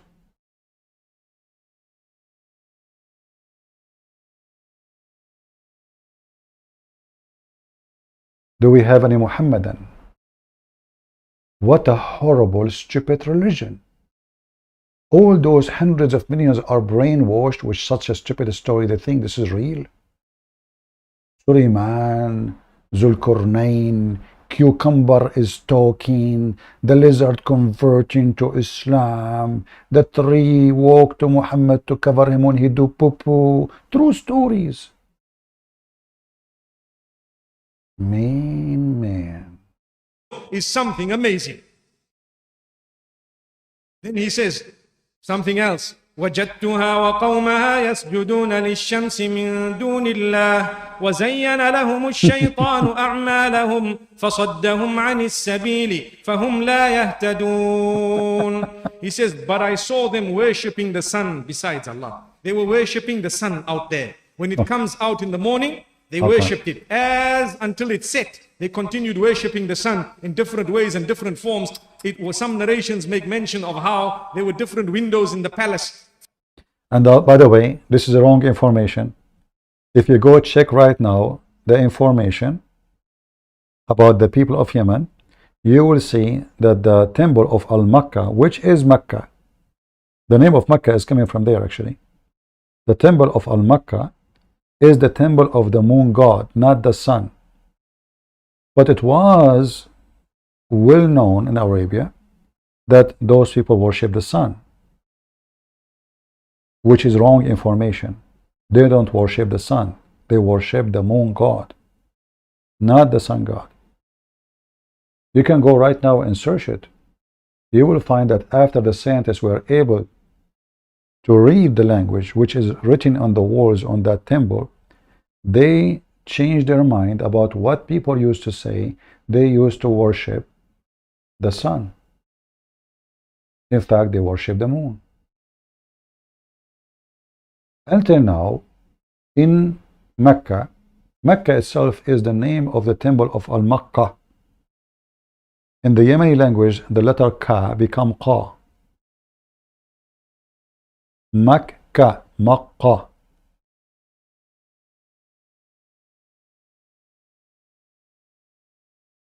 In the Kaaba, there is a corner, it's called the Yemeni corner.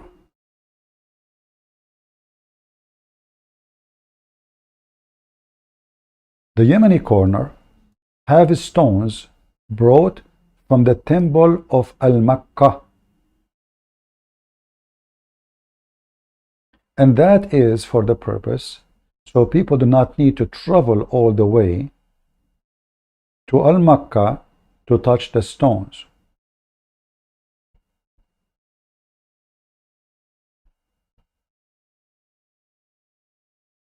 This is the Yemeni corner. You will notice that some stones don't look like the rest of the stones. How come? Because simply the origin of it, they claim that those are taken from the temple of Al-Makkah. So they brought them here, attached them to the wall of the Kaaba, in the other side of the black stone, which again is a pagan religion. So why you want to go and do your holy trip to Al-Makkah? Come here. there was a 26 Kaaba in the Arabian Peninsula. 26. They compete with each other to be a place of religious of worship. In fact, there's even some stories that all religion in the world, they were there, to the point even there was images of Mary and Solomon. Some they say Mary and Abraham inside the Kaaba.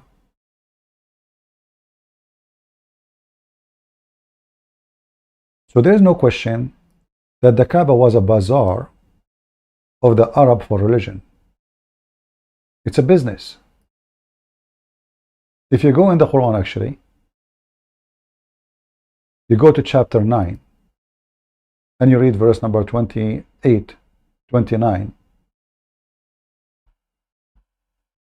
you will see that praying to the Kaaba became the reason for it to pray, to go toward the Kaaba, to make the Hajj. It was only for the purpose of fighting low income. The Muslims will have nobody coming to the Kaaba no more, because Muhammad forbid non-Muslims to come to the Kaaba. So the Muslim, they complained. They said, well, if we forbid non-Muslim to come to the Kaaba, well, how we will do business? Where the money will come from? So Muhammad said to them, okay, don't worry. If you fear poverty because of the decision, no problem. Go and kill the Christians, and instead of them coming here to do business, go and kill them, steal their money, and come back. If you fear poverty, then Allah will enrich you. How enrich you? Go and kill the Christians and the Jews. You see it in front of your eyes.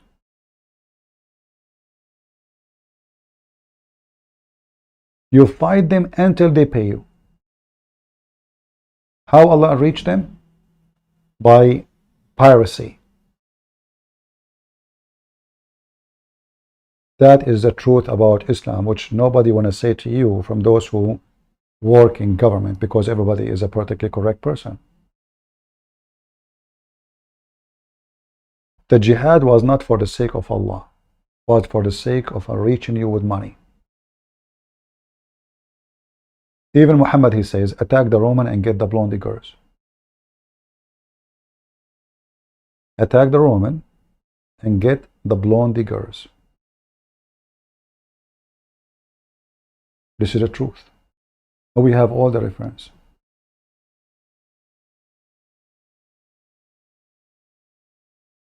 In fact, the first war the American they have with the country abroad after independence, it was the Muslim pirate in Tripoli. If you don't believe me, go check it out. The first Marine force was sent by the USA abroad was to fight the Muslim piracy. Pirate. Until now, who is the pirate? Go check it out. For because they believe that attacking your ship is lawful. You are a Christian. Your blood, your money, your women, your children is lawful for them. This is the truth, which nobody want to say. A big sheikh in Egypt, which we give money every year. Every year, the stupid American, they give them hundreds of millions of dollars donation. He said the reason we are poor because we don't do jihad. Look how rich Europe is. Do you know how much money we can bring from there? Do you know how many women, blonde women, we can get their children's? Even I can find you the video.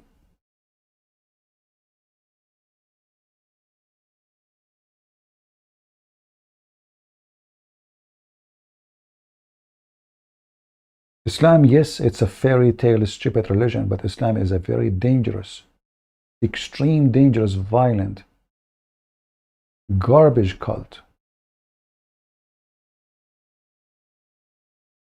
They cannot even live in peace together. Can you find one Muslim country have peace? The only Muslim countries they have some kind of peace is because of America. If America now take their hand from Saudi Arabia, if America take their hand from Qatar, if American take their hand from Kuwait, if American take their hand from Iraq, take their hand from Syria, what will happen? They will eat each other alive.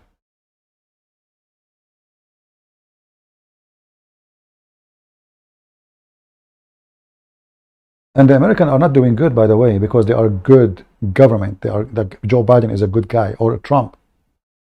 All is for the sake of money. But this is reality. Take your power from being the police in the Middle East and see how they will eat each other. In fact, just in the time of Trump, Saudi Arabia and Emirat and Bahrain, they almost attacked Qatar. Trump is the one who stopped them, the stupid Trump.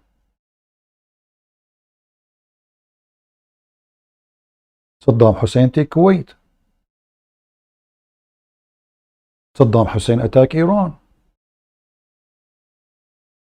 Iran attacked Lebanon. Saudi Arabia attacking Yemen. Yemen is attacking Saudi Arabia, attacking Emirat. Libyan killing each other, Syrian killing each other, Iraqi killing each other. I mean, everybody killing everybody. That is Islam.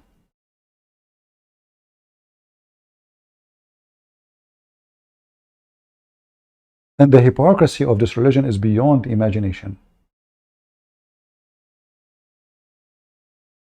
ISIS took their land in a few months. Iraqi call American, please come help us, please, please. American go there. Russian go there to Syria. They destroy ISIS. Leave, leave, we don't want you, you are kafir, leave, we don't need you, we don't want you, you are occupation. Yesterday you were kissing their ass. Yesterday you were kissing their ass. ISIS, they took over Iraq. The Shia today, they are against America.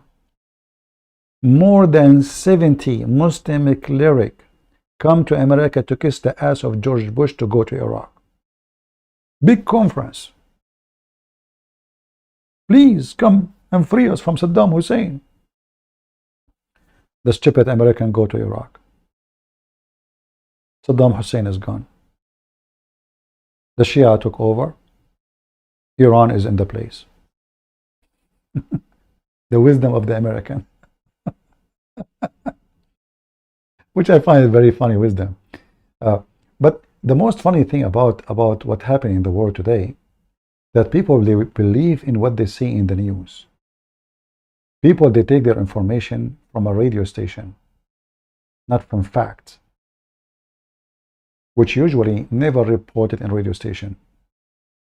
When the American in the time of Obama, he said to you, the Syrian rebels, those are rebels, not mujahideen, brother, but those are terrorists. Those Al-Qaeda, ISIS, this is who they are. They gave them 600 million donation. Obama. The stupidity of the West is beyond imagination. And if you go and ask any European, they will say to you that those people in Syria, they are fighting against a dictator. But they forgot that they are terrorists, which means they are dictators too. The first dictator, he allowed women to wear whatever she wants. Women, she is an officer in the army, in the police, a teacher, a doctor. The Muslim dictators, women, she stay home. We beat them. They are goats. So the European, they want to replace the dictator who allow women to be a doctor or an officer or a teacher with a dictator like Taliban. This is the Western. And then the excuse is what? He's a dictator. But this is how hypocrite they are. All their friends in the Middle East are dictators. All. Trump, he is so proud. He holds the check from the Prince of Saudi Arabia. Big check. This is what they care for. Trump is no different from the rest. He's the same piece of shit. I vote for him only because we don't want the teaching and the stupidity of those Democrats to teach our kids how to be pervert. Otherwise, he is a piece of shit like them. He worship money. He have no God. All of them, they worship one God. His name is Mr. Dollar, and he is green.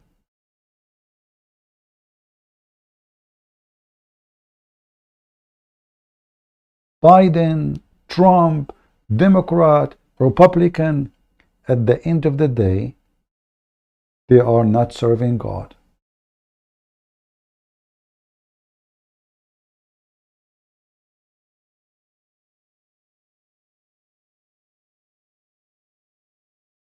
So we are here to warn you not to believe what they say to you in TV, and not to be stupid and worship a president.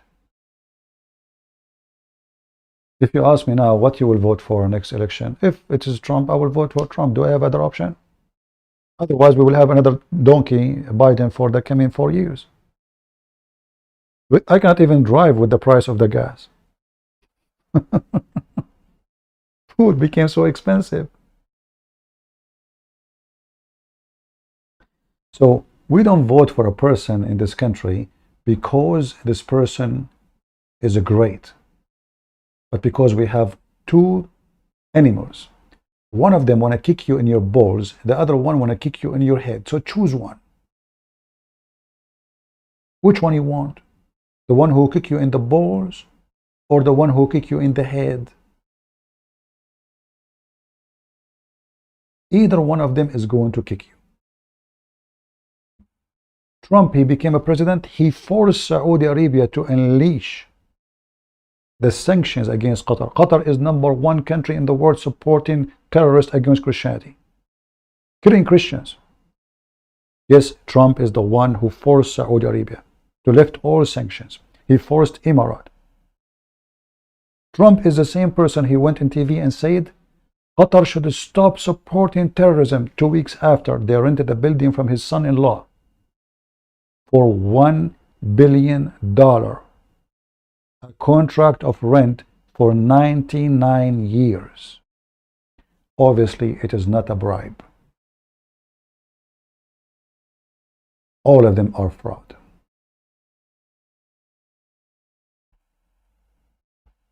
All of them.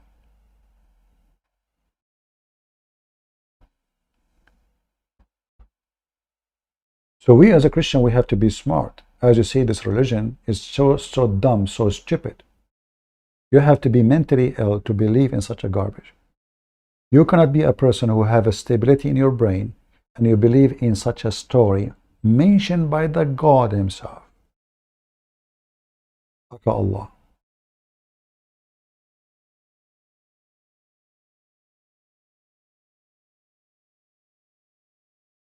Do we have any Muslim brave? He can call us and say, I believe in the story we are seeing in the video. Anyone?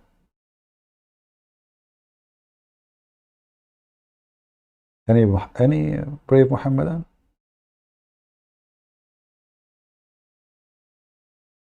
No one? Look like nobody is proud no more. So cute. You go on your channel, you say the Christian Prince been refuted. Here your potato. What about this? You go live in your channel and you call me in Skype. Here we go. Do you dare?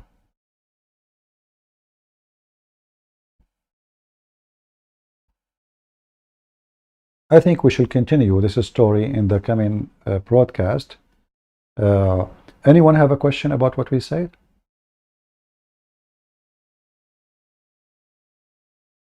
Anyone?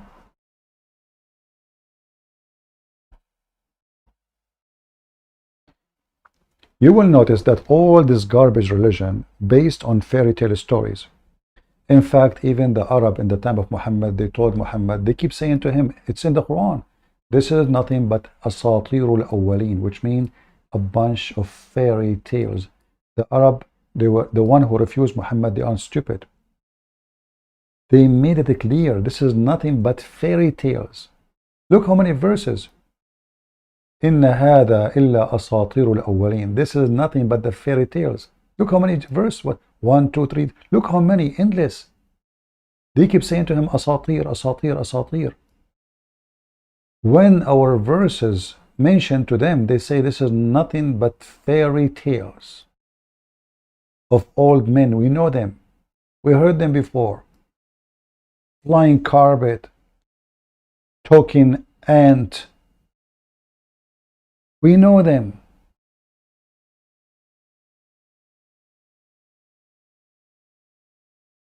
If there is any most peaceful Muslim majority country, my friend, when you say Muslim, Muslim is somebody who believes in Islam. Do we agree? They believe in Islam and it's a peaceful country, it's impossible. Impossible. Muslim by name and he is peaceful, that is very possible.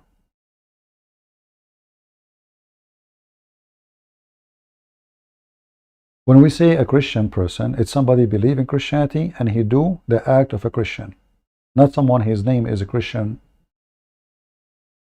or Christine. Same for the Muslim. If somebody his name is Muhammad, but he don't believe in a word Muhammad said, well, he is a Muslim by name. You can check out yourself. Is Indonesian Muslims are peaceful people? Go check what they do with the Christian in Indonesia. And the rest, just do a little check. The Lord, he said, from their fruits you shall know them. Not from their words. I can give you a speech from now until tomorrow about being good, and then after I hang up on you, I do everything wrong. Talk is something, work is something else.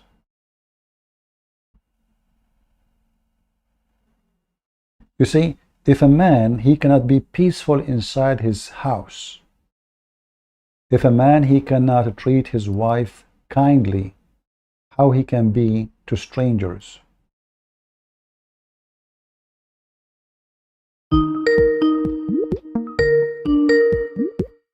Let's see, we have a Muslim maybe. Hello? Hello. Hello, hello. Are you a Muslim, my friend? Yes, I'm a Muslim. Okay, what do you think about our topic? What is the topic? The topic is about the flying carpet of Sulaiman. So, what is the problem with that? You believe in the Sulaiman, he have a flying carpet? Yes, I believe in that.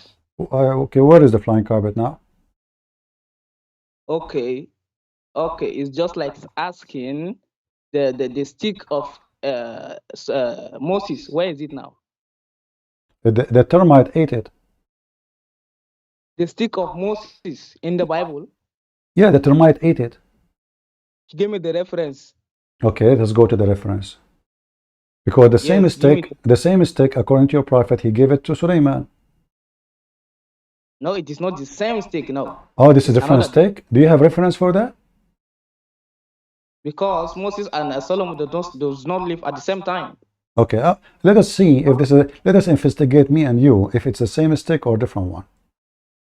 Yes, give me the Quran verse and I'm gonna go there. All right, okay. The verse here in front of us, it says that, you know the story how Sulaiman, he died? Give me the verse, I know. Okay, in the Bible it says that Sulaiman, he died and he was standing for a year and nobody noticed. Do you agree with it? In the Bible? Yeah. I don't know of the Bible. Okay, but do you agree with it or not? I agree with what is in the Quran. Okay, I'm talking about the Bible now. Sulaiman, he died holding the stick and nobody noticed because he was holding a stick for 1 year. But the Bible says that there is a fly cherub. What? Your God was flying in a cherub. Do you believe in that? Focus with me. Sulaiman, he died standing, you know? Yes, I know that. Okay. But your God wrote on a creation called cherubim, and he flew in the Bible. No, don't change topic. I'm talking about the stick now. Focus with the stick. Why is it that you always running from the Bible? See, pig. We are not running. I've just said to you in the Bible, my friend. I just said to you in the Bible. It says You are that. running. Hold on, my friend. Don't change topic. We are talking about the stick now. Don't change. We are not changing topic. My friend, We are not don't changing change. Let us stick to the stick. Can we? Can we stick together to the stick? Stick with me. Hold the stick. So it says in the Bible. Listen. In the book of Commando in the Bible, it says that. The book of Commando. Yeah, book of Commando. So you guys you remove the book of Act of Solomon in the Bible. You remove many books from the Bible. Now you have added another book in the Bible again. Do you have a book of Sulaiman in your Quran? Act of Solomon, you remove it from the Bible. No, I'm asking you. You said we remove books. You said we remove books, and you are saying we are adding books. Okay. Do you have the book of Sulaiman in the Quran? The book of Sulaiman? Yeah. The Quran consists of 114 chapters. That's it. I'm not talking about the verses now. I'm talking about the book of Sulaiman. The book of Sulaiman? Which book of Sulaiman? What? The Quran give us the story of Sulaiman in the Quran. So the Quran does not have. So the Quran does not have the book of Sulaiman. The Quran, no chapter is called the book of Sulaiman. No chapter. No chapter. I challenge. Okay, aren't you the same one who says to me you are a Quran only, or you accept the Hadith now? After what happened to you last time, huh? Which false Hadith? Huh? Which false Hadith? Which false Hadith? What do you mean? I said which false Hadith? What false Hadith? Which false Hadith you want me to believe? I believe only in the Quran. Allah says in the Quran that I should believe only in the Quran, and you are telling me about false hadiths. Okay, listen. As long you believe only in the Quran, I will go with you, no problem. You know. Okay. In the Quran, it says a verse. I want to give it to you. You see, I was showing people how hypocrite the Muslims are. And how much you claim to be a sheikh, but you do not know what your Quran is saying. So this is why you say to me, show me the verse. Show me the verse. Because you are afraid. You are afraid. I will show you. You don't want to answer until I show you the verse, because obviously you never heard the verse. So when I say to you that the stick of Suleiman was eaten by termite, do you know where it says that? Yes, I know. Where? Okay, let me find the verse for you. Let me find it. I thought you are a sheikh. Yes. Oh, so you mean you? Okay. Can you tell me which chapter? What a chapter? What a chapter? Let me talk. Let me talk. When I asked you about the Bible, you went to Google anytime. Why? Why not you know the verse? Okay, no, for me, I can show you. I have your Islamic website in front of me, and I can show you the verse. So listen. Okay, tell us the story about Suleiman, how he died. Suleiman? He died, and the jinn does not notice because he was holding it. Why? 1 year, and the termite eat it, and there the stick fall, and then that's where they notice. What? I don't understand. What? I said that Solomon, he died, he was holding a stick, but the jinn did not notice. Why? Because he was holding a stick, because Allah commanded the jinn that they should always be obeying Solomon as he is holding a stick. The jinn commanded Allah commanded the jinn to obey Suleiman because he's holding his stick. Yes. Where it says that if he holds his stick, they obey you. Can you show me the verse? This is the verse. You're gonna read the verse. You read because it. It says. Yeah. Because it says that Solomon, as he died, the jinn did not notice. Why? Why? After the jinn understand that he's dead, he says that if we could have known this, because we will not have continued with this torment, with this suffering many long. So what does that mean? It means that Allah commanded them to obey Solomon, at any time that he's holding the stick. Okay, so I will go with you guys. Did you hear him saying Allah commanded the jinn to obey Sulaiman? Is that correct? Yes. Okay. That is so correct. why Allah needed to hide the death of Sulaiman if they are going to obey him anyway? If he say to them, finish building the temple, that's it. They have to obey, because it's not a choice about obeying Sulaiman or not. It's a choice not made. Allah, he decided that you have to obey. That's it. So he told them, build the temple. So now why Allah make the genie did not notice that Sulaiman is dead almost for a year, and just because he's holding the stick, until the termite, they ate the stick? Oh, so your question now is why Allah did not do that? Because Allah did not will that. If Allah wills, He could have told them. It is just like asking. It is just like asking in the Bible that why did God not do like this? You know? What God what? Like asking in the Bible, like you say that Jesus was killed. Then you are asking why God did not save him from the Bible. No, we don't say that. We don't say that because it's explained. Jesus said, "Nobody can take me. I lay down myself." So this question is not valid. But now I'm asking you, if Allah, you said that the genie will, the genie, they have no choice to obey or not to obey. So Sulaiman, he ordered them to build the temple. Okay, now why the genie? Why Allah? He made Sulaiman dying standing for a year, and nobody noticed that he is dead until the termite ate his stick. Okay, you say something, but you are trying to run away from it. You say that nobody says that because it is an invalid question. If God will... Listen. If you want me to keep you talking to me, if you want me to keep... Listen, if you want to keep talking to me, you have to speak slower, because I have very hard time to understand your accent. So speak slowly. Okay, so let me repeat the question again. Sulaiman now is dead. He's holding his stick. Jinn did not notice that he's holding the stick. Why? Okay. First, you say something, but you try to run away from it. I give you a similar example that when Jesus, you say that Jesus was killed. You say, Abdul, explain to me the verse. Jesus is not in the verse, so don't go to Jesus. We are talking about ants and Sulaiman. So now listen. Explain to me the verse, Mr. Quran only. You are Quran only. You are not Jesus. You are not Hadith. You are Quran only. So this is the verse in the Quran. Explain to me the Quran based on the Quran. As long you are a Quran only. So now, why Allah? Listen. Why Allah did what He did based on the Quran? Go ahead. Okay, Christian pig. You try to run away from the verse. You can say whatever you want. Read the verse and explain the verse. You are Quran only. Use the Quran. Okay, Abdul. You said that it is an invalid question. Why is it an invalid question from the beginning? Now, second, the Quran says that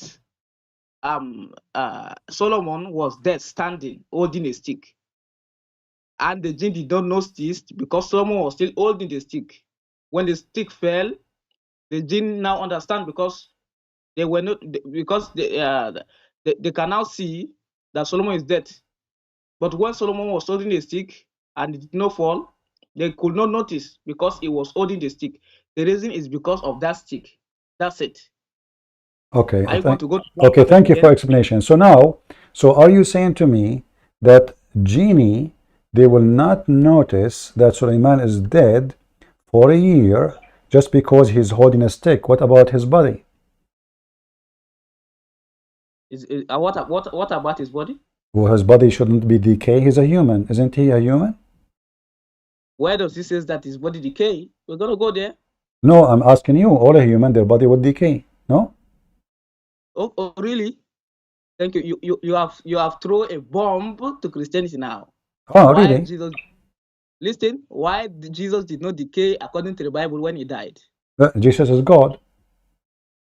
No, he is not. John 73, it says the Father is the only true God. That's it. Oh, okay. Well, hold on. You see, Jesus, his body will not decay, but Muhammad's body would decay. We have the hadith saying that Muhammad, Muslim did not bury him for 3 days and he stink. Now, you don't accept the hadith, so I understand. You are hiding. You are, hold on. Can you show me that Jesus' body decay? You cannot. Jesus resurrected and he's right now in heaven, even in your Quran. So now let's go back to zero. A man, he is dead, holding a stick for a year. What will happen to his body? And how come the stupid genie did not notice this guy is not talking, not moving? What about his wives, his family, the soldiers? Okay, I'll answer it now. You see, I asked a very simple question that why Jesus did not decay. You said that because he's God. I refuted you immediately. Then you still run. Why Jesus did not decay? He's a human being. He's a human being like you and me. He's a human being. How you refuted me? How you refuted me? People are laughing at you. Every single chapter in the Bible says that Jesus is not like us. Did Jesus says, I am from above and you are from below? Oh, so Jesus is from above and you are from below. He also said the disciples are from above. Okay, did he? Okay, what? Okay, hold on. See, so Jesus from above, that's mean Jesus from above, that's mean he's not like us. He's from above. The disciples also are from above. He's from above. Is Muhammad from above? The disciples also are from above. No. Okay, Jesus by Jesus, all of us, we will go to the kingdom of God because of Jesus, in Jesus' name. But the only one who came from above is him. We are from below. No, that is not what it says. It says you are from above. John 17:16. You are lying. Listen, okay, hold on. Listen. So guys, if we go, if I change the topic now for you and go to John, what you said? John 17:16. Okay, John, what do you mean 17:16? Chapter 17? The disciples are from above. Okay, listen. If we read John 17, do you accept what it says there, or you don't accept? I quote it against you. When you quote it the Quran, okay, hold on. So, do you accept what John's saying about the disciple? John, he says that they are God like Jesus. Let us go to the verse. Read it in front of everyone. Okay, hold on. We will read it. I'm asking you. Do you accept what John is saying in John chapter 17? I don't accept. Because do you accept it as an evidence? Against you, yes, against you. Okay, against me. But does it in John 17, let me repeat the question. Does it in John 17 says that we, the Christians, are equal to Jesus? Let us go to the verse. Okay, we will go. I'm asking you, do John 17 says that the Christians are equal to Jesus? Yes, it says that. Okay, let us go and see. Here we go. This is John 17. Can you read for me from verse number 1? Verse 16, it says that they are not of this world. Okay, hold on. Before we go there, we have to read together. Okay, what it says there about from the beginning. Go ahead. Verse number 1. Oh, so you are going to skip verse 16? We will go to 16. We will go to 16. We will go to any verse you want. Read with me. Read it with us. Okay. Okay. Read it. You are the one who quote this chapter. When Jesus had spoken those words, he lifted up eyes to the heavens and said, Father, the hour has come. Glorify the Son, that the Son may glorify thee.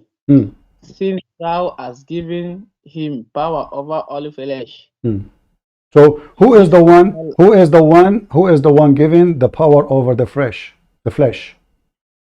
According to this verse, it is Jesus. Okay. Do we Christians have the power over the flesh? I will prove that this verse is a lie in a second from the Bible. So you see, you are a stupid donkey. So a second ago you say we Christian and Jesus the same. We are all from above. A second after, Jesus only is the one have the power over the flesh. Who is the one who... Shut up. You see, I just made you read the first verse, and the first verse refute all the stupidity of Muslims. Now, who is the one who have the eternal life? Do you know why? Because shut up. Answer. Who is the one who have the eternal life? This is a contradiction. Don't tell me, no, Mr. Abdul, contradiction. Mr. Stick, the guy died in the stick for a year. Mr. Logic. So listen, who is the one who have the power over the eternal life in Islam? Allah or Muhammad? In verse 3, he explained how to give. Answer. Don't tell me explain. Answer. Who is the one have the power and give eternal life in Islam? Is it Allah or Muhammad? Listen to Jesus. Jesus says he give eternal life. Okay. By making you. Okay. Who is the one? Now focus with me. Who is the one in Islam give eternal life? I said this verse says that it gives eternal life by making you believe that the Father is the only true God. By making you believe that Jesus is his son too. Wait. So, according to your own book, there are many sons of God.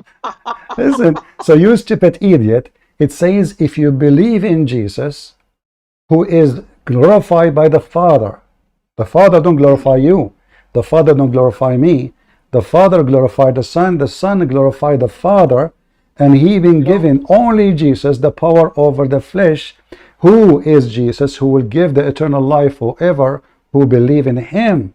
So if they believe in Jesus, those people, they will be given eternal life, and he have the power over the flesh of all mankind. And then Jesus, he said, and you Muslims are hypocrite, Father, glorify me, for I was with you before the world was. Do you see it? Let me, if you give me time, I will expose. Okay, expose me. Okay, so who is the one was before the world exist with God, the Father? Okay, let me start from the first point. You say that it's only Jesus that can glorify the Father, and the Father glorifies Jesus. But in verse 22, the disciples were given the glory. So now in verse 5, it says that, and now Father, glorify me with thy own presence, with the glory which I had with you before the world began. This is very simple. Yeah. Like for example, God decreed Jesus that Jesus, he will go to paradise. God has decreed a glory for him before the world began, because he was in the knowledge of God. Stupid. What knowledge? Jesus now is knowledge? Abdul, potato. So, okay, do you agree that, shut up, potato. Listen, Abdul, when we Christian read the Bible, it's you a Muslim who kiss a black stone, you don't explain our book for us. And when we read the Quran, we don't explain your book to you. We read the tafsir. So don't play the game of stupidity. Now, it says here that the Father glorified the Son, which is exist with the Father before the Word was exist. Before what? What is the Word? This is not about the knowledge. We are not Christian. We are not the same as Muslims who change the word and make the Word is the Word, the existence of the whole universe. Before the existence of the universe, Jesus was exist. No. You are a liar, my friend. This is what it says. It's not up to you. Let me finish, then you're gonna go ahead and respond. Let me finish. You respond. You said this is about the knowledge. But I am not done. I'm still talking. I don't care if you are done or not. Why you are lying? Does it say that he is exist before? Okay, hold on. Did Jesus says before Abraham I am? Okay. You're going to go to another verse now. You run from this verse. Listen. So we opened the verses you mentioned and we got you busted. So obviously the Bible says clearly that Jesus is God. And the disciples, they are not from above as you claim. For Jesus said in the verse you mentioned, you stupid donkey. In chapter 17, verse number 16, it says, they are not of the world, even as I am not of the world. Why? Because now they are following him. So they've been promised the eternal life, which is mentioned in the first verses. For those who accept Jesus, they are given the eternal life. So from now on, those who follow me, they have eternal life and they will not die. Jesus said, those who believe in me and I will live. So those who they are following him and obey his command, from now on, they are not from this earth, they are from above, for they are children of God. But we are not children of God, as Jesus is the Son of God. We are just a children by accepting Jesus, so we become under the mercy and love of. Listen, you are a Quran only. What if I show you from the Quran that when we say we are the, I'm going to go with you. If a Christian, they say we are children of God, does that mean they are the sons of God? So now you run away from this verse now. Listen, when a Christian, they say we are children of God, does that mean we are saying that we are not a human? So you are running away from the verse now. I'm asking you. You say, let's see who is running. So when we say, let me repeat again. Don't force me to repeat and repeat. I'll hang up on you, but then Be a man. So when we say we are children of God, does that mean we are claiming to be not a human? Yes, physically. Physically, we are claiming not to be human physically. Yes, I will explain How? that. How? Okay, you're gonna give me time and I will explain everything in details. Uh-huh. So when you say that you are not the son of God, there's a video, you can go to my channel. You say that to be Jesus is the son of God, and that makes him God. A son of God is God. So what does that mean? It means that you claim to be a son of God, you are also God. No. Listen, Abdul. When Christian they say that we are the children of God, can you show me a verse in the Bible says that the one who says so, he meant really that he is the son of God, the same as Jesus? He is born from Mary, he is a son of a virgin, he is from above, he came from above, not he will go above, he came from above. Yes, you said that. You said that. I have a video with me. Okay, no problem. Show me the verses I say to you.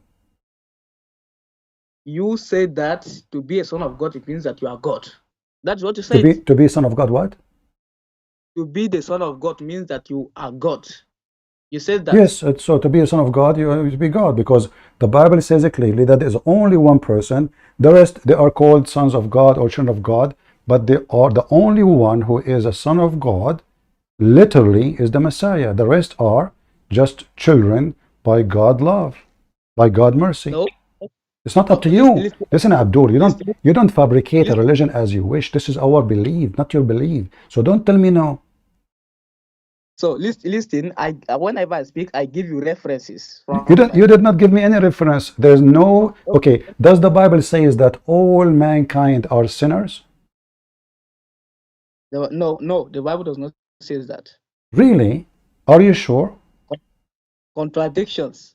Listen, so the Bible doesn't say all mankind is sinners? Contradictions. Okay, okay, listen, Mr. Contradiction, what is the original sin in Christianity? Original sin? Uh-huh. Go to Genesis chapter 6, verse 9. Mm-hmm. Let us go there. No, just tell me what is the original sin in Christianity. You can read any verse you want. Let us go to the verse. No problem. We can go there. What is the original sin? I said, you said that I should give you reference. Don't jump like a monkey. Give me a reference. No problem. Read it. Go ahead. Go and tell me what the original sin of the Christians. You said, everybody heard you, that Christians don't believe that every human being is a sinner.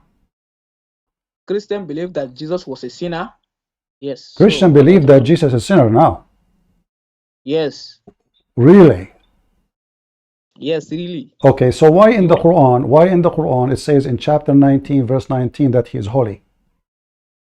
Every son during his birth is holy. So what are you talking about? What?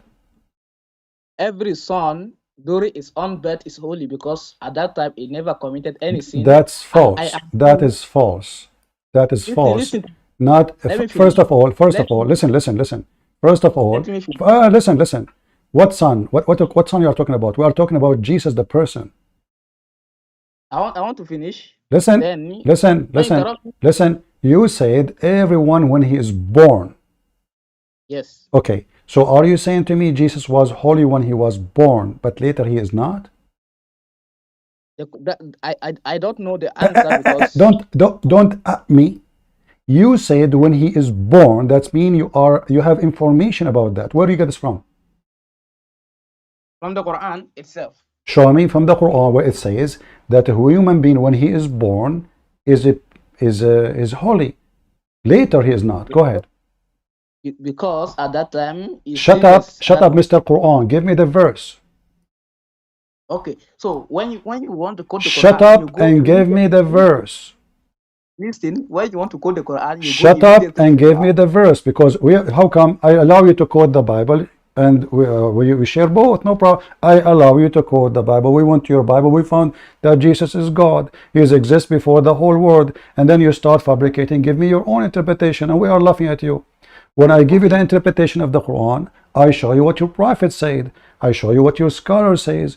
But for me, you cannot manipulate and say, well, Jesus said I'm from above. That's all of us, we are from above. You cannot say that all Christianity believe, all human they are holy. That is stupid of you to say. Nobody. The Bible says it clearly. The wage of sin is death. And all of us, we knew what original sin. So you and your children after that, or you and your children, you will be out of heaven. Now go to the Quran. You mention something, you have to prove it. Remember, you are the one who don't accept hadith. You don't accept any other book. You say to me, when a child is born, he is holy. I want to see that in the Quran. Okay. In the Quran, Jesus is holy. In the Bible, Jesus Don't is sinner. tell me in the Quran. Tell me which verse it says that a child, when he is born in the Quran, is holy. Quran 19 verse 19. 19:19 doesn't say that Jesus, when he is born, is holy. Okay, let us go there. Okay. So in the Quran, Jesus is holy. In the Bible, Jesus is a sinner. Listen.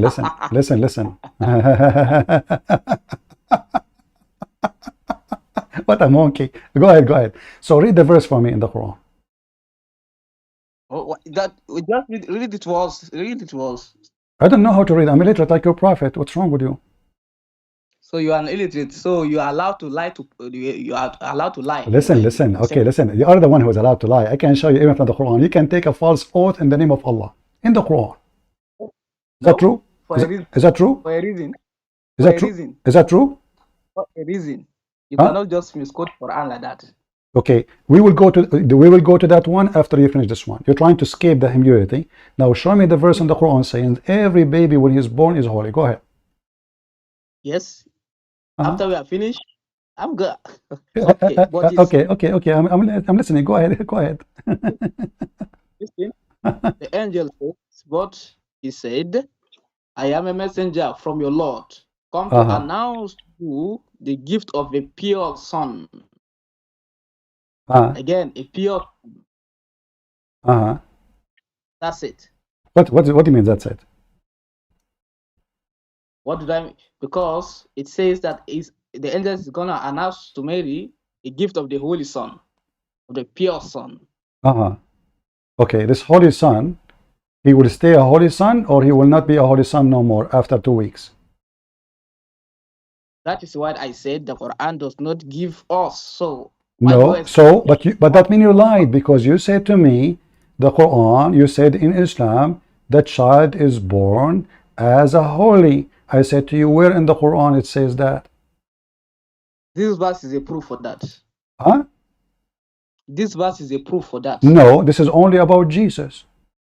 Also, you mean that Jesus no, not a human being? The rest of us, we are born from our parents and we are not holy. So who told you that? Oh, the Quran says that. No. Okay. As long as you are a Quran only, does the Quran says that every human is ignorant and sinful? The Quran? No. Every human? No, let us go to the verse. I'm asking you. You are the Quran only. Do you know your book or not? The Quran never says that. Okay. If there is other verse in the Quran mention that every human is a holy son beside Jesus? Jesus is a human being. So what are you talking about? This is not the question. If there is anyone in the Quran beside, is it for everybody or only special for a special one person? The Quran does not say it is only one person. Let me No, it mentioned the name of the person, that he is a special and he is a gift from God. Do you deny that? Is a gift from God. That does not mean. Okay, if there is anyone beside Jesus, he was a gift from God to his mother. Angels coming to him and say to his mother and says, listen, you are going to have a son. He is a gift from God. Yes, every son, even according to the Bible, children are gift from God. No problem, gift, but they are not holy.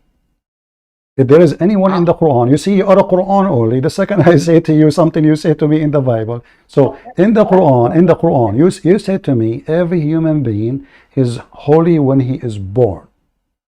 Yes. Okay, can you give me the reference? This is about Jesus.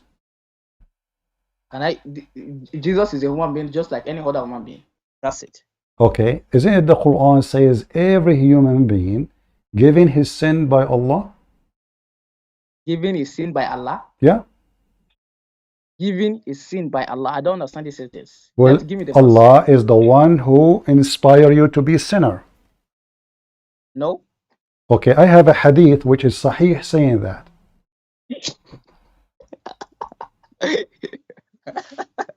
Why you are laughing? Why you are laughing? Why you are laughing, brother? Why you are laughing? You say that it is in the Quran. Now you're on to. Well, isn't it the Quran is the hadith too? Quran is the hadith that I believe in. Okay, so are you denying this hadith, which all Muslims agree that it is correct and authentic, that Allah is the one who inspired the human being to be a sinner? All human beings, all Muslims believe that believe in this hadith. Yet me, I'm a Muslim. I don't believe in this hadith. We have many Muslims. They don't believe in this hadith. Okay, I want you to laugh again, but slowly. So, can you say that the one who say that Allah is the one who inspired the human being, his sin is a donkey? Those one who wrote this and attributed to the Prophet is a donkey. All right. That's it. Here we go. This is in the Quran, you donkey, not in the hadith. Shut up. Give me the. This is in the Quran, and you are a certified donkey, given certification by Christian Prince each time you call me. This is your Quran, chapter 91, verse number 8. Chapter 91, verse number 8. Yeah. Okay, let me go there. Chapter 91. Don't go there. It's going to come to you. 91, verse number 8. Let us read it. Don't you want to laugh? Laugh before you read it. Laugh. I want you to laugh. This is stupid hadith. Okay. Okay, it says that and inspired it to know its own rebellions and piety. What? And inspired it to know its own rebellion. Rebellion. So who is the one who inspired every soul to do its wrong and it is right? It's look at how you twist the verse now. I'm not twisting. This is in Arabic. It's in front of me. It says فَأَلْهَمَهَا فُجُورَهَا وَتَقْوَاهَا. What أَلْهَمَهَا mean? Tell me. And it is okay in Arabic. That is in Arabic. It says and inspired it what is wrong for it and what it is right for it. No, he inspired it's wrong and it is bad, which means Allah is the one he made you do wrong and the one who made you do bad or good. Look at how you expose your ignorance in front of your own class now. Can we read the interpretation? Ooh, shame on you, see pig. Okay, so now the interpretation agree with the Christian Prince. So who is shame on you, me or you? So you say that it is in the Quran. Now so look how stupid you are. Look how stupid you are. So when I say to you, we Christians don't agree what we are saying about the Bible, you decide to give me interpretation as you wish. Now you decide to do the same for your Quran. Allah, he inspired. Listen. You agree that the word inspire is there, right? Yes, inspired. Yes, okay. It's there. Allah inspire the soul, the wrong and the bad. How? Yes. What it means to inspire? Huh? What it means to inspire? Inspired something. Huh? What inspire something? Allah inspired the Prophet. Tell me, what does that mean? To reveal. Allah he revealed. Okay. So Allah he revealed the wrong and the bad. Where? So that means we do not need the Quran. You don't need what? We do not need the Quran. You don't need the Quran. Yeah, because if Allah, He inspire you what is right, what's wrong, according to your understanding, then we do not need Muhammad, we do not need the Quran, we do not need anyone. This is again, you still expose your ignorant again. So do we need Allah and the Quran, or we don't? Because Allah inspired you through the Quran. But if He already inspired the soul, it's bad and it's good, why we need the Quran anyway? The inspired is through the Quran. What do you need through the Quran? This is the soul before the Quran. The soul. Where is this say inspired the soul before the Quran? It says in front of you. He's talking about what? He's talking about the soul. He's talking about the soul. Yes. Okay, let us read from the context and let us see how you still expose the ignorant. And the Muslims, they try to fabricate the translation to fix it. Allah inspire. Okay, I will give you another verse in the Quran, so you can read it for me as long as you are a Quran, or just to help you, to give you a hand. All right? Listen. I want you to laugh. So, if Allah want to destroy a village, do Allah inspire the people there to do bad? If Allah do what? If Allah want to destroy a village or a town, do Allah inspire the rich ones in the village so they can do bad? Who inspired them? Let us go to the verse. No, I'm asking you before you. What's wrong with you with the verse? Tell me the answer before I show you the verse. No, I don't speak blindly. I want you to go to the verse. No, because if after the verse I show you, you will change the answer. Give me the answer first. No. Who is the one who inspire people to do wrong, to destroy, so Allah, He can destroy the town? I said I don't know the answer now till we go to the verse. No, I am. Why you don't know the answer? Aren't you a believer in Allah? Who is the one who teach people wrong? That is why I said the Quran. I don't know the answer yet. No. You know the answer. Who is the one who teach people wrong? God or Satan? Teach people wrong. To do wrong. To do wrong. Yeah. One of the person is pig. Monkey. Come sit here. Listen, who is the one who teach people to do wrong? God or Satan? One of the person is pig. Answer. Who is the one who teach people? Why you are afraid to answer? You see, each time you call me, we got you busted, and then you run away. And I hope you are posting those on your channel. Abdul, listen. Who is the one? Why a Muslim? I can ask me. I will say Satan. Who is the one who teach people to do wrong? Satan. What do you say? Do you agree about Satan or? Okay. According to the Bible, it is God. Listen. Okay, no problem. You can say whatever you want. Now answer me. You as a Muslim, who is the one who teach people to do wrong? God or Satan? It is even people and Satan are one of the people. Why are you giving an answer? Who is the one who teach people to do wrong? I said people, bad people, and Satan is one of the people who teach you to do wrong.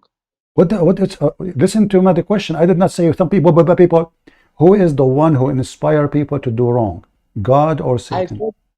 I said it is Satan and also the people, the bad people. Okay. Like you. Okay, who is the one who inspired the bad people to be bad people? Who is the one who inspired the bad people to be bad people? The bad people to be bad. If the person that is bad.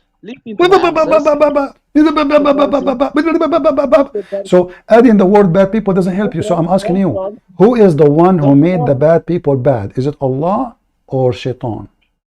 Don't run the bad people. If they are bad and they are running away from the truth, Allah is going to increase the disease in their heart. This is not the question, stupid donkey. Listen.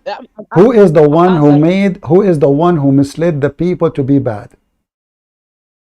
Mislead the people to be bad. That is Satan. Thank you very much. So let's go to the Quran. Can we? We can go. That's it. Okay. Here we go. And now I want you to laugh.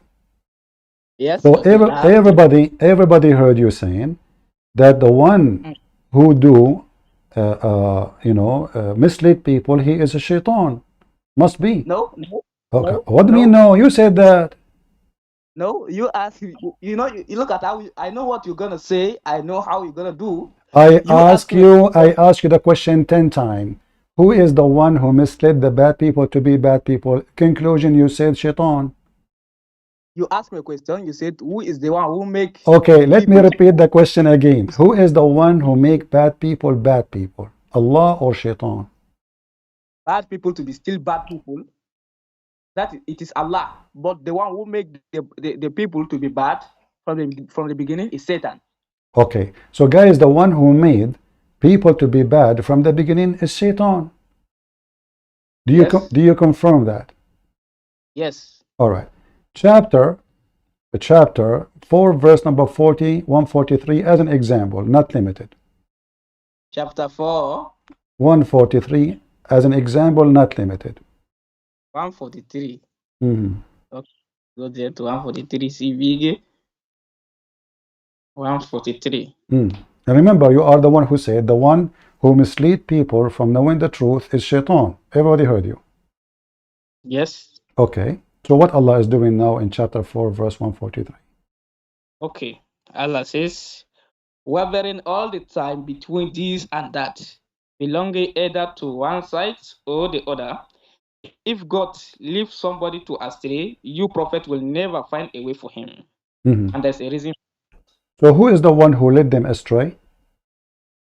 The reason is because you're gonna listen to my answers. The reason that God misleads people astray, there's a reason. I have schooled you the other time ago. Listen, you said that the one who lead people astray, the one who make people bad, is Allah. Sorry, No, shaitan. You said no. shaitan. Now we have the Quran saying that Allah is the one who led them astray. No. It says that in front of you. The verse says, Uh-huh. for Allah to lead you astray, you have to first disbelieve and run away from the truth. But who care? It says clearly, and he whom Allah sent astray. So Allah explained what happened to them. He is the one Yes. who made them go astray. Yes, for if the person is astray, Okay. and it does So not, who is going to guide the one who is going astray? if the person, if you are guided by Allah and you run away from the truth, Allah is going to mislead you, because Hold on, if you hold run- on. If Muhammad come to me to guide me, can he guide me? Muhammad, if he guide you and you run away from the truth, Allah is gonna make you to be astray. But You'll never Allah find a way. saying, hold on, He said He sent astray, He mislead me. It says in Arabic, yudil. What yudil in Arabic mean? That's why I'm explaining to you. To run away Why from you the need to truth. explain too much? I mean, what the word yudil? What I yudil mean? said, What the word I yudil gave mean? What the You word see? you no, just the one word first. What the word yudil mean? you will, Uh-huh. that's like to lead astray. You do. Is it Oh, true? Is it true that in the dictionary it mean to deceive, to mislead? To deceive. Yeah, and mislead. Yakhday means to deceive. Okay, so who is the one who deceived those people from the truth? Allah. This is not deceive. You agreed. You said this is deceive. You said this meaning deceive. No, I say Yakhday. I did not say this. You are trying to you are trying to manipulate things. I ask you what the word yudil mean. You said to deceive. No. So I what? say Yakhday. You say what? I say Yakhday. What is that Arabic now? Are you saying Arabic now? No. I'm saying sea pig. What? I'm saying sea pig. I don't understand. What? I am saying sea pig. Guys, anyone understand what he's saying? The word I am the saying- word yudil. What the word mean? To lead astray. What does that mean? Mislead, right? Yes. To Okay. mislead, yes. To lead. Okay. Mislead. Mislead. So Allah mislead people. Who is the one who mislead people? Shaitan or Allah? You said shaitan. There is a reason for Allah to mislead people. And there is a reason for shaitan to mislead people too. Yes. Exactly. So now Allah and Shaitan, both of them, they mislead. Yes, Allah misleads Satan also. Allah mislead Shaitan. Thank you very much, guys. Even Shaitan, thank you for saying that. I hope it's recorded in your channel too. Allah, he misleads Shaitan. Yes. But you said everyone is born pure. That's why I said, let me school you. See, pig. Listen, You listen. don't know, let me Everyone is You don't- born pure. So when Shaitan was born, if we use that word, he was pure or he was a victim of Allah, later misled by Allah. Shaitan was born. Maybe you are the mother of Shaitan. Huh? What, Maybe what? you are the mother of Shaitan. Shaitan was born. Well, according to your prophet, yes. According to your prophet, Shaitan, he have sex with himself, he lay eggs, 70 from every leg, from every egg, 70 is male Satan and female Shaitan. Okay, listen. Okay, I will go with you. Okay, let me answer. Okay, let me hold answer on. Do Shaitan have kids? Where in the Quran? Show me the Quran verse. I have a hadith says Shaitan have a kids. You don't quote to me a false hadith. Okay, so how the Quran says there's many Shaitan if there's only one Shaitan? You have kids. How the Quran says there are many shaitans, because shaitan is a level of disbelief. So if Allah says there are many shaitans, just like the other verse, it says there are many shaitans. Okay. The disbelievers. So listen. So if there is literally many Shaitan or one Satan. Literally. There's only one Satan or many Satan. Satan. Of course there are many. There's many. How they become many? How they become many? Because because if the angel disbelieve against Allah, it's going to be a jinn now. It's going to be Satan now. So are you saying, hold on, you remember last time you called me and I got you busted, you said that Shaitan, he became arrogant and proud, but he's an angel, and then I showed you from the Quran that the Quran confirmed that angels are not proud, and then I let you go because you got busted and I made my fingerprint over your ass. You forgot? So Shaitan, shut up, listen. Do Shaitan, let us confirm for the sake of the Shina of Allah, please. Do Shaitan have children, yes or no? You quoted the Quran and I laugh at you that day. Okay, no problem. It's recorded, people, they can watch it and laugh. So now, do Shaitan have children, yes or no? I don't know the answer yet till we go to the Quran. What? I don't know the answer yet till we go to the Quran. If we check from the Quran. No, you are the Muslim. I'm a Christian learning from you about Islam. So according to Islam, do Shaitan have children? They don't have children? No. No. Show me the verse. Okay. Guys, he said no.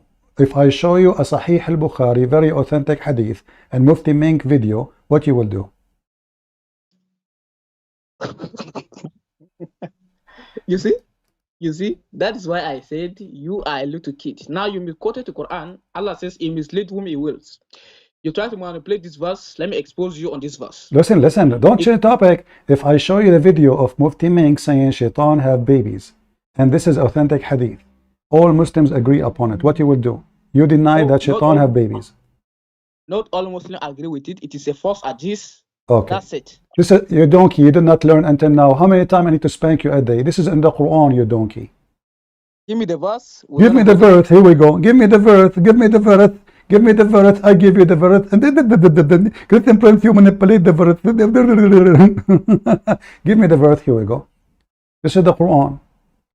The Quran says that the Shaitan, you are going to worship, are you going to worship Shaitan and his offspring?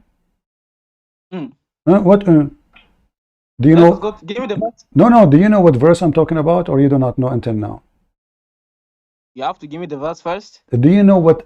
So you never heard of this verse before, obviously, right? Yes. Give me the verse. Yes. You never heard of it. So now, Abdul, here we go. This is the Quran saying, "Are you going to worship Iblis and his offspring?" Chapter 18, verse number 50.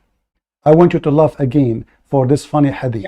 Laugh. No, I want you to laugh before you read it. Chapter 18. No, laugh, please. People, I like your laugh. Okay, chapter 18, verse No, what? laugh. I want you to laugh. Laugh. Go ahead. Okay, now read it. Okay. Uh-huh. Verse what? Uh-huh. Chapter 18, verse what? 50. Verse 50. Okay. We said the angels bow down before Adam, and they all bowed down but Iblis. But not Iblis, he was one of the jinn and disobeyed his command. Are you people going to take him and his offspring as your master instead of me, even though they are your enemy? What a bad, begun evildoers. So now, should I hang up on you, or have mercy on you, or continue laughing at you? Apologize for being a donkey, claiming that shaitan don't have children. He have children. I was mistaken. Then don't call me again. Each time I show you something, no, you're stupid. You laugh at me. You laugh at your prophet. A second ago, you were laughing at me, saying, I told you that. Who says that? I told you I don't believe in the hadith. So a second ago, you were laughing like a monkey, chimpanzee, jumping from a tree to tree, from branch to branch, laughing at your Quran, saying, this is what the Quran is saying. So now in a second, you change your mind. Suddenly, it's okay. A second ago, you were laughing and your shut up, shut up. You don't even respect your God. You just laugh at your God. You were laughing at what you said. Just because I said to you it's hadith, you start laughing like a monkey. Ha ha ha ha. And by the way, you are laughing at the hadith which your prophet said. So I said to you hadith, you laugh. I got your busted from the Quran, you cry. What's wrong? What do you mean? Okay, now you agreed that shaitan have offspring. How? You see? Shut up. Why How shaitan have offspring? How shaitan have offspring? Because shaitan have offspring. What do you mean how he is like is shaitan is a male and he have a female? Did Allah create female and male shaitan? The jinn, and among the jinn, yes, I have proven to you. Show me the verse. There is male shaitan and female shaitan. Man shaitan. Go to Surah Al-Jinn verse 6. Chapter what? Surah Al-Jinn verse number 6. Okay, read it for us. Okay, let me read it for you. Verse 6, 72 verse 6. It says very clearly, men have sought refuge with the jinn in the past, but they are misguided with. And that were men among mankind who sought refuge in men from the jinn. Yeah. Where is the female? You see how stupid you are? I'm the one who quoted this verse. I am the one who taught you this verse last time, remember? So the Quran confirmed that all genies are men. No. I said to you, you stupid. I said to you, where in the Quran it says there's a female genie? That is why I'm schooling you now. So you say that this verse says that men from the jinn means that all jinns are men. So why don't you say all mankind are men? Okay, men mean human. Men means woman. No. What do you mean? You are the one who said men. Yes, men from the jinn are not human.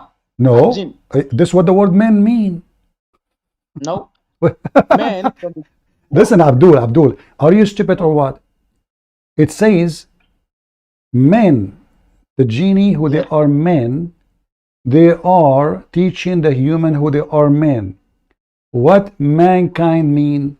Mankind. Are you a certified donkey like your prophet too? Mankind mean the kind of men, human.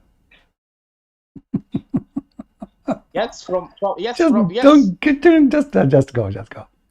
Enough for today. Enough for it. Just go. So shaitan, he have offspring. And this is an example how those people, they lie when they speak about anything. He denied the hadith, so he said to himself, that will protect me from what he will show me, what the prophet explained. They don't even accept what their prophet said. Not only they fabricate their own meaning. Look, what Muhammad said is not legitimate. What he say is legitimate. Every child is born pure. His prophet said no. Before He created you, Allah decided your destiny, where you will be. The only one is pure in Islam is the Messiah. Only. They lie, they deny, they fabricate. They claim the Bible says that, oh, everybody is from above, not only Jesus. Everybody. Jesus is just a human like everybody. But the second we check, we will find that this is absolutely false. We will be elevated and called the children of God for believing in Jesus. Whoever believes in me and die will live. Will live where? How? We will be called children of God, but we are not God's son. Every single human being knows that we Christian, we pray, we say, our Father art of heaven. But not a single Christian believe that God have all those children as sons. Children in the mean that He is our creator. He is the one who create our ancestors. He is the one who create my father and my mother. And He is the one who take care of us. And when we follow Him, we will be in His kingdom.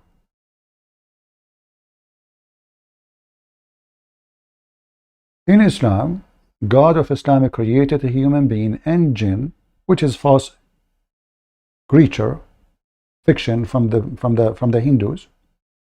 Muhammad inserted in his religion as usual. The Quran says Allah created all human and jinni just to worship. In Christianity, we are children of God. God, for He loved us, He sent us His only begotten Son. Only begotten Son. The Bible confirmed that. A Muslim Muhammadan who is a hypocrite like your Prophet.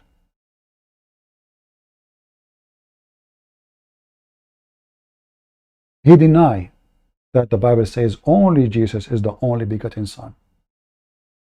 He denied that the whole Bible speaks about Jesus being the Word of God and was with God. And the Word of God is God. And the Word of God became a flesh. We show him Jesus saying, before the Word I was with you. He says he was with God by His knowledge. That means all of us, we were with God before. When Jesus says, before Abraham I am, the Jews, they said to him, well, how you say that and you are not even 50 years old? He said, truly, truly, I say to you, before Abraham I am, and Abraham saw my day and he rejoiced for it. So what they are saying and the answer, they match. They are speaking about his age. This is not metaphorical. They are speaking, asking how you witness to Abraham, how Abraham he saw you, and you are not 50 years old. He confirms saying that he saw my day and he rejoiced for it. Muhammadan are nothing but a machine of lying. They lie about our book and they lie about their book just to avoid the embarrassment.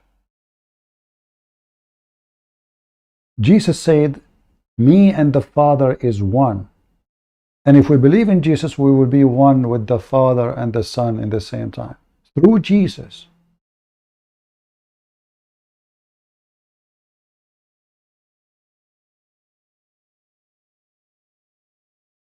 They lie.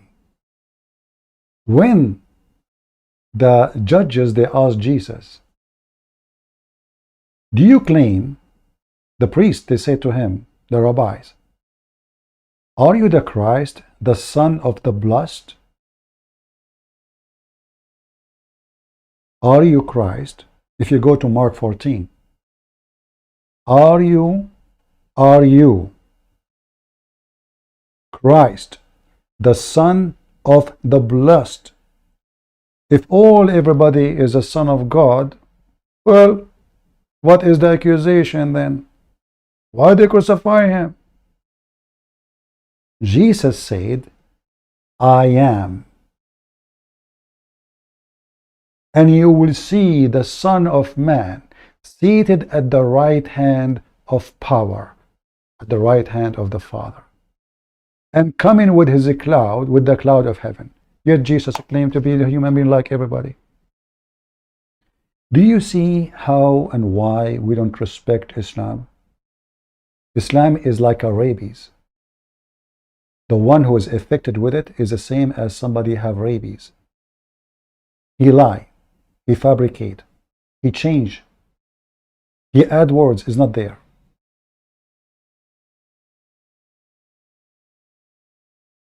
You cannot trust a single Muslim saying to you anything about his religion and about yours. If they lie about their religion, how you can trust them about yours? Jesus says, I am God. I am the living God. He asked the Jews, what do you say about David? They said, about Christ. They said, he is a son of David. He said, how then David called him God?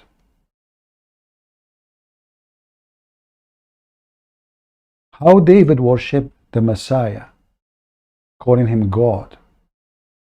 The Jews could not answer. How you can answer that anyway? So, hey Jesus, are you the son of the blessed one?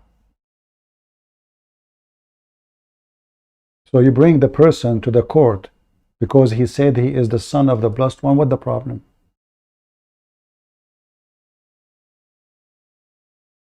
The whole Bible is speaking about Jesus,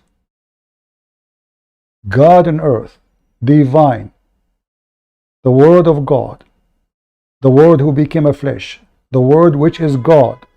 God himself is the Word. The Muslim, they fabricate every single meaning in their book and in our book. We cannot accept a satanic man to explain to us our book, yet he himself do not know his book. And then, by the way, you will notice that the verse there in front of us in the Quran have very stupid thing. Shaitan is having sex in heaven of Allah. With whom?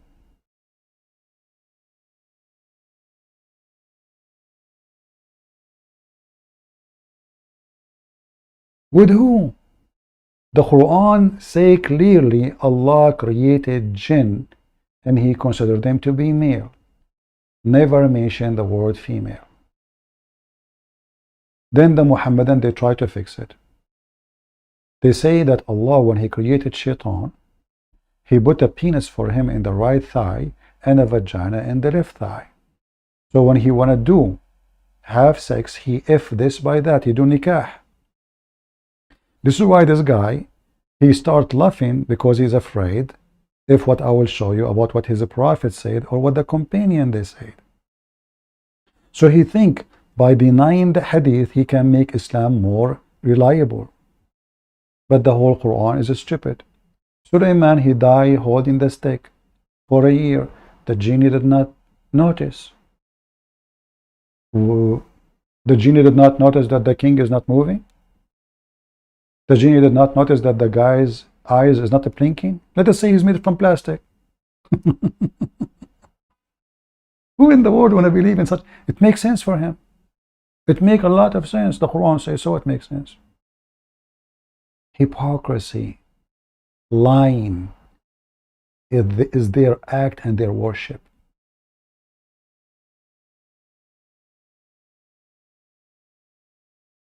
Never take a word from a Muhammadan. Never.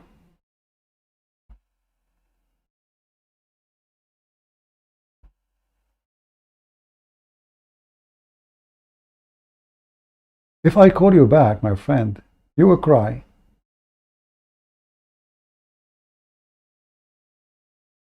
Literally, you will cry. Let us see this guy Asad. He is trying to call me.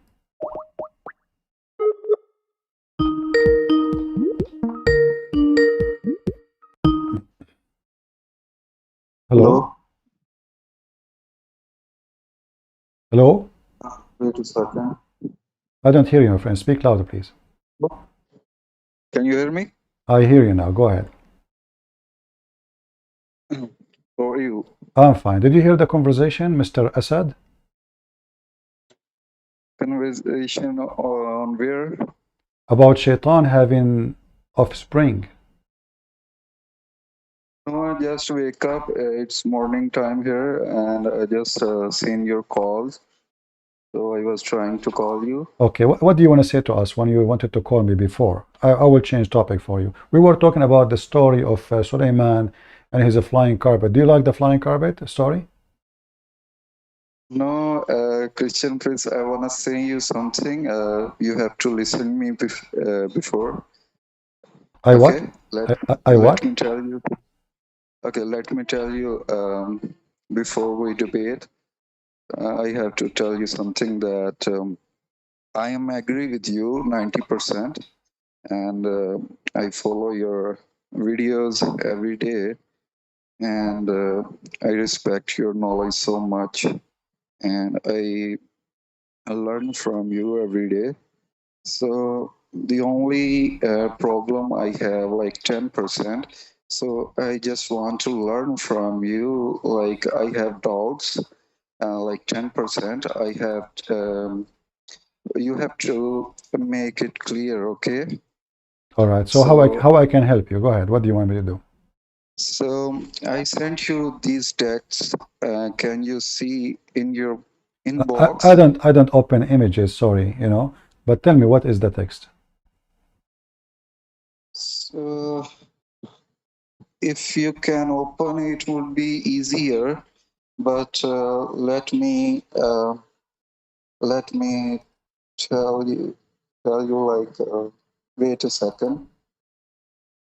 I can read for you. Wait a second. This is what? This is Urdu or Iranian Persian? I sent you in English. Oh, you send me English? Yeah. Oh, okay. Without opening it, let's see. Please tell these books are not. Okay. Let us see. Can I read for you, or you will read it? Okay. Here Allah talking about the greatness of David and Moses and Jesus. They have the Quran, our soul in their heart. So there is a book superior than the Prophet Muhammad. Are you asking me a question about it, or you are making a statement? Yeah, it's a question. All right. Well, then you said because his soul or Quran could not perform any miracle, chapter 17:9 and chapter 6:35 says Jesus is the stamp of miracles. Allah stopped sending miracles after Jesus. Okay, my friend, the first question you need to ask yourself, okay, Allah claimed that even the miracles given to Jesus is given to him from Allah, right? Yeah. Okay, why Allah want to stop? Now he stopped. What happened? He's out of gas. What he will lose? Same time, if Muhammad have no miracles, how people will believe that he is a prophet anyway? Why we will believe? Anyone can claim I'm prophet. Here we go.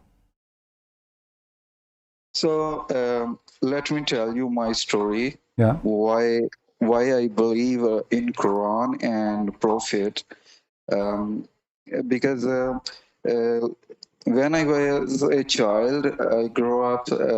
Then I hear from my friends that we are Muslim. We follow Prophet Muhammad, and I was asking question to them that who is Prophet Muhammad, and they say he was before like 1400s ago, and I was saying I don't know him anything about anything, So they said you can see miracles of science, Muslim science today, and they're performing miracles. Who? It's- Muslim performing miracles? yeah, Muslim science, you know. So Muslim science? I What do you mean? I went don't understand. What do you mean Muslim science? like these holy personalities, you know, like those have shrines and Those are false, my friend. If Muhammad himself could not have miracle, how those shrines, and what shrines? All those shrines are fake. As an example, the shrine of the grave of Adam. But the grave of Adam is located in Sri Lanka, in Pakistan, in India, in Iraq, in Somalia, in Oman, in Saudi Arabia. Adam grave is located everywhere. Those shrines are fabrication. okay, let me tell you my story, how I believe. So I went there. I met some like these signs. Um, so and I just tell them my name and my mother's name, and they was describing me like my past, like A to Z, like 100%. How they told me everything about myself. Well, Like they study the customer before you come. There's people who help them. They go check out no, who is the one. They sit with you outside. You know, no. They was from different city. They don't know about my city at all. They don't know like my about anything. So I did research about it, and I learned that they have like jinns. They escape jinns, no, my and they friend. do. Do you have a Facebook? Yeah. Okay. Uh, I can know about you from Facebook everything, including what the dish you ate. My friend, those are cheaters, liars. And if this is true, just to make you simple for you, they do not need to do the job they are doing. They can buy the lotto, which is going to be the biggest lotto in America. $600 million. That's it. Just tell me the number. So what about next time to them you go and tell them, can you tell me the number of the lotto which is going to win in America? Christian Prince want to buy it. I go Yeah. and I can choose the number and I will be the winner then. Very simple. So those Okay. are just a fraud, you know. You see, Okay. Muhammad himself in the Quran he says, if I know the unseen, I will use the good part of it. Muhammad himself he said, I do not know the unseen. Is that correct? Okay. Okay. Let me tell you more about my story. I'm like satisfied your answer. So let's move forward. So when I reach like my teenage, and I start researching about Islam, I read Quran myself many times, and I have so many doubts about Quran. Then I was so confused, and then I was so in depression. Then I was asking a question to these scholars. They was not able to answer my questions, and then I found all my questions, all my answers of my question in Hadith's book. So I was satisfied 100%. Then um, I was following that sign, and he gave me some scar, and I was doing rehearsals, etc. So I seen a miracle with my own eyes. What happened that I was sleeping that night and in my lawn, and my family also was sleeping in the lawn. You know, in Pakistan, in summers there are uh, hot weather in summer, so they sleep in lawn. So I was sleeping like on my back, and before sleeping, I was reciting that star with so much passion. You were So reciting what? What you were reciting? I was reciting Allahu, you know. So then early morning when Fajr prayer happened, so I listened so much loud voices like a horse, and my eyes was open, like my ears was like going to break, and I was looking around. What happened? My family was sleeping so calmly, and they can't hear these voices. How I am hearing that voices? So I just look up on sky, and there was a huge, like it was look like a horse. It was so white, bright like a moon. Mhm. Yeah, I lost you. And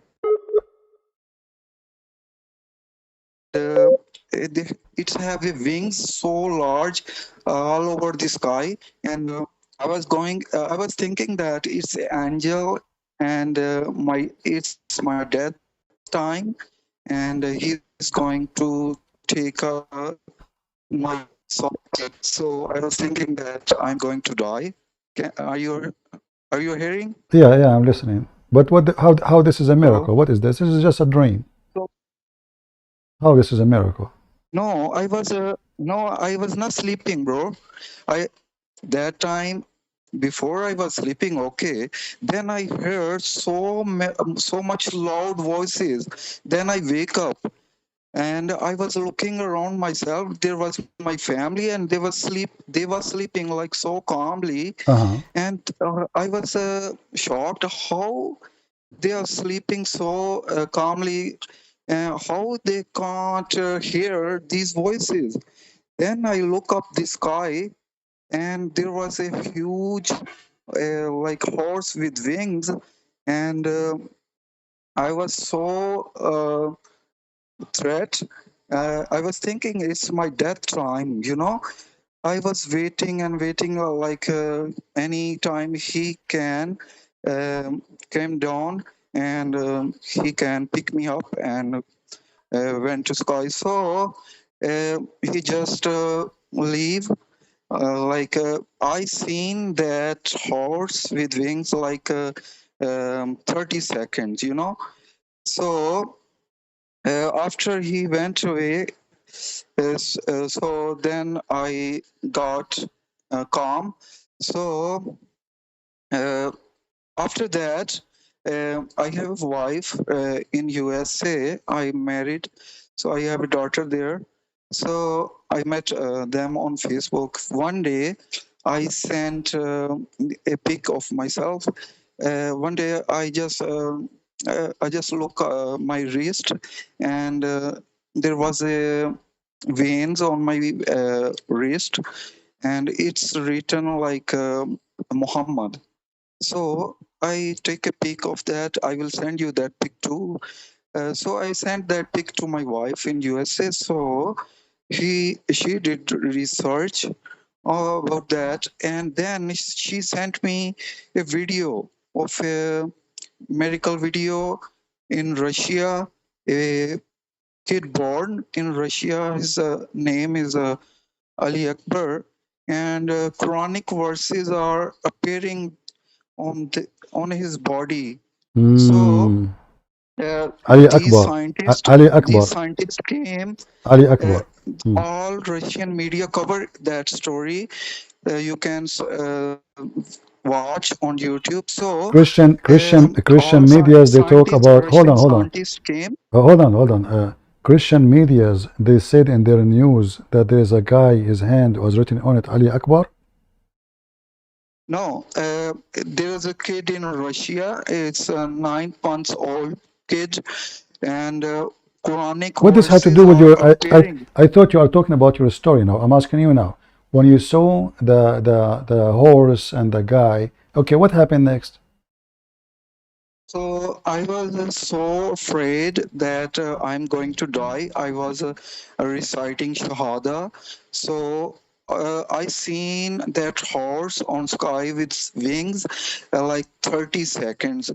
And I was so scared 30 And okay, seconds. what Then happened? What happened? Actually, so you see, when we say a miracle, do you know what a miracle means? Miracle means something impossible for mankind to happen. So, like as example, somebody he cannot walk, and then a miracle happened. He is able to walk without surgery. Somebody is blind. no, He cannot a see. miracle mean a sign from God. You No, know, not necessarily. Not necessarily, because simply God can give me a sign without doing any miracle, normal thing. Like a dream is not a miracle. Dream is a dream. Anyone can see no, dream. it's not a dream, bro. It's not a dream. I Even was if you see a vision at the daytime, this is not a miracle. It's a vision. Human being can visual things even if he's not asleep. There's people even they dream when their eyes is open. Still they are dreaming, but they are awake.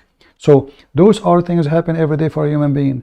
Miracle is something no one can explain about something miraculous happen, which is superpower. Like okay, like okay, bro. making the blind Okay, bro. see is a miracle. He's a blind. But Okay, bro. am I able Okay. now to dream of something when my eyes is open? Yes, I can. There is people too. They have a mental illness.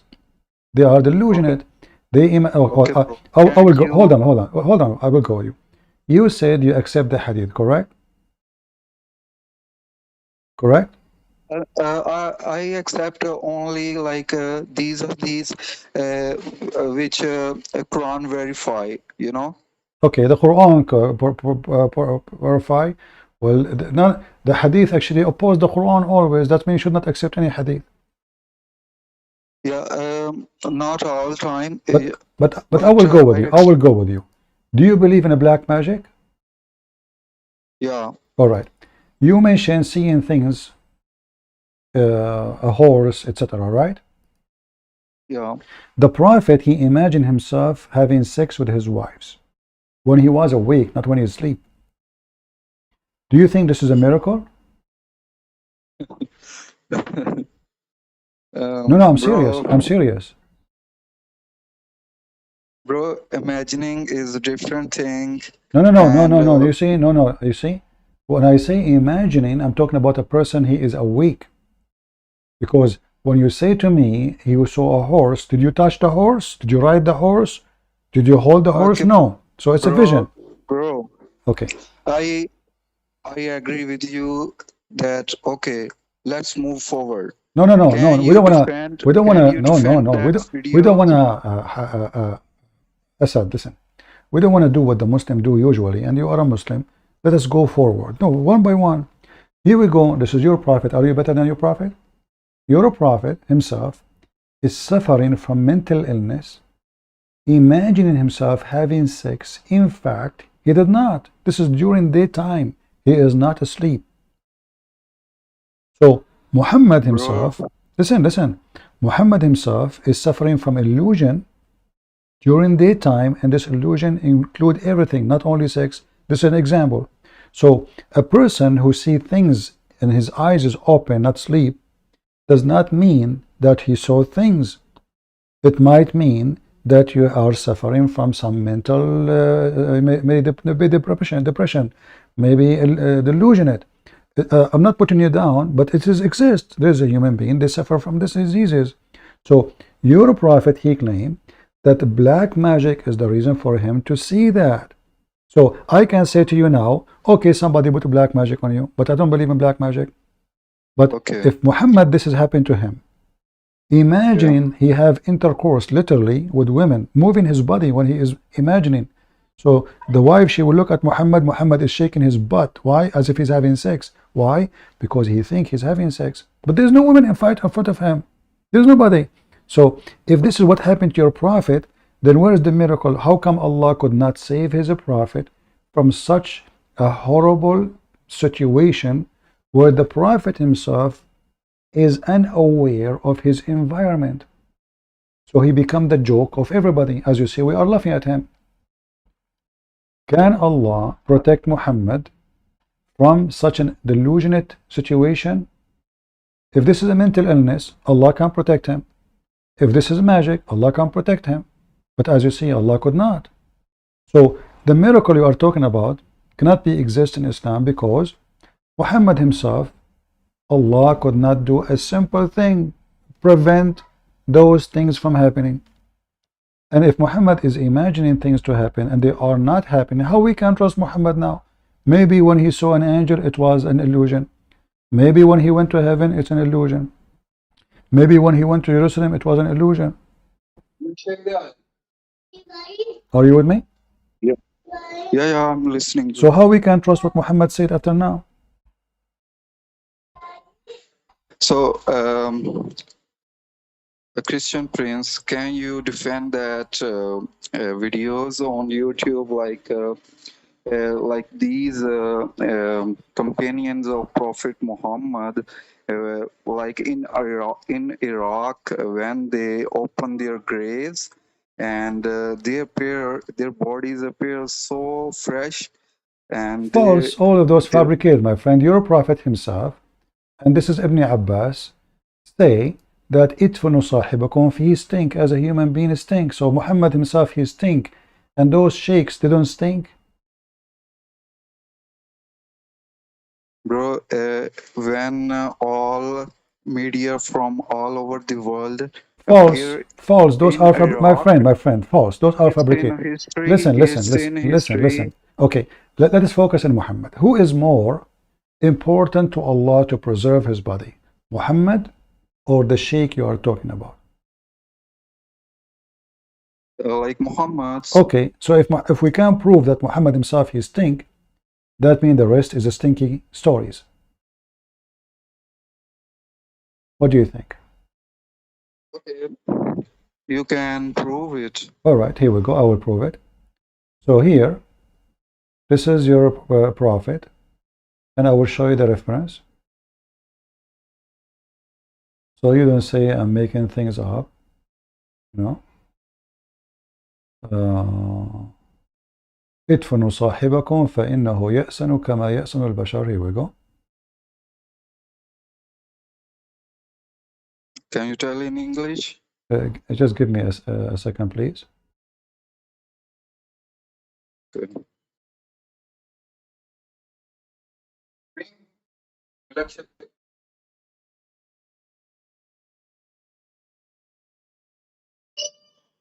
Do you know how to read Arabic?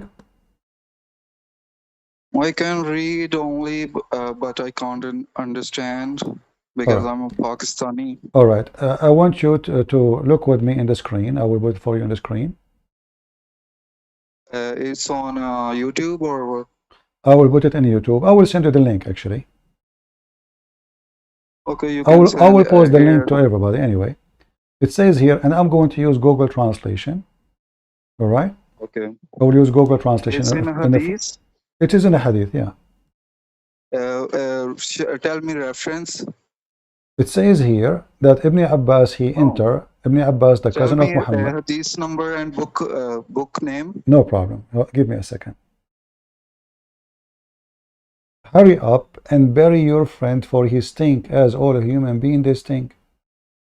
This hadith is sahih. Let us see here. In which book, bro? Hold on. I'm trying to find if they mention in this website a reference or not. All right.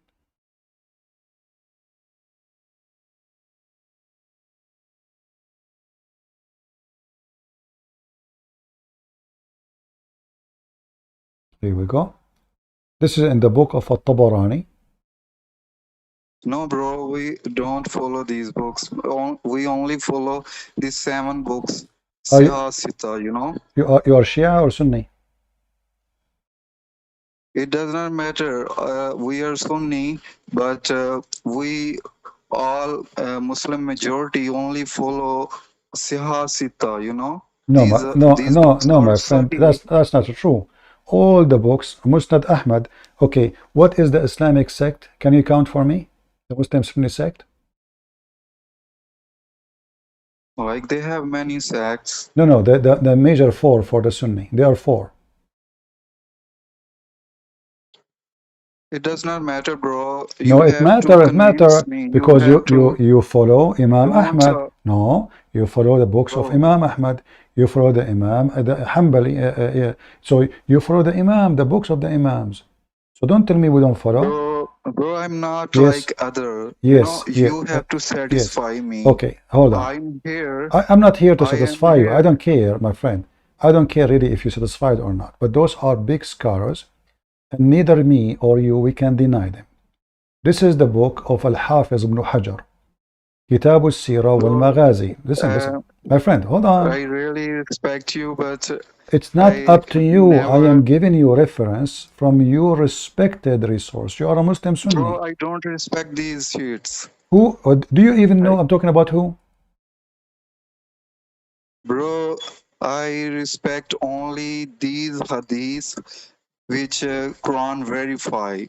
Otherwise, I don't Okay, show me respect. where in the Quran it says that a human being, when he die, he don't stink. Go ahead. As long as you accept only the Quran. Bro, in Quran, God says that don't call like dead people to shaheed. So Don't what? these Don't what? Don't what? like shaheed. Shaheed, where in the Quran it says that the shaheed will not stink? Go ahead. Show me the verse. Okay, let me send you. Yeah, search for it. Okay. You never listen that verse that you was talking about that verse recently on your video, like don't call dead to shaheed people who died for God. This is a hadith. This is a And they hadith. are This is about them no, entering. Listen, this is a hadith. it's in Quran, bro.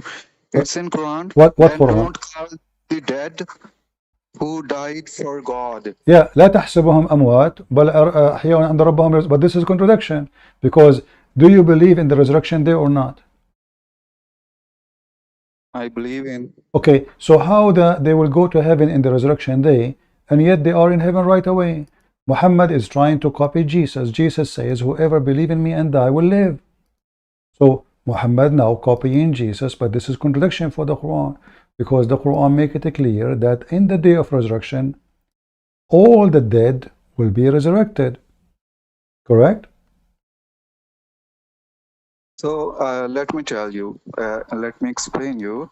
And this is not that about, verse. hold on, same time, No. same time, I listen. will tell you a reference from Quran and Sahih I Hadith, have the reference, but I'm asking you, I'm asking you, the verse you are quoting for me, is it about them, their body will not decay, or those who die doing jihad, they will be in heaven immediately?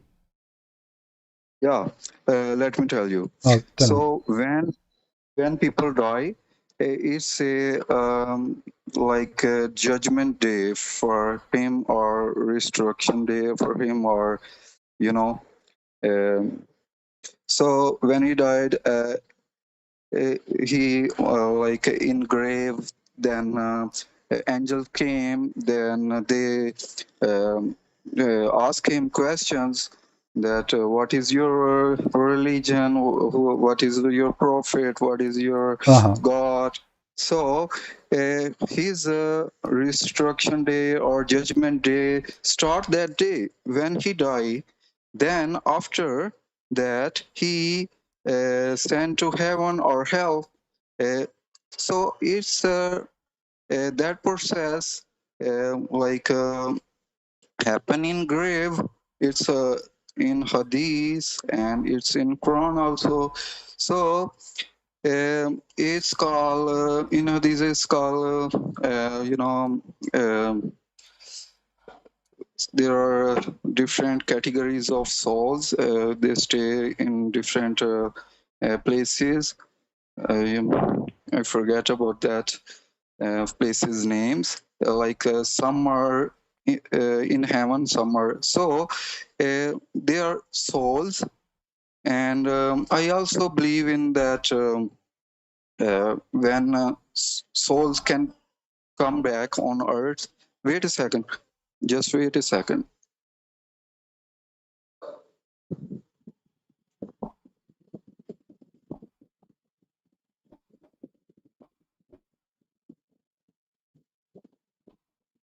Okay. Are you here? I'm listening. Go ahead. So, bro, I was saying that I read in Bible that Jesus says, "If you follow me, you will not die." And I believe that when you die, and your soul, if you have a good soul, you rest in peace. So, soul can come back. Like how Jesus said, "I am before Abraham, I am before like also Adam." I believe that like his souls came like in Mary womb, and he become a human again. So he come to earth many times. I believe that. So as also soul can also create many souls. Like same time, it could be in heaven, and it also can came on earth, or Okay. can You know, go many earths. I'm trying to be patient as much as I can, listening to you, trying to understand. Let me make it simple. Do you believe that Okay. every human being he will enter hell? Every human being Yes. will enter hell. Yes. I think Quran says that like doors of sky will not open for bad people. So I think that earth is hell. It's have different stages, like heaven have different stages. So I want an answer. Do you think every human being will enter hell, or there is people who will not enter hell? for my research, I think that earth is a hell, and it's have a different You believe what? We believe what? category. You believe what? I believe that according to my research, Quran and Hadith, I believe that this earth we are living, it's a hell. It's No, not a heaven. no. And because No. First of all, your God actually, he claimed that the earth we are in, is not hell, but it's in fact it's a joy for mankind. He did not say mention the word hell. It's not up to you to mention you think it's hell. Hell is where fire will be. The Quran says that people will be burned. So and there is a bridge you will cross. Correct? here also have people Okay. burn every So let me day repeat the different. question. Let me repeat the question again. Do you think Muhammad and the companion they will go to hell before they go to heaven, or they will go to heaven directly? Bro, I believe that I also tell you that according to my research, Quran and Hadith says that that earth we are living is a hell. It's Okay, every this is not true. different Here we go. categories. Some for some people it's like a good place, but Okay, for some okay, most people, okay. but My for friend, most people it's a I can hell. prove my point that you are wrong from the Quran. Don't you believe the Quran? The Quran says, not a single one of you, but he will go enter hell. The Muslims they try to fabricate, they say pass over it, but the Quran is so clear. Okay, I agree with وَارِدُهَا. that words. I agree with that words because every human have to born on the earth. So you know when Adam did a mistake, the God says get out get down from the heaven. So they God called them Zalimin. You know what the Zalimin mean? Is hell person.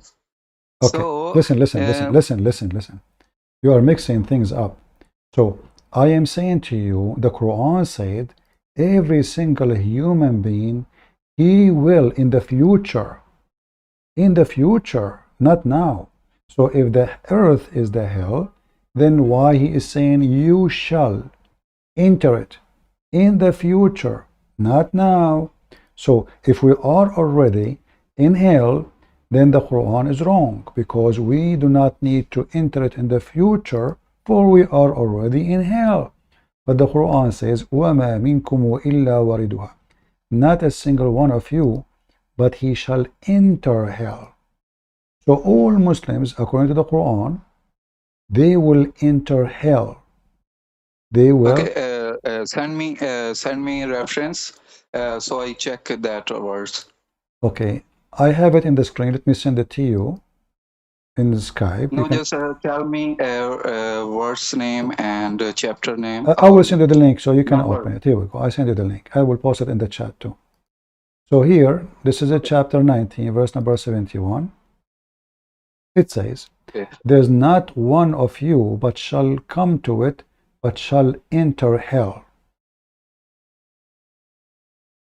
Okay, can you talk?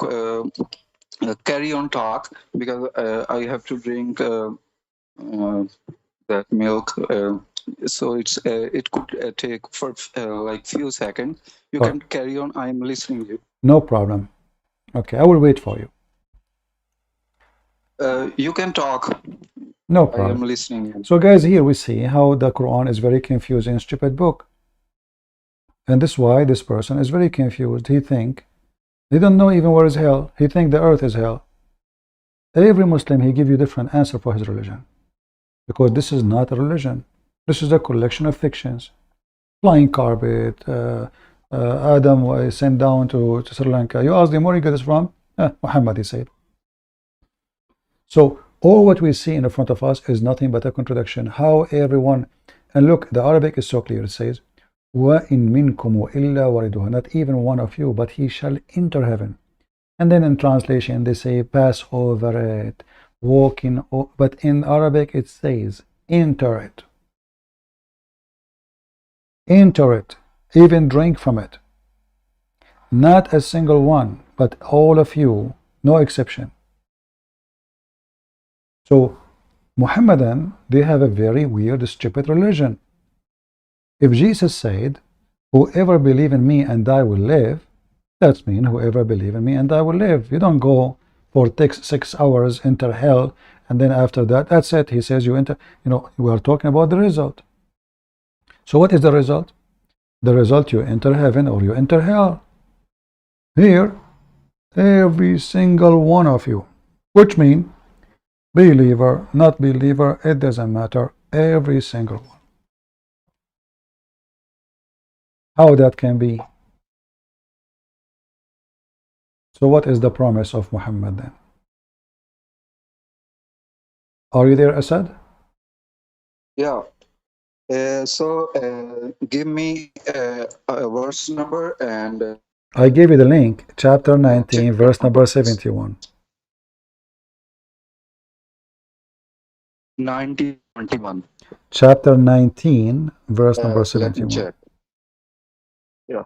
Click at the link I Okay. send you. Click at the link I send you in Skype. It's a Surah Maryam. Yeah. Okay, verse number 1. Verse number 71. Wain minkum ila wariduha. Not even one of you, but he right? shall enter it. Okay. It's in order, तुम में से हर एक वहाँ जरूर Word होने वाला है, ये तेरे प्रवृत्ति. Okay. Read before that. God is talking about फिर हम इन्हें खूब जानते हैं जो जहन्नम दाखिले की ज्यादा सजावार हैं. हम फिर हर ग्रोह से इन्हें निकाल अलग खड़ा करेंगे जो अल्लाह से बोर्ड पकड़ते थे. Okay. तेरे परवरदिगार की कसम हम इन्हें और शैतानों को जमा करके जरूर जहन्नम क्या ये इंसान इतना भी याद नहीं रखता हमने इसे से पहले पैदा किया हालांकि वो कुछ नहीं था इंसान है. So God is talking about Shaitan and his believers, not everybody, bro. No, it says Allah speaking to all of you. وَمَا مِنْكُمْ No, no, إِلَّا. Okay, my friend.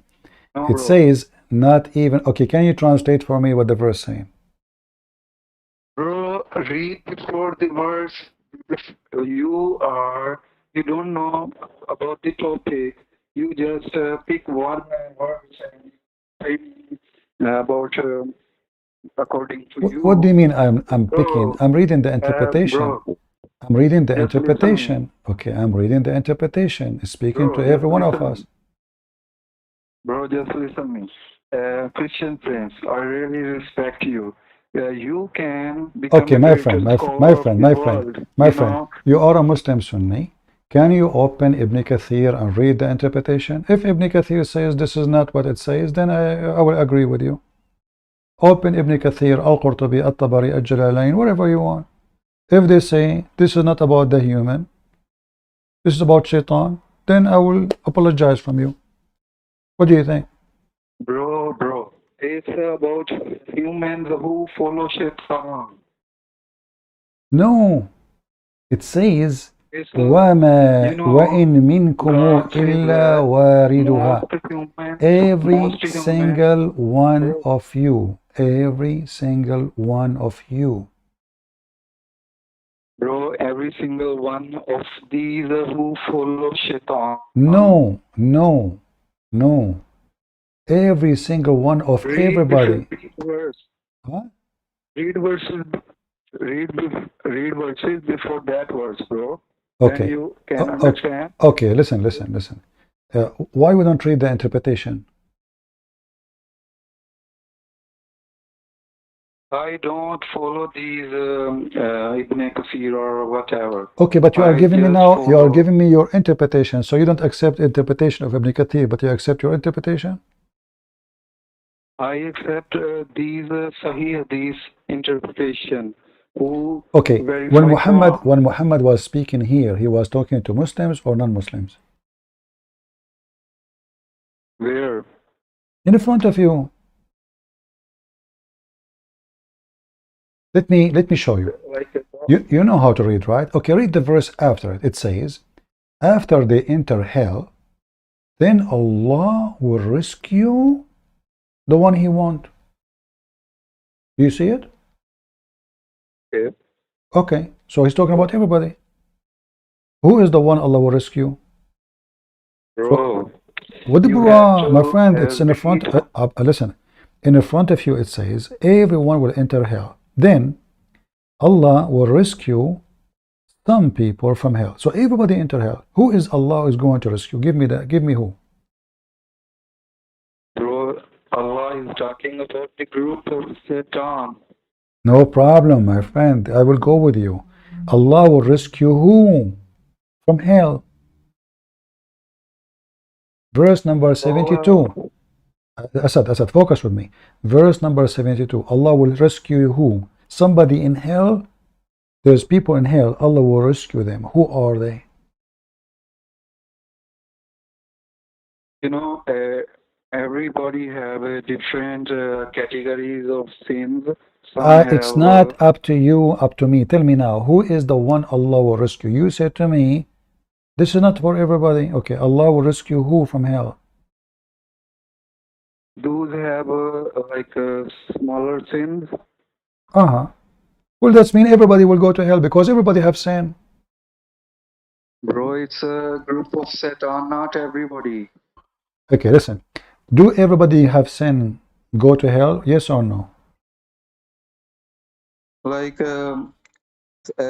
some sins you get punishment on earth, but some sins you will get punishment on judgment Okay, day. I will go with you. So those who will go inside hell, who are they in verse number 71? These are a group of Satan. Okay, shaitan. Why Allah in verse number 72 He will rescue group of shaitan then?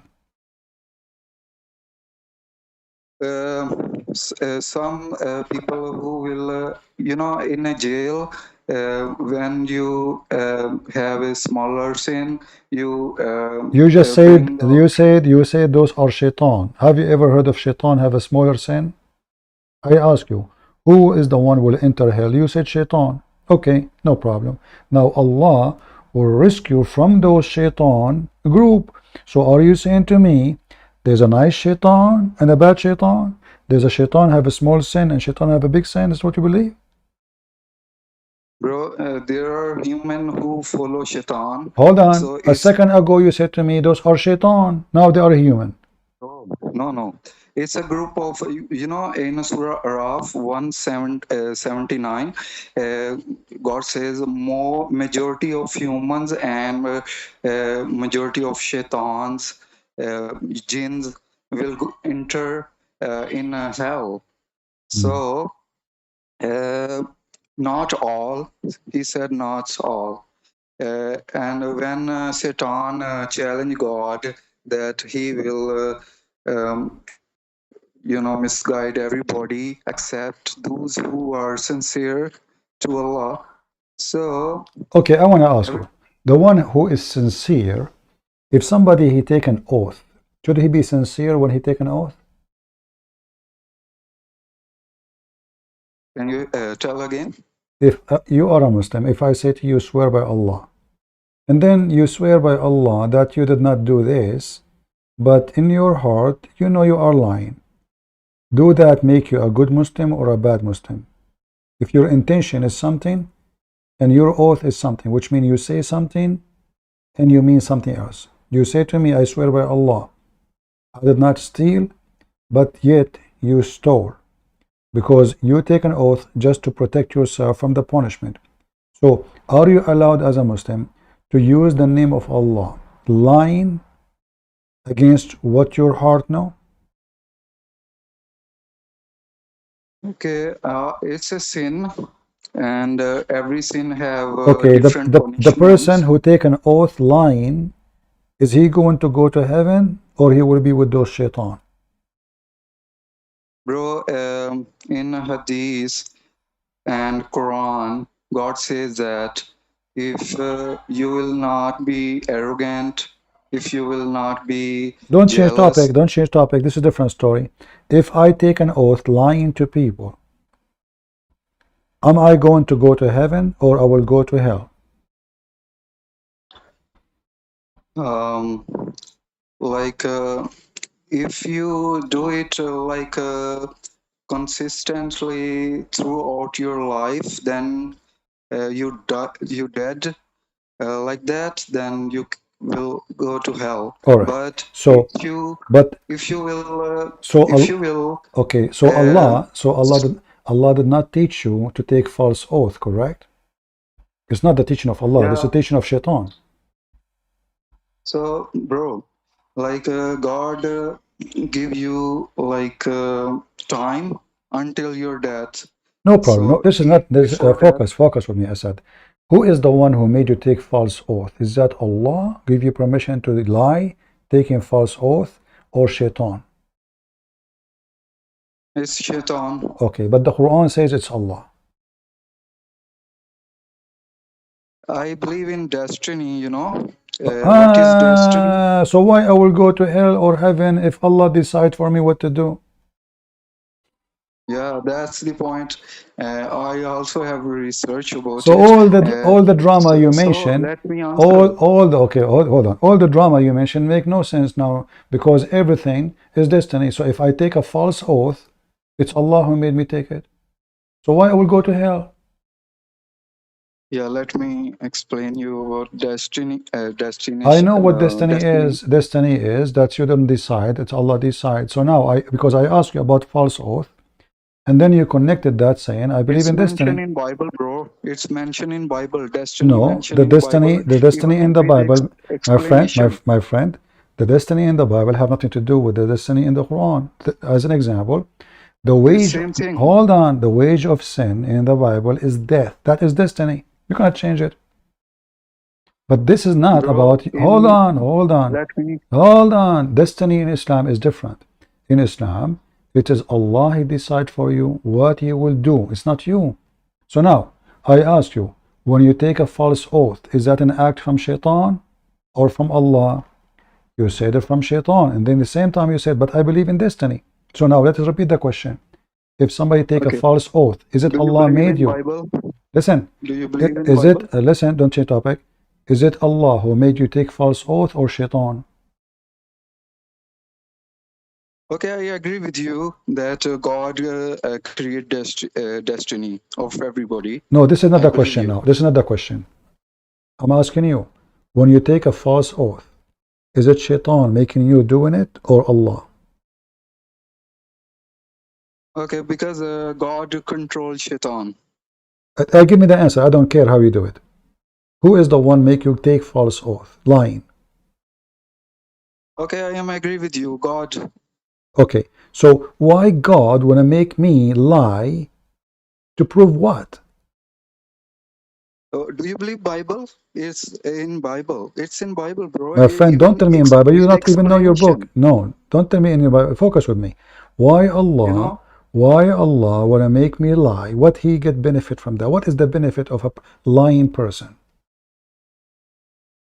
Bro, just answer my question. You will find your answer No problem. Why so Allah, clearly. my friend? Why So Allah? clearly. Why Allah will make you lie? What is the benefit? I want to know the benefit. What is the benefit? Bro, benefit is mentioned in Bible with so much explanation. Okay, tell Do you me. Okay, tell do me. you Tell have me. faith? Tell me the verse in the Bible. It says God made us lie, and there's a benefit. Go ahead. I'm listening now. You keep Okay. saying Bible. Did you read Bible? No, I Did did you not. read Bible? I didn't read the book of Commandos. So you did not read Bible, No, I did not. No. Did you? bro? Did you read the Bible? Yeah. Okay, can you give I me the have. verse? Can you give me the verse in the Bible? It says that you, Allah, oh sorry, God, He made you lie, and Okay. because this is good. Go ahead, go show me. Okay. Okay. Wait a second. Uh-huh. Let me send you. Hmm. If you can Wait a quote for me second. from the book of Commandos, chapter 1, verse number 10, that will be better. Where Sylvester Stallone, he says, I lie in the name of God. Allah told me to lie. He was going in the Commandos trip. Wait a second. Please don't quote for me Prophet Commandos, peace upon him. He do a lot of things which is weird.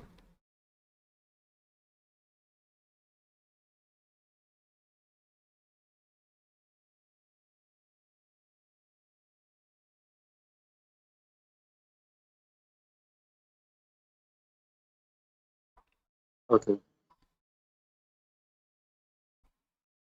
I found that.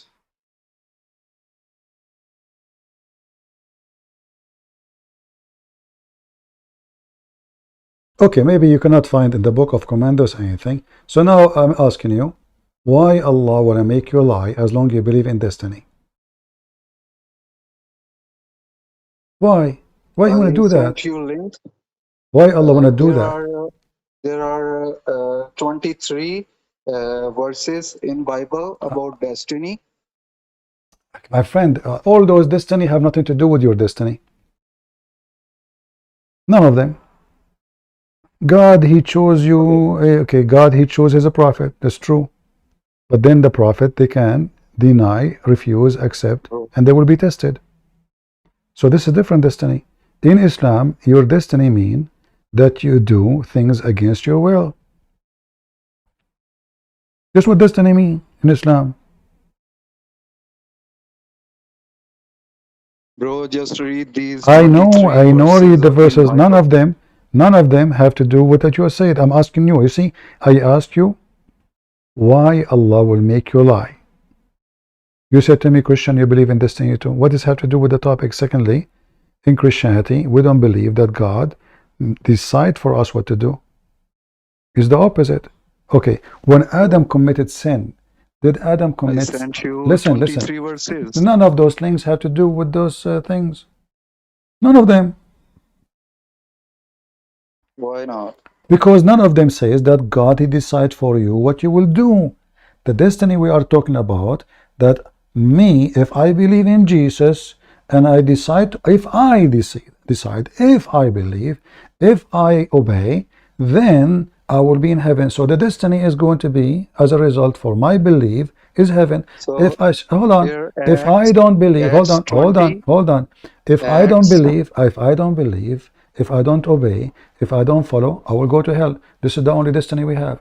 In your religion is different. In your religion, you don't commit sin by choice. Allah forced you to commit sin. So this is the destiny we're talking about. Now, your prophet himself, your prophet, what he said about Adam's sin, did Adam commit sin by choice or Allah forced him? Allah,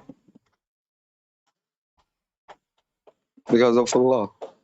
It's Allah who forced him. So why Adam is out of heaven? If Allah is the one who forced him. Huh? It was God's plan. Okay, so God planned to fool Adam and force Adam to commit sin, and then Allah punish Adam because Allah fooled Adam. Is that justice?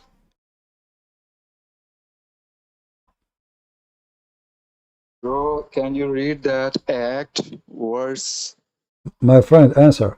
If Allah made 24? Adam commit sin, why Adam should be punished and sent out of heaven?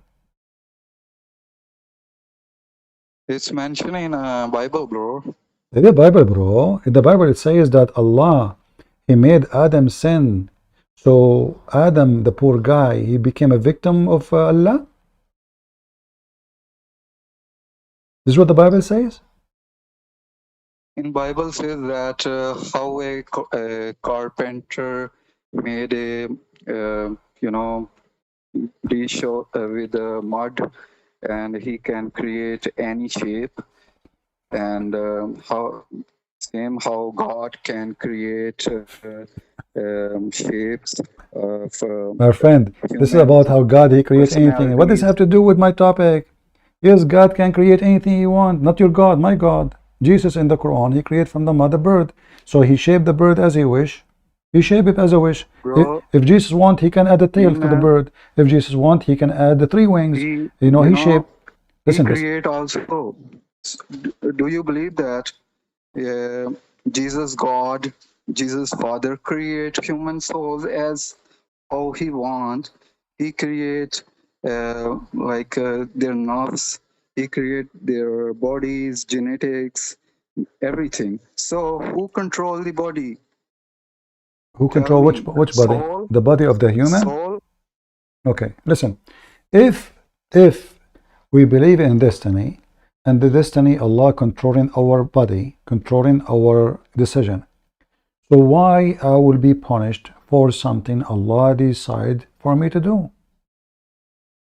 God says in Bible that he is a master. He can do anything.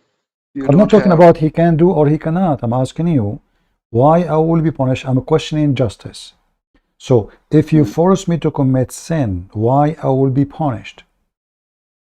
Because later he will give a reward, What reward? Even if you do good, it's not your double choice. reward. Listen, if you do good, it's destiny. It's not a choice. So why I should receive reward if it's destiny anyway? So why you have to work in art to make money? You have to, bust your ass, Even the money you make, it is work to make destiny. money. Even the money you make is destiny. You work, you don't work. You Muslim believe it's destiny. So Prophet Muhammad answered that question when Okay, Asad, his friend. listen. I'm going to make it simple for you and for me. Because I'm start having headache because you are so wise. You just said Prophet Muhammad. What make you call him prophet?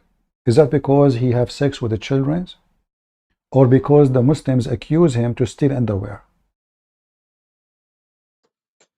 Bro, I already watched your videos about these topics. You just What? destroyed these What? people Why the about this Muslims, topic. why the companion of Muhammad accuse Muhammad of staying underwear?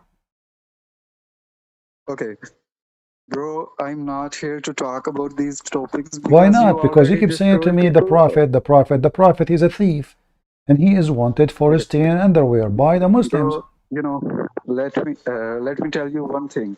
Ah, tell me one Um, thing.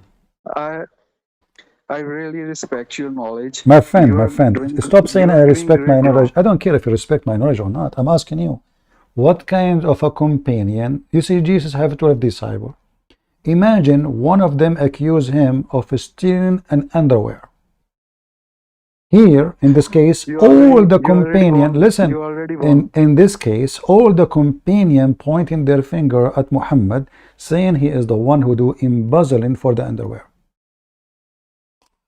Why? Bro, uh, I am here to discuss my topics because I am agree with you 90%. I told you that. So just 10% I have doubts. You have to make it clear. I am here to asking you help. So I'm Okay. your But you are not student, you helping know. because you believe in destiny. So how I can help you? If you believe in destiny, that a human being, he commits sin. Okay, if somebody had fornication, should we punish him because Allah made him do it or because he did it? So Muhammad answered that question that you only can do these things in life which God make you for that, or which God give you like how to say, like offers, I, you know. I don't know. I said you are not answering me. I'm asking you. If I see a woman, I decide to do fornication. Did I decide myself to sleep with her or it was a destiny? It's a destiny. Okay, so why I will go to hell if it's the destiny? Why I will be punished if it's destiny? I cannot even change it. I cannot even switch. I cannot be a good person. It's a destiny. They ask your prophet about a woman, there's a TV program. I don't know if you saw the Bro, TV. we already in hell. No, we are not. We are not. Listen. So listen. Uh, uh, they ask him, a woman, she called the sheikh in the TV. And the sheikh, he quote your prophet hadith. She said, I am over the age of 30 and I'm afraid I will not find a man to marry me. The sheikh, he said to her sister, my daughter, don't worry. The prophet said, it is written in the name of every vagina, the name of the men will F it. So if there is names written there, you will be F'd. So now, it is destiny. So now the women, it's not up to her to marry or not. It's not even to the husband, to the man, to marry her or not. She will be F'd based on the names listed in her vagina. So now, what is the point of anything in Islam if everything is destiny? If I do bad, Allah made me do bad. If I do good, Allah made me do good. If I cheat, Allah made me cheat. If I kill, Allah made me kill. So why I will be punished? What the point of this cult? Bro, I already told you that earth is a hell. We already getting pain. We already getting pain to earn money. We already getting pain to earn everything good. So that hell means, because you have to bust your ass to get anything. But in heaven, it's opposite. You don't have to work for nothing. You will get everything What automatically. does have to do with That's get? the I ask you definition about of heaven. Asad. I ask you about tomato. You answer about potato. What does have to do with get what I get? I'm not talking about heaven now. I'm talking about if Allah forced me to kill somebody or to rape a woman. What is my fault? None. Allah forced me. What kind of religion this religion So, is? you know, these Illuminatis who follow Shaitan, who follow worship, who follow and worship Shaitan, what they have point of view about hell. Like Listen, they listen. says Did, that did you listen to yourself? You said the one who follows shaitan. If you believe in destiny, that means Allah made them follow shaitan. So what is even their fault? What is the yeah, fault? they have no fault. They I have am no agree. fault. Okay, so why they will go to hell? Yeah. So they said these people who follow. Okay, I said thank you very much for calling, my friend. You gave me a headache. I was trying my best to be patient with you. Sorry. I cannot continue with you. I mean, they have no fault. They follow shaitan, Allah will punish them. Here we go.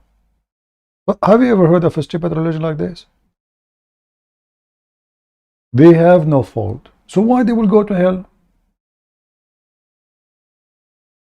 This guy is saying to me, why you keep lying? Let us see.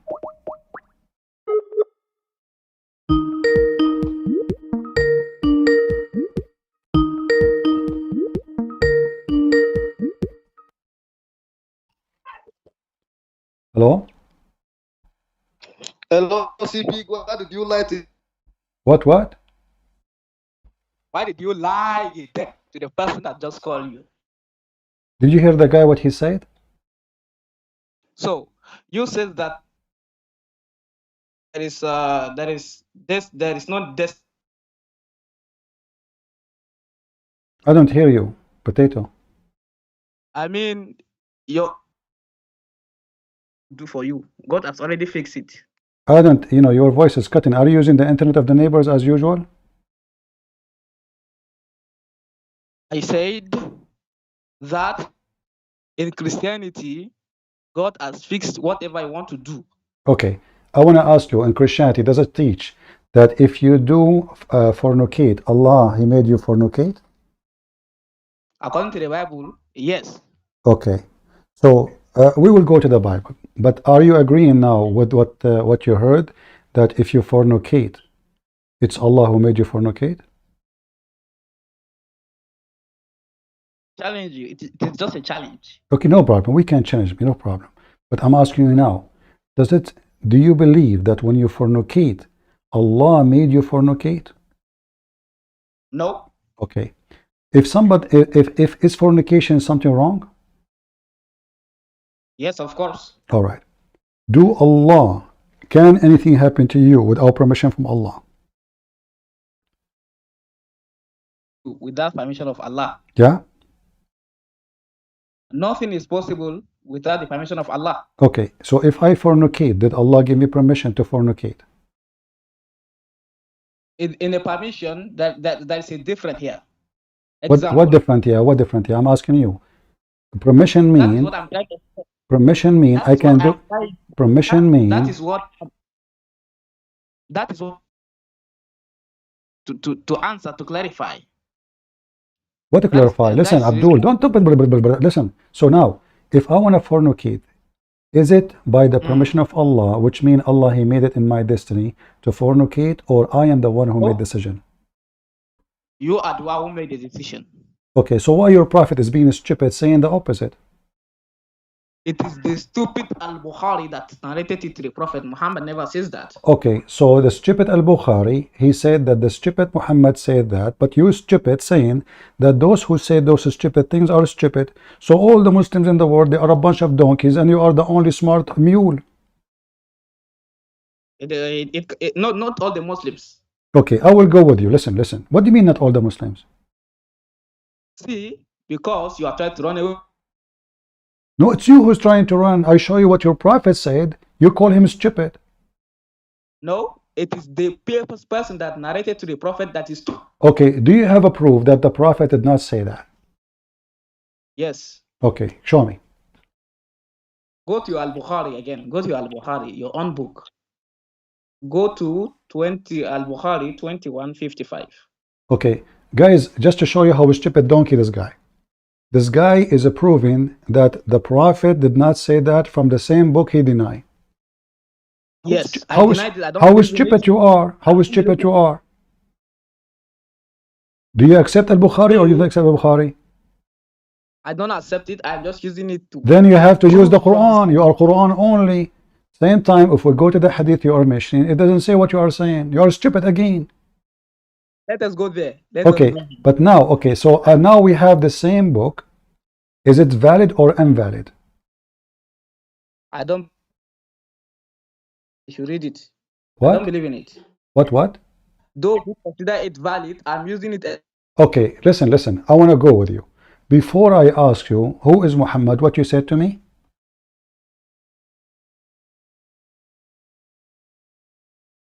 Hello? I said Muhammad is the messenger of Allah. Okay, who is Muhammad?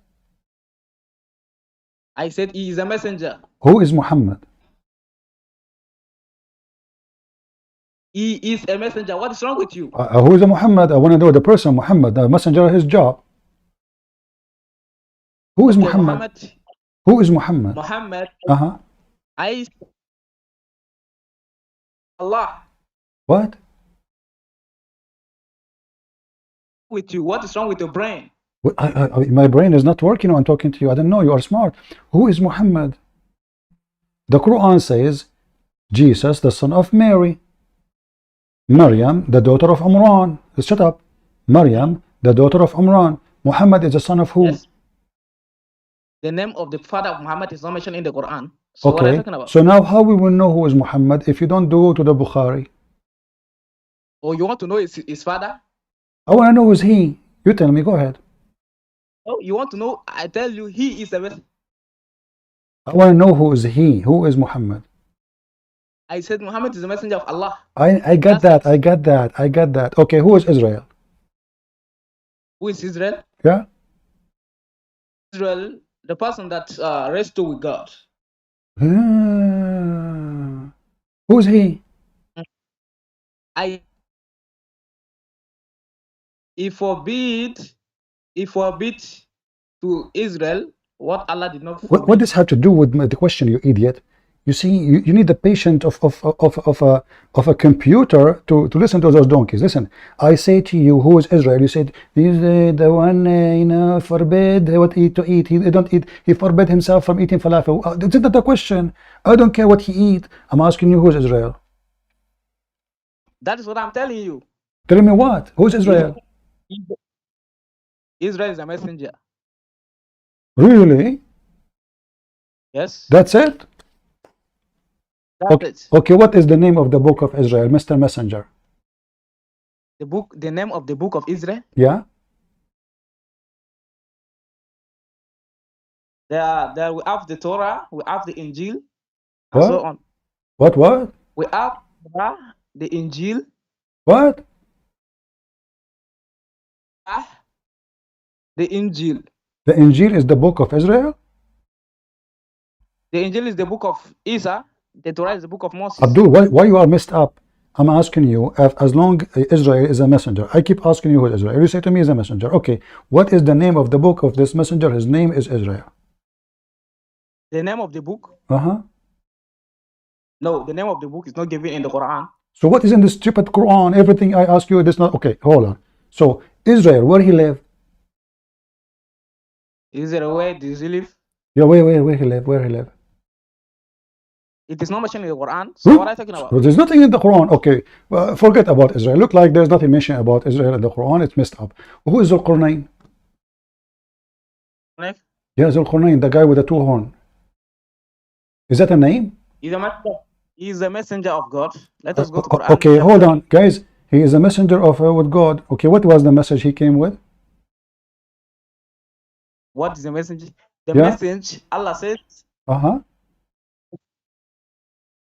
Yeah. Worship only one God. The message is to worship. Okay. So who is this guy? The guy who do he have a name? Who? Do he have a name? What's his name? You just mentioned his name. No, that's not his name. It says the guy with the two horn. That's what it says. Naik, that is his name. No, this is not a name, you donkey. You speak Arabic. Zulqarnain is the person with the two horn. Is he a cow? That example is just like Is he a cow? Is he a cow? What Qarnain mean? I said that is his name. What the what? Okay, no, guys, it's a name. Okay, what Qarnain mean? I said that is his name. I don't care what the Qarnain mean. That shows how ignorant you are. What kind of a person his name? The guy with the two horn. Why he's a cow? is. Okay, the example is that there's a place that is named the faith. Listen, why he is called in the Quran the one with the two horns? Is he a human? That is his name. This is another question. Is he a human or a cow have two horns? Otherwise, why his name the one with the two horns? Yes, that is his name. I know, get that his name. Why he is called the one with the two horns? Is he a cow? No, he's So a why, human being. so why they call him the guy with the two horns? Okay, why is Adam called Adam? Why is Noah called Noah? Adam. This is, we can find the answer in my Bible. If you go to the book of Genesis, chapter number 5, it says that Adam is a person. It's a word mean man, human, mankind. So you're stupid. You do not know. So now here we go back to zero. Zulqarnain, shut up. The man, the one with the two horns. Is he a man or he is a cow? I said he's a man. Thank you very much. How you know? How you know? How you know he is a man? The Quran says, go to chapter 18, verse 80. Verse number 80. Okay, what it says? Go ahead, tell me. It says he's a man? Yes. Where it says that? Go ahead. Okay, let us go there.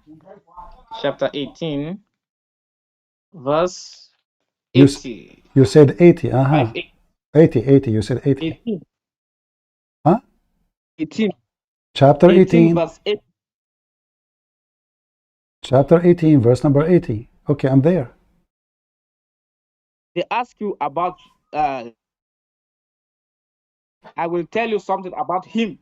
This is not 80, Abdul. This is 83. Chapter 18, verse 83 to 87. Okay, tell us now. Who is he? Okay. They ask you about Naik. So the people are asking about Naik. Say, I will tell you something about him. We established his power in the land and gave him the means to achieve everything. Okay, where it says he's a man. So the person, look at how he exposed me ignorant. So the person that they were talking about is him. That is a human being. Well, we just showed you the Quran calling the word Rijal. Rijal mean men. You said it doesn't mean men. Him, Allah is called him too. Is he a man too? No. Okay, so him. Okay, I will go with the hypocrisy of the Muhammadan.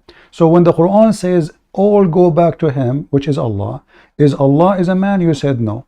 So now the word him here prove nothing about him being a man. Maybe he's Allah. Maybe he's a genie. That is why I want to school you. This verse is not talking about Allah. Is it talking about Allah? No problem. No problem. But the word him, according to you, doesn't mean that he is a male, or it mean nothing. But this is a human being which some people know him. Who know him? The people of old know him. That's why they are asking the Prophet about him. No, they heard the stories. They heard fairy tales about him. Nobody know him. Nobody saw him. Okay, they heard the so they heard the story about him. How did he come about? Okay. It means that they asked the Jews, they came to Muhammad, they made fun of him. They told him there's a prophet, his name is Al-Qur'an. The stupid Muhammad believed him. He started telling them a story, which is a fiction story. Prove me wrong. No. Okay, prove me wrong. Who is Al-Qur'an then? That is why I'm telling you. Okay, who is the one, listen, Mr. Quran only. Who is the one asking Muhammad about Zulqarnain?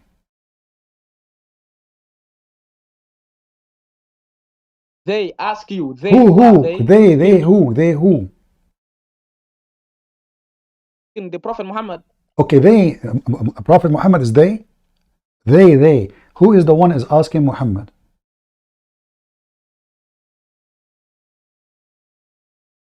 The people are asking the Prophet Muhammad. Who are the people? You want me to tell to?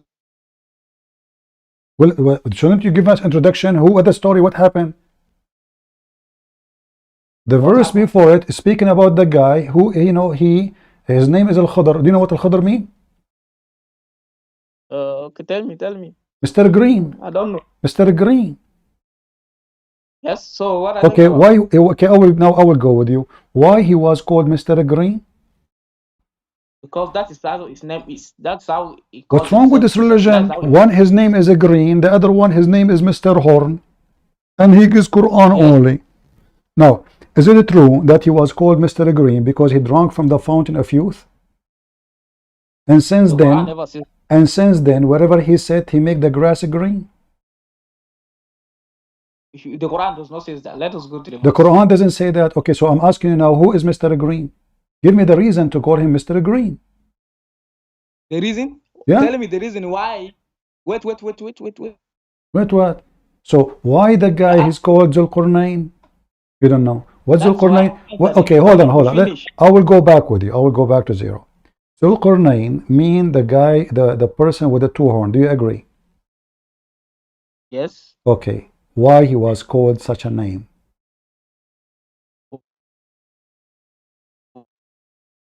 This is how he called himself. I don't ask why. You don't ask why. I ask. I'm not a donkey. I need to know. If I call somebody the guy with the hair, that means he have hair. If I say the bald guy, that means he's bald. If I say the short guy, that means he's short. If I say the tall, he's tall. Now this guy is called the guy with the two horn. It's obvious he have two horn. What do you think?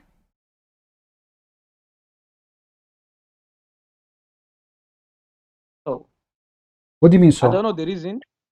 I don't know the But reason. are you saying to me, are you saying to me that if you follow the Quran only, you are confused and you keep saying to me, I do not know?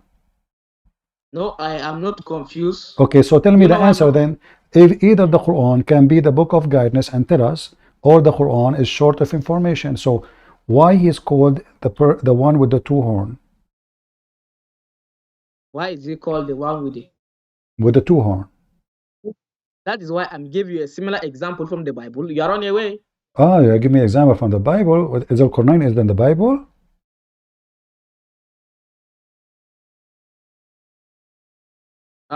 Jacob named the place the face of God. The face of God. Let us continue. Let's continue. Here it says that Zulqarnain, he found where the sun set. Is that true?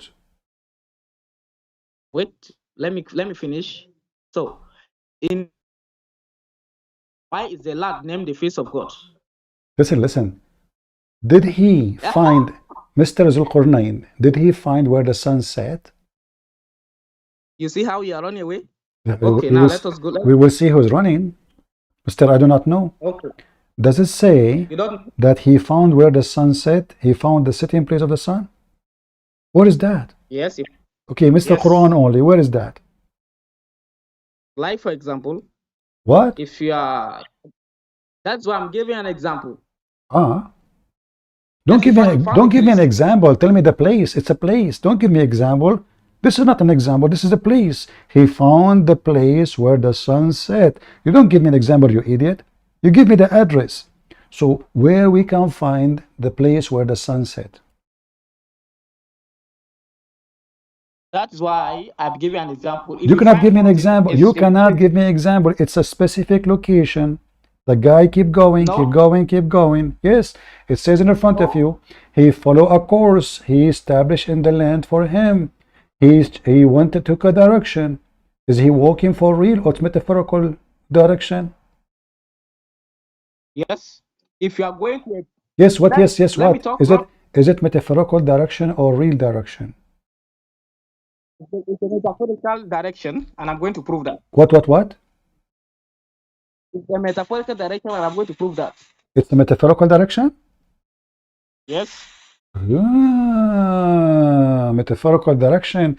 And is the sun there? Is a metaphorical sun?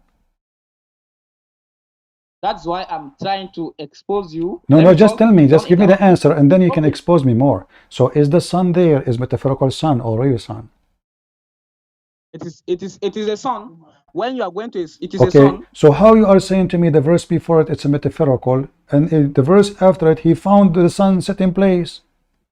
So now the sun is a real sun. Okay, so listen, the sun is a real sun. He found the setting place of the sun. Go ahead, explain to us the setting place of the sun. Okay, in Psalm chapter 113 verse 3. Psalm chapter 1. Rising of the sun to the place where it sits. So where is the sitting place of the sun? He arrived where the sun, until the sun set. It says that. Psalm chapter 113 verse 3, where the sun.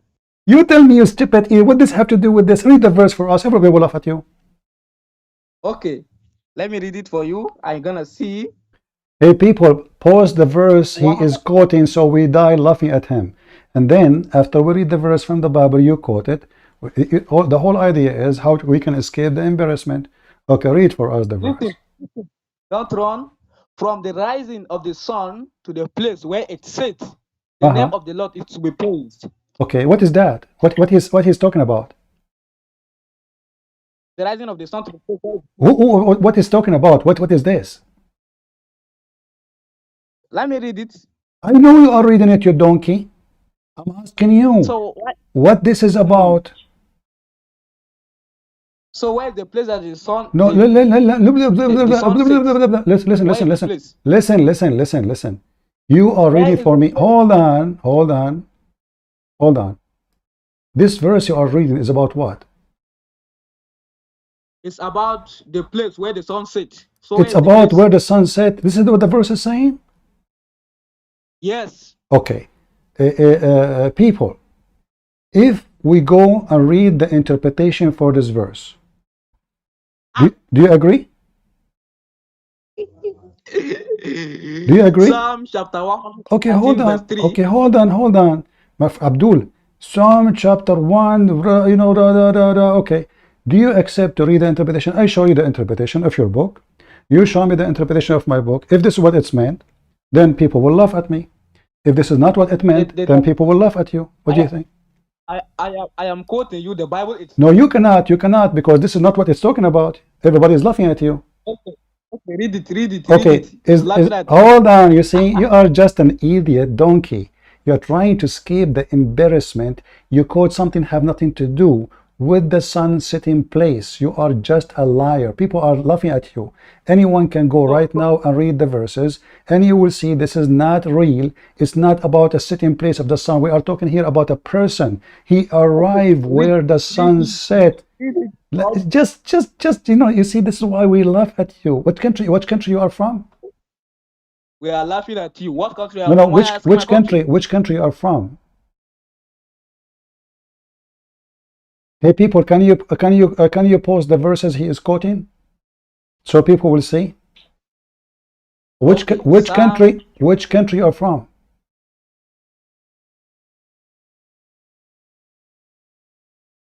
Why you don't tell me? You want me to tell you?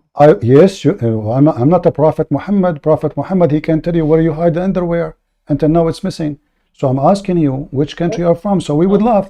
We want to see what kind of equality in this country is. You quote something in the Bible have nothing to do with the topic. No. To avoid. Okay, then you have to prove me wrong. You have to say, okay, we go to this wrong verse. You Christian, you understand it this way, and this is what it's meant. Then you are right. I can show you what your prophet says about this, and then I prove you wrong or right. Can we do the same? Either. Okay, can you read them? Listen, potato. I'm asking you.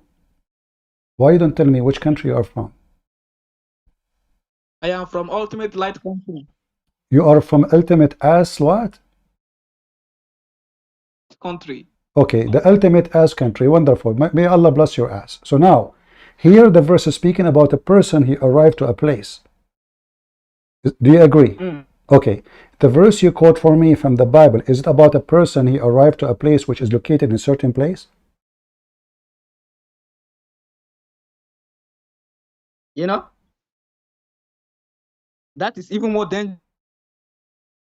Can you say the name of the chapter again for people because they did not get it?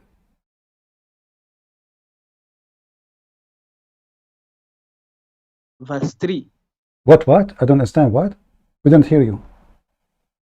113 verse 3. What? This is in the Bible? What is wrong with you? What? I'm asking you, where they are asking you in the Bible where it says they found the sun place because they want to see the sun place sitting.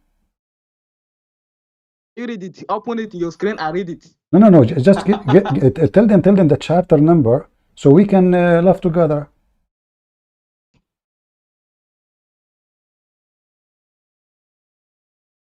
One, 1, 3. What 113? The Psalm 113? Yes. Well, 3. I don't know. What is that? Read for us. It. What? You're gonna read it now. I have read it many times. What You did? are going to read No, it now. hold on. I don't. No, I did not hear you. Please.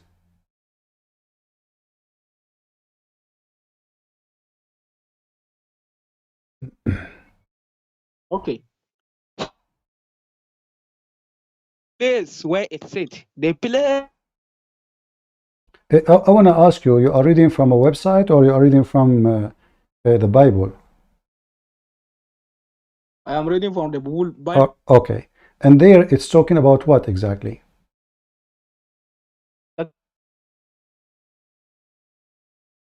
Don't run from the topic, bro. I'm not. I'm asking you what it's talking about. Oh. You know what? You know what? I want to ask you. That book, who is the one who's talking? Do you know? Who is the one who is talking? Yeah? And then we're gonna see. I'm asking you. You know, the one who have knowledge. Who is the one who's talking? Who is the one who is talking? Embarrassment. Huh? This is your own book. But I'm talking. I'm asking you. Who is talking there? Is that Zulqarnain? Is it? Don't you know? Say. I'm asking you. You are the one who mentioned it. So do you know what you are reading, or you don't know? So is it Zulqarnain in this the book of Psalm chapter 113 talking, or someone else? This is your own Bible saying. You know, I know, but I want to see. I want you to expose the Bible. Who is the one is talking there? Is that Zulqarnain? Your God now? Who? Is your God now? Who is my God?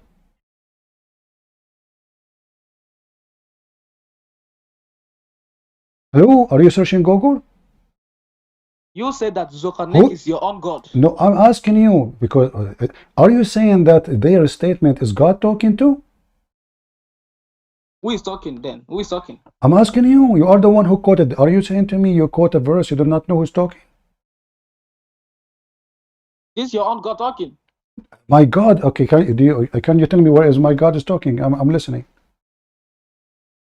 Where is your God talking? So my God, he says, praise the Lord.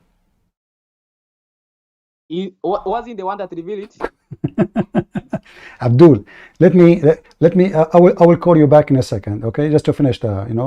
I will call you back in a second. People, Muslims are a snake like their prophet. Every single one of them, when he try to manipulate the Bible to make it look stupid like his book, anyone who read, he will see this person praising the Lord, where everything belongs to him, from the rising of the sun into where the sun goes. What does have to do with sitting in place of the sun? What does have to do where the sun set?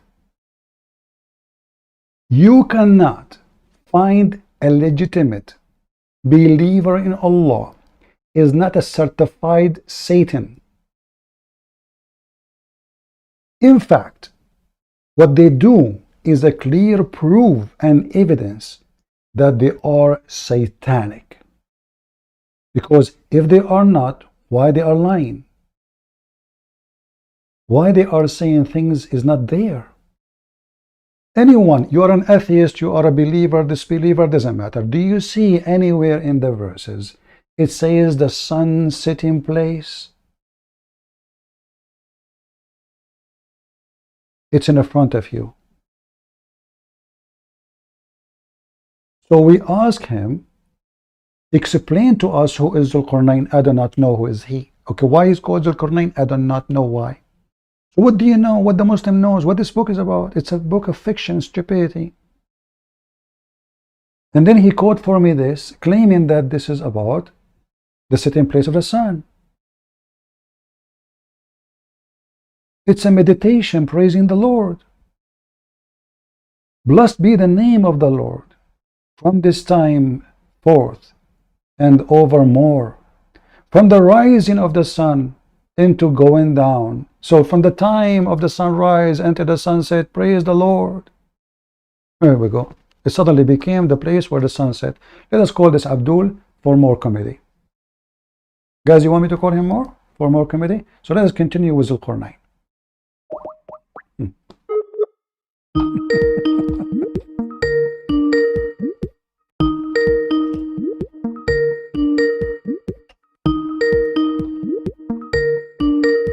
Answer, Abdul, answer.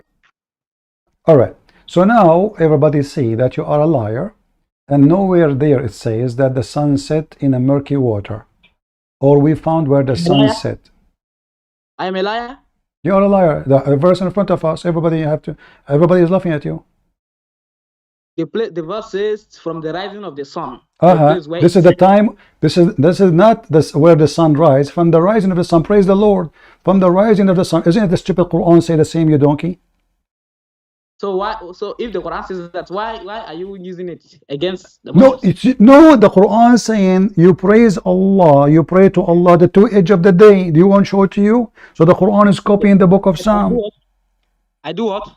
Okay, now let's go back to zero. So where is the sunset? Where the sunset? We go back to zero. Abdul, potato. Where the sunset according to the Quran? Can you show me? You are running away. I explain the verse. Even it doesn't need explanation. Everybody see it. Now, I want you to tell me until when he reached the place where the sun set. Does it say in the Quran the place where the sun set? Yes. Okay, where is that? Yes. Because when you are with somebody somewhere else, you are gonna see the time when the time has reached. That direction is the place where the sun sets. That direction. No, because the sun set anywhere. You do not need to go anywhere. Yes, when you are going, when the time is. It doesn't say time. And the verse the verse you quoted me from the book of Psalm, it's showing it's a time. From the time the sun rise, the time sunset. Now here, he reached a location where the sun, read carefully, potato, where the sun set. Where the sun, okay, focus with me. It says where the sun set. Where? Do you know what where mean? Yes. Okay, where is a location, correct? Where? That's why I'm trying to explain. You're run away. What do you mean run away? It says where the sun set. Yes. Okay, so the guy keep walking until he reach a place. Does it say he reach a place? Yes, he reached a place. Okay, what happened in that place? He found where the sun set, correct? See, if he found, yes, he found it. It doesn't say he found where the sun set. He found it. Okay, found it where? He found it setting in the muddy spring as he saw it. Okay, yes. So what is the muddy spring where the sun set? Go ahead. Because from his own point of view, that's how we see it. What do you mean point of view? Explain to me more, please. Okay, just like example, the Bible says the sun sets from the sea, from the water. What does that mean? Oh, the Bible says the sun set in the sea? Yes. Okay. And do the sun set in the sea? From the direction, if it says that from the direction. Hold on, but you know what? I want to go with you. Here it says that the sun set in a muddy, hot water. He found it. He found it. Okay. No, he found it. But it says a spring. Is the sea a spring of water? That is why I'm trying to school you. School me. Okay, what is the focus with the spring? What is the spring of water? Yes. Where is the spring of water? In the Quran. In the Hadith, actually. Sorry. In the Hadith, it says the Prophet said that the sun set in a spring of water. No. What do you mean no? Actually, why don't you give us the verse? I changed the verse. The Hadith says the Prophet said the sun set in a spring of water. A false hadith. I said I believe in the Quran. Why are you quoting me false hadith? Okay, stupid donkey. Until now you did not learn. This is in the Quran. You see how stupid donkey you are? No. It's in the Quran. It's in the Quran. It is not. It is. No. It is. No. Okay, you will do the monkey dance. You will do the monkey dance. Look, let us put a challenge. No, do you, okay, either you do make a monkey dance or I do monkey dance. Do you accept? Yes, that's Okay. it. Okay, read chapter 18, verse number 86. Okay, chapter 18, verse number 86. Uh-huh. Mm. Is that the sound of the cow? Then, when he came to the setting of the sun, he found it setting in a muddy spring. Huh? Yes. What? What the heck? It's a spring. You said no. You laugh at me. He found it. Okay. He found it. Okay, but you said to me, it's not a spring.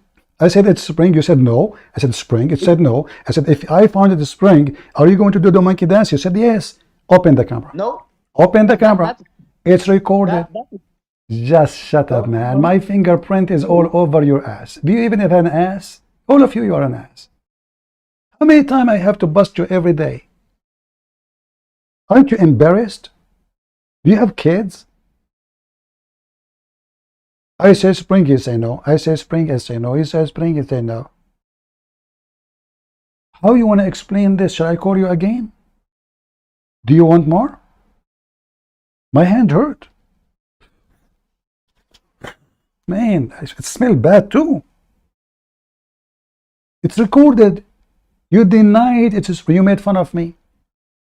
You said why you are fabricating verses? Why you are adding words? Donkey. Mr. Quran only, or you are Mr. Spring only? So he found it. You see, this is not a sea. From the point of eye of a view, what a view? It's a spring of water. Spring of water, not the sea. Brother Sitter, the Quran said that the sun sets in milk water.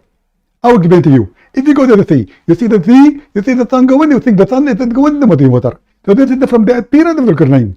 What the sea, what the, what the? It's a spring of boiling water. And your stupid donkey Muhammad, he made it clear that this is what it meant. Read with me carefully. That's why they don't want the hadith too, because the hadith confirmed the Quran. I was sitting behind the messenger of Allah. You know, Muslims, they like to have echo in their videos to make their religion holy. I was sitting behind the messenger of Allah, who was riding a donkey, while the sun was setting. He asked, do you know where this is set? I replied, Allah and His messengers know best. He said, it's set in a spring of warm, boiling water. Hami. He don't accept hadith. The other guy said to me, I don't accept hadith, oppose the Quran. Well, this one confirmed the Quran. So the spring become a sea. The sitting place of the sun became the timing.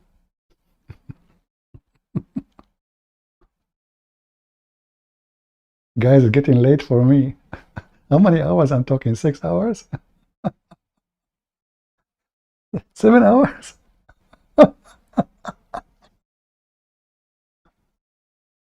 Brother, the Christian prince is lying to you.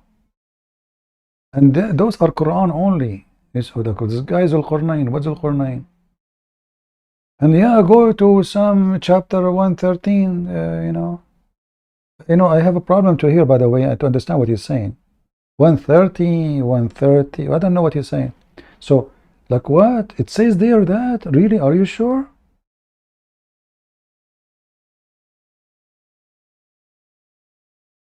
We have to understand that the Prophet of Allah knows best. And he found where the sun set. Who can deny that? Now, Abdul, take this video, put it in your channel. Don't be cherry picking. Don't cut it. Put it as it is. Show it to your kids. You learn Islam from a Christian prince, face it. I mean, what a stupid religion. Zulkarnain. Who is the heck is this guy? The guy with the two horn. Why? Then if we search why he was called the guy with the two horn, Muhammad, he explained. This person, brother, he came to his people. He told them, convert to Islam. They hit him with the hammer in his head. And then the first horn came out, boing, and he died. Then, brother, Allah resurrected him. He sent him again to his people. And then he told them again, convert to Islam. They hit him again in his head, and he got the second horn, boing, boing. And then from that time, brother, they call him the man with the two horns. True story. Can you explain to me why he is called the man with the two horns if he have none? Either he have horn or he have no horn. If he have a horn, that will make him a cow or maybe a deer. I don't know. Do he have a horn or he have a horn? Imagine I say Sam Shamoun, the guy with the hair. He don't have a hair. You describe a person by what he have. Okay, you do not know. So the stupid Muhammad do not know even his name. You do not know the name.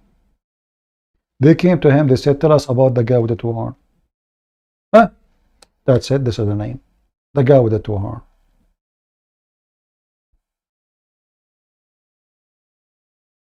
Dhu in Arabic mean the one with. He have something with him, or he have description. Al-Qurnain, two horn.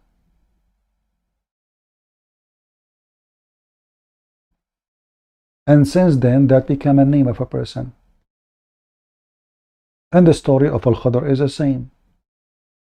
Mr. Green, he was called Green because he drank from the fountain of youth. And since then, he is alive. According to Muhammad, Zulqarnain, Al-Khadr, was exist in the time of Noah, in the funeral of Noah. And then he attend the funeral all the way to the funeral of Muhammad, brother. The guy don't die because he drank from the fountain of youth. Actually, the reason I'm still young, why? Did you ask me?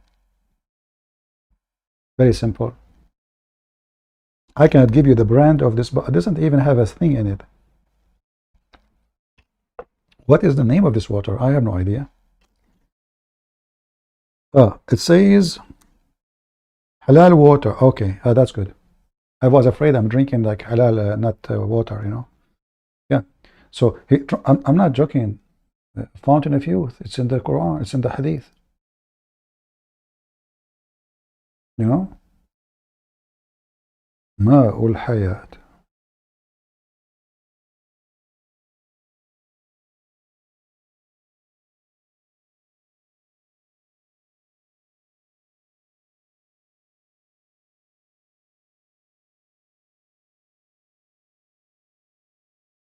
Look at this. Unbelievable. Look at this story, brother. Look at this.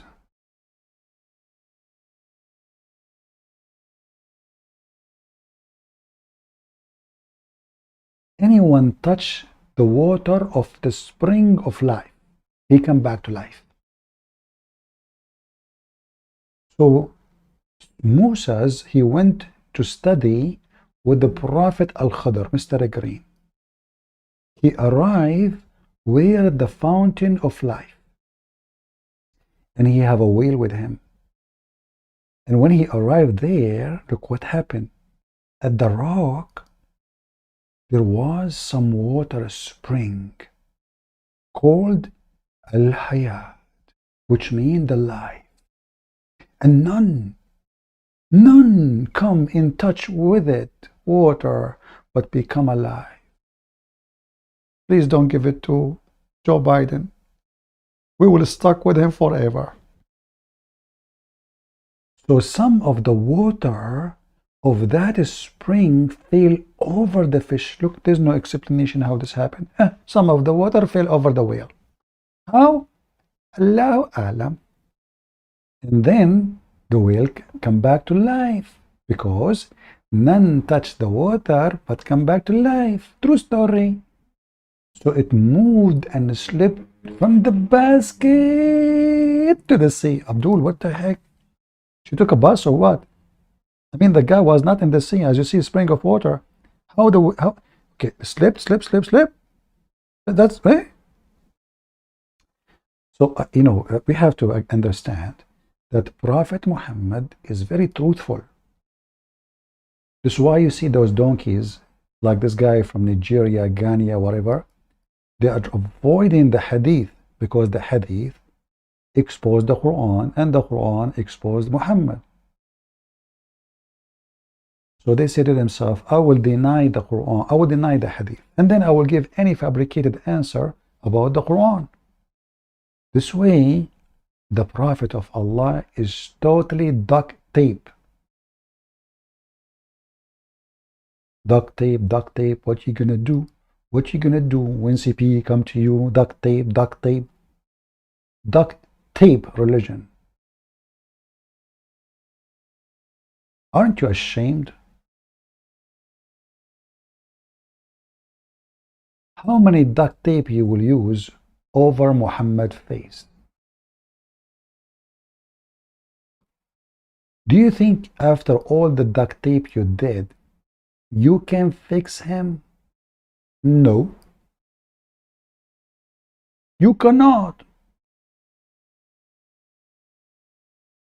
Muhammad still look weird, stupid, and idiot. They put duct tape on his mouth by deleting the hadith. We don't want to read the hadith. Duct tape Muhammad mouth. Duct tape Muhammad, don't talk. And then after like a billion duct tape, you cannot even see who's Muhammad. Who's Muhammad? This is the whole point. You will not know who is Muhammad. Duct tape the guy. He keeps saying stupid things.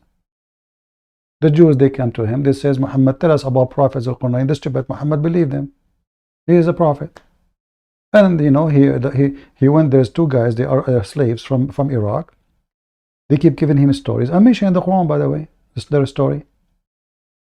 He come back. He says, okay, Allah told me. Here we go. The sun set in murky water.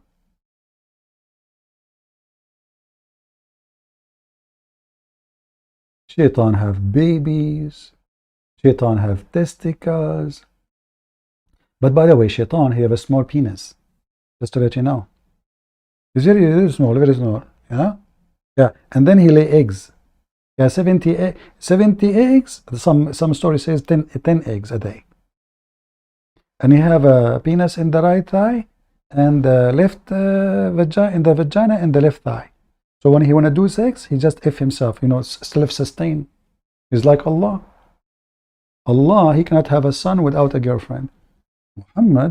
Shaitan, he can have a sex and sons without a girlfriend. Self-sustain. He shake this into this. That will be fun. Those men, they go and they want to make the women happy. And let me buy you a dress and let me take you outside. And then you go ask for her hand. And then the family have to approve. And maybe they disapprove because you look like me. Blah, blah, blah, blah, blah. If we have a penis like the Shaitan in the right thigh and a vagina in the left, that's it. Everybody is a transgender.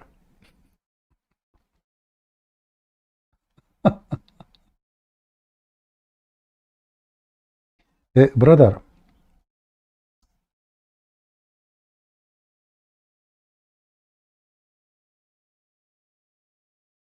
Oh boy, I have a headache. I need to sleep until tomorrow.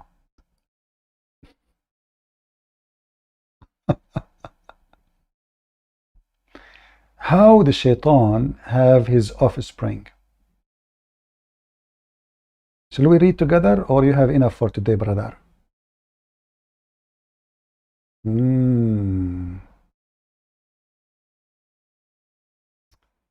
Okay. Let us see.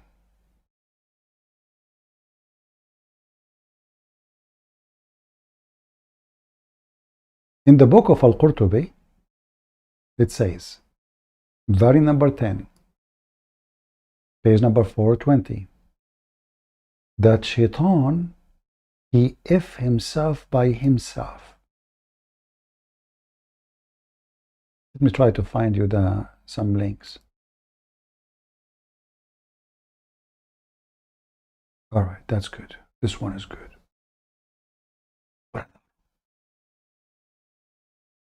Now we are going to talk about the forbidden topic. Shaitan having sex with himself. I better speak quiet, otherwise the police might arrest me for speaking about Satan doing sexual harassment, and it's forbidden here. Look at this story.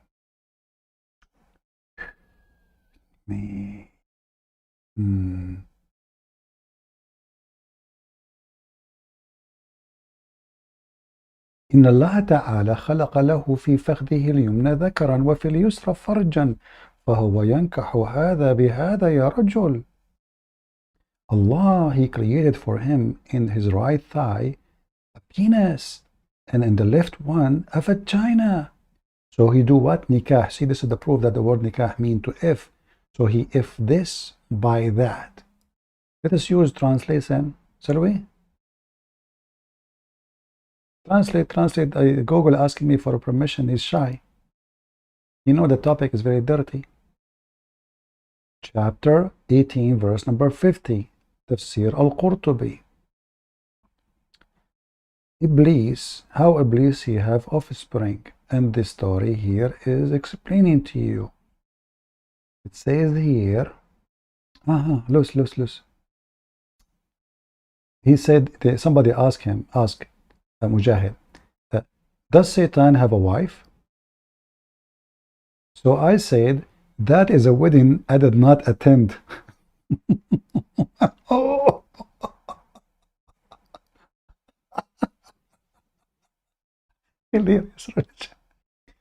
Brother, this is a wedding you did not attend. What do you mean?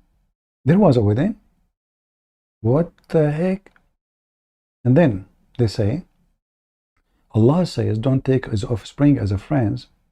So I know that there would be offspring, except from wife. So how he did have children? So Mujahid said, Shaitan insert his penis, not vagina, into his vagina. And then he laid 5 eggs in this story here. And this is the origin of his offspring. It turned to be that Shaitan is a chicken. Okay, and then he says, Allah created for him a male member, a penis, in the right thigh, and a vagina in the left thigh. So he has intercourse with himself, and he laid 10 eggs.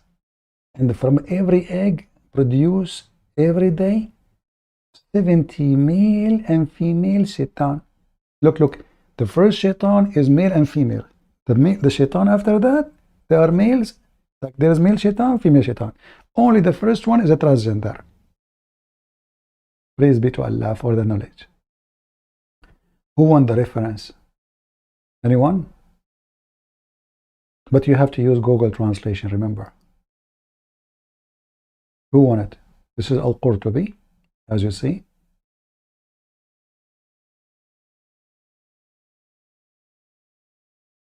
So do you see why all of them they decide to refuse? This is Islam for the last 1400 years. Abdul today, because they are ashamed of the stupidity in their books, they say, I don't accept this, I don't accept that, but this is Islam. It's not up to you.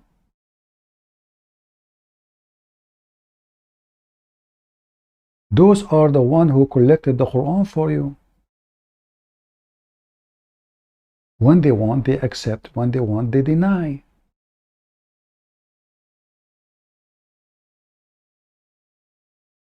The Prophet of Allah, he said in the Sahih Hadith,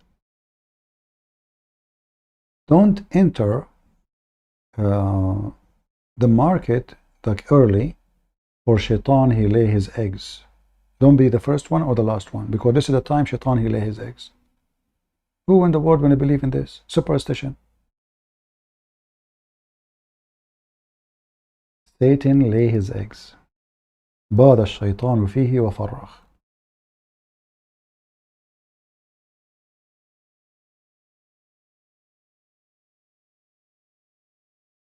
The Prophet, he said. Who? The Prophet. That's deep. As long as the Prophet said, that means Poo is coming.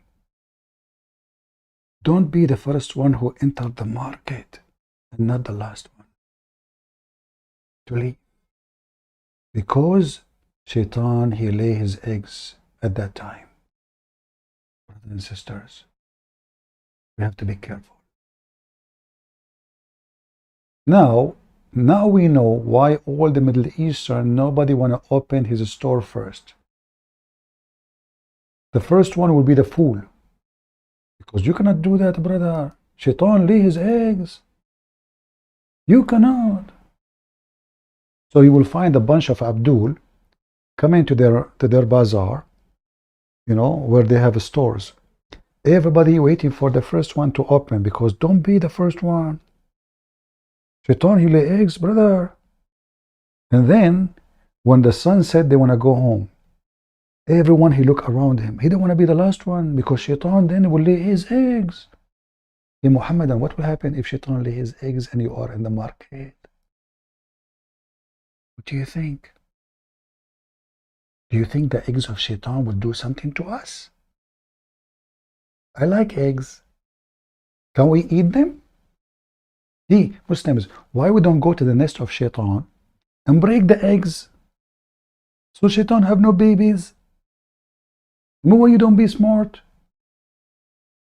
We know where he is. We know he have eggs.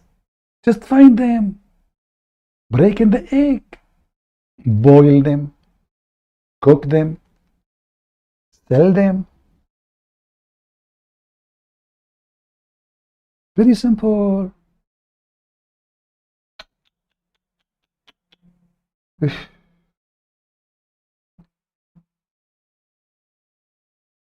I am sure that all of you, what the time now?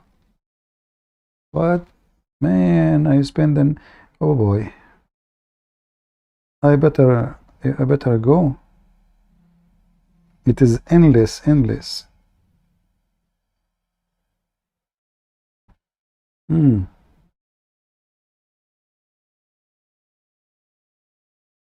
Man, oh man.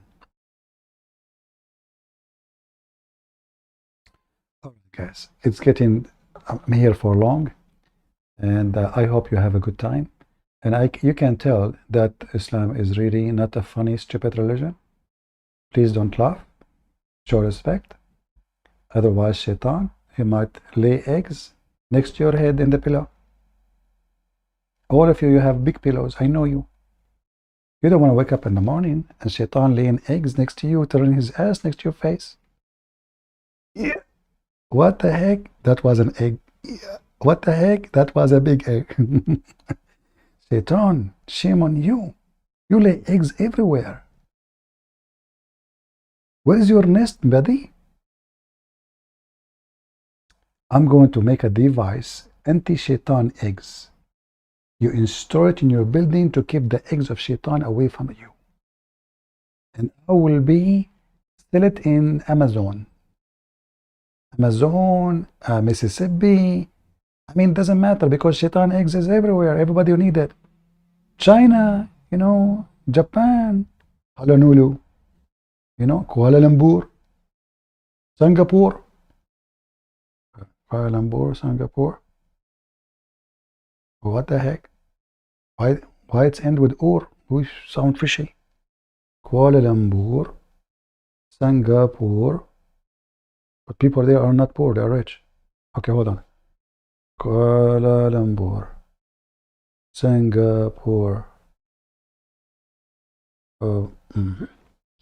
Okay, I need to find a solution for this, explanation for this in the Quran, because Allah told us everything in details. All right. So next time we come live, I will tell you why it's called Singapore and Kuala Lumpur and whatever Boer. Okay. So I hope you do poor stuff today. And you know, it's time for me. The flying carpet is waiting. Hold on, flying carpet. You know, I have to go flying poor to Singapore. You know, because you know the thing. Anyway, so I have to say to you, that I hope that what I just said to you is so clear, and you do not need interpretation. You know, the Quran is so clear to the point where you have 1,000 interpretation, and none of them agree with the other one. It's so clear. It's like a Kuala Lumpur. Very, very simple, brother Thatar. By the way, my teeth is, you know, so thank you. Yeah. So anyway, may Allah, you know, plus your eggs and give you more eggs from Satan, because you are evil people. And I pray to Allah to make Satan lay eggs around your house everywhere. Look, in the corner, there, under the bed. Even in your wife's purse, you will find the Satan egg there, everywhere, because you are a Christian, and Allah will curse you. Yes, we Muslims, Shaitan don't get close to us. Only Shaitan take care from our anus. Oh, we forgot to mention this one. Oh, I forgot it. We are talking about the most laughable thing. When the Muslim he pray, Muhammad he said, Shaitan don't leave him alone until he fart. Look at the devil. I have to go now. Shaitan he take hair from his anus. The anus conspiracy, is that different one from John Kennedy? Shaitan take hair from your anus, Muslims. Oh boy. It must be an important anus, to the point that Shaitan targeting it. Shaitan cannot leave the Muslims alone. They are victims of anus molestation by Shaitan. He molests them with his finger. How you can deny the truth about Allah? Those conspiracy can be found in all folders of the FBI. They watch every anus of a Muslim in a mosque. Camera is everywhere. Muslim is praying, they are watching him. What do you think they are watching? The Muslim? No. His anus. Because Shaitan taken hair from his anus. Scientifically to be proven to be true. And even NASA, they say this is true. And they saw it in the moon. The guy went to the moon. He's a Muslim from Emirat. He bent over to thank Allah. The second he bent over, Shaitan take hair from his anus. And now, NASA, they have a different mission paid by Emirat to find the hair of the anus of the Arab guy who went there. It's missing. How you can find it in the moon?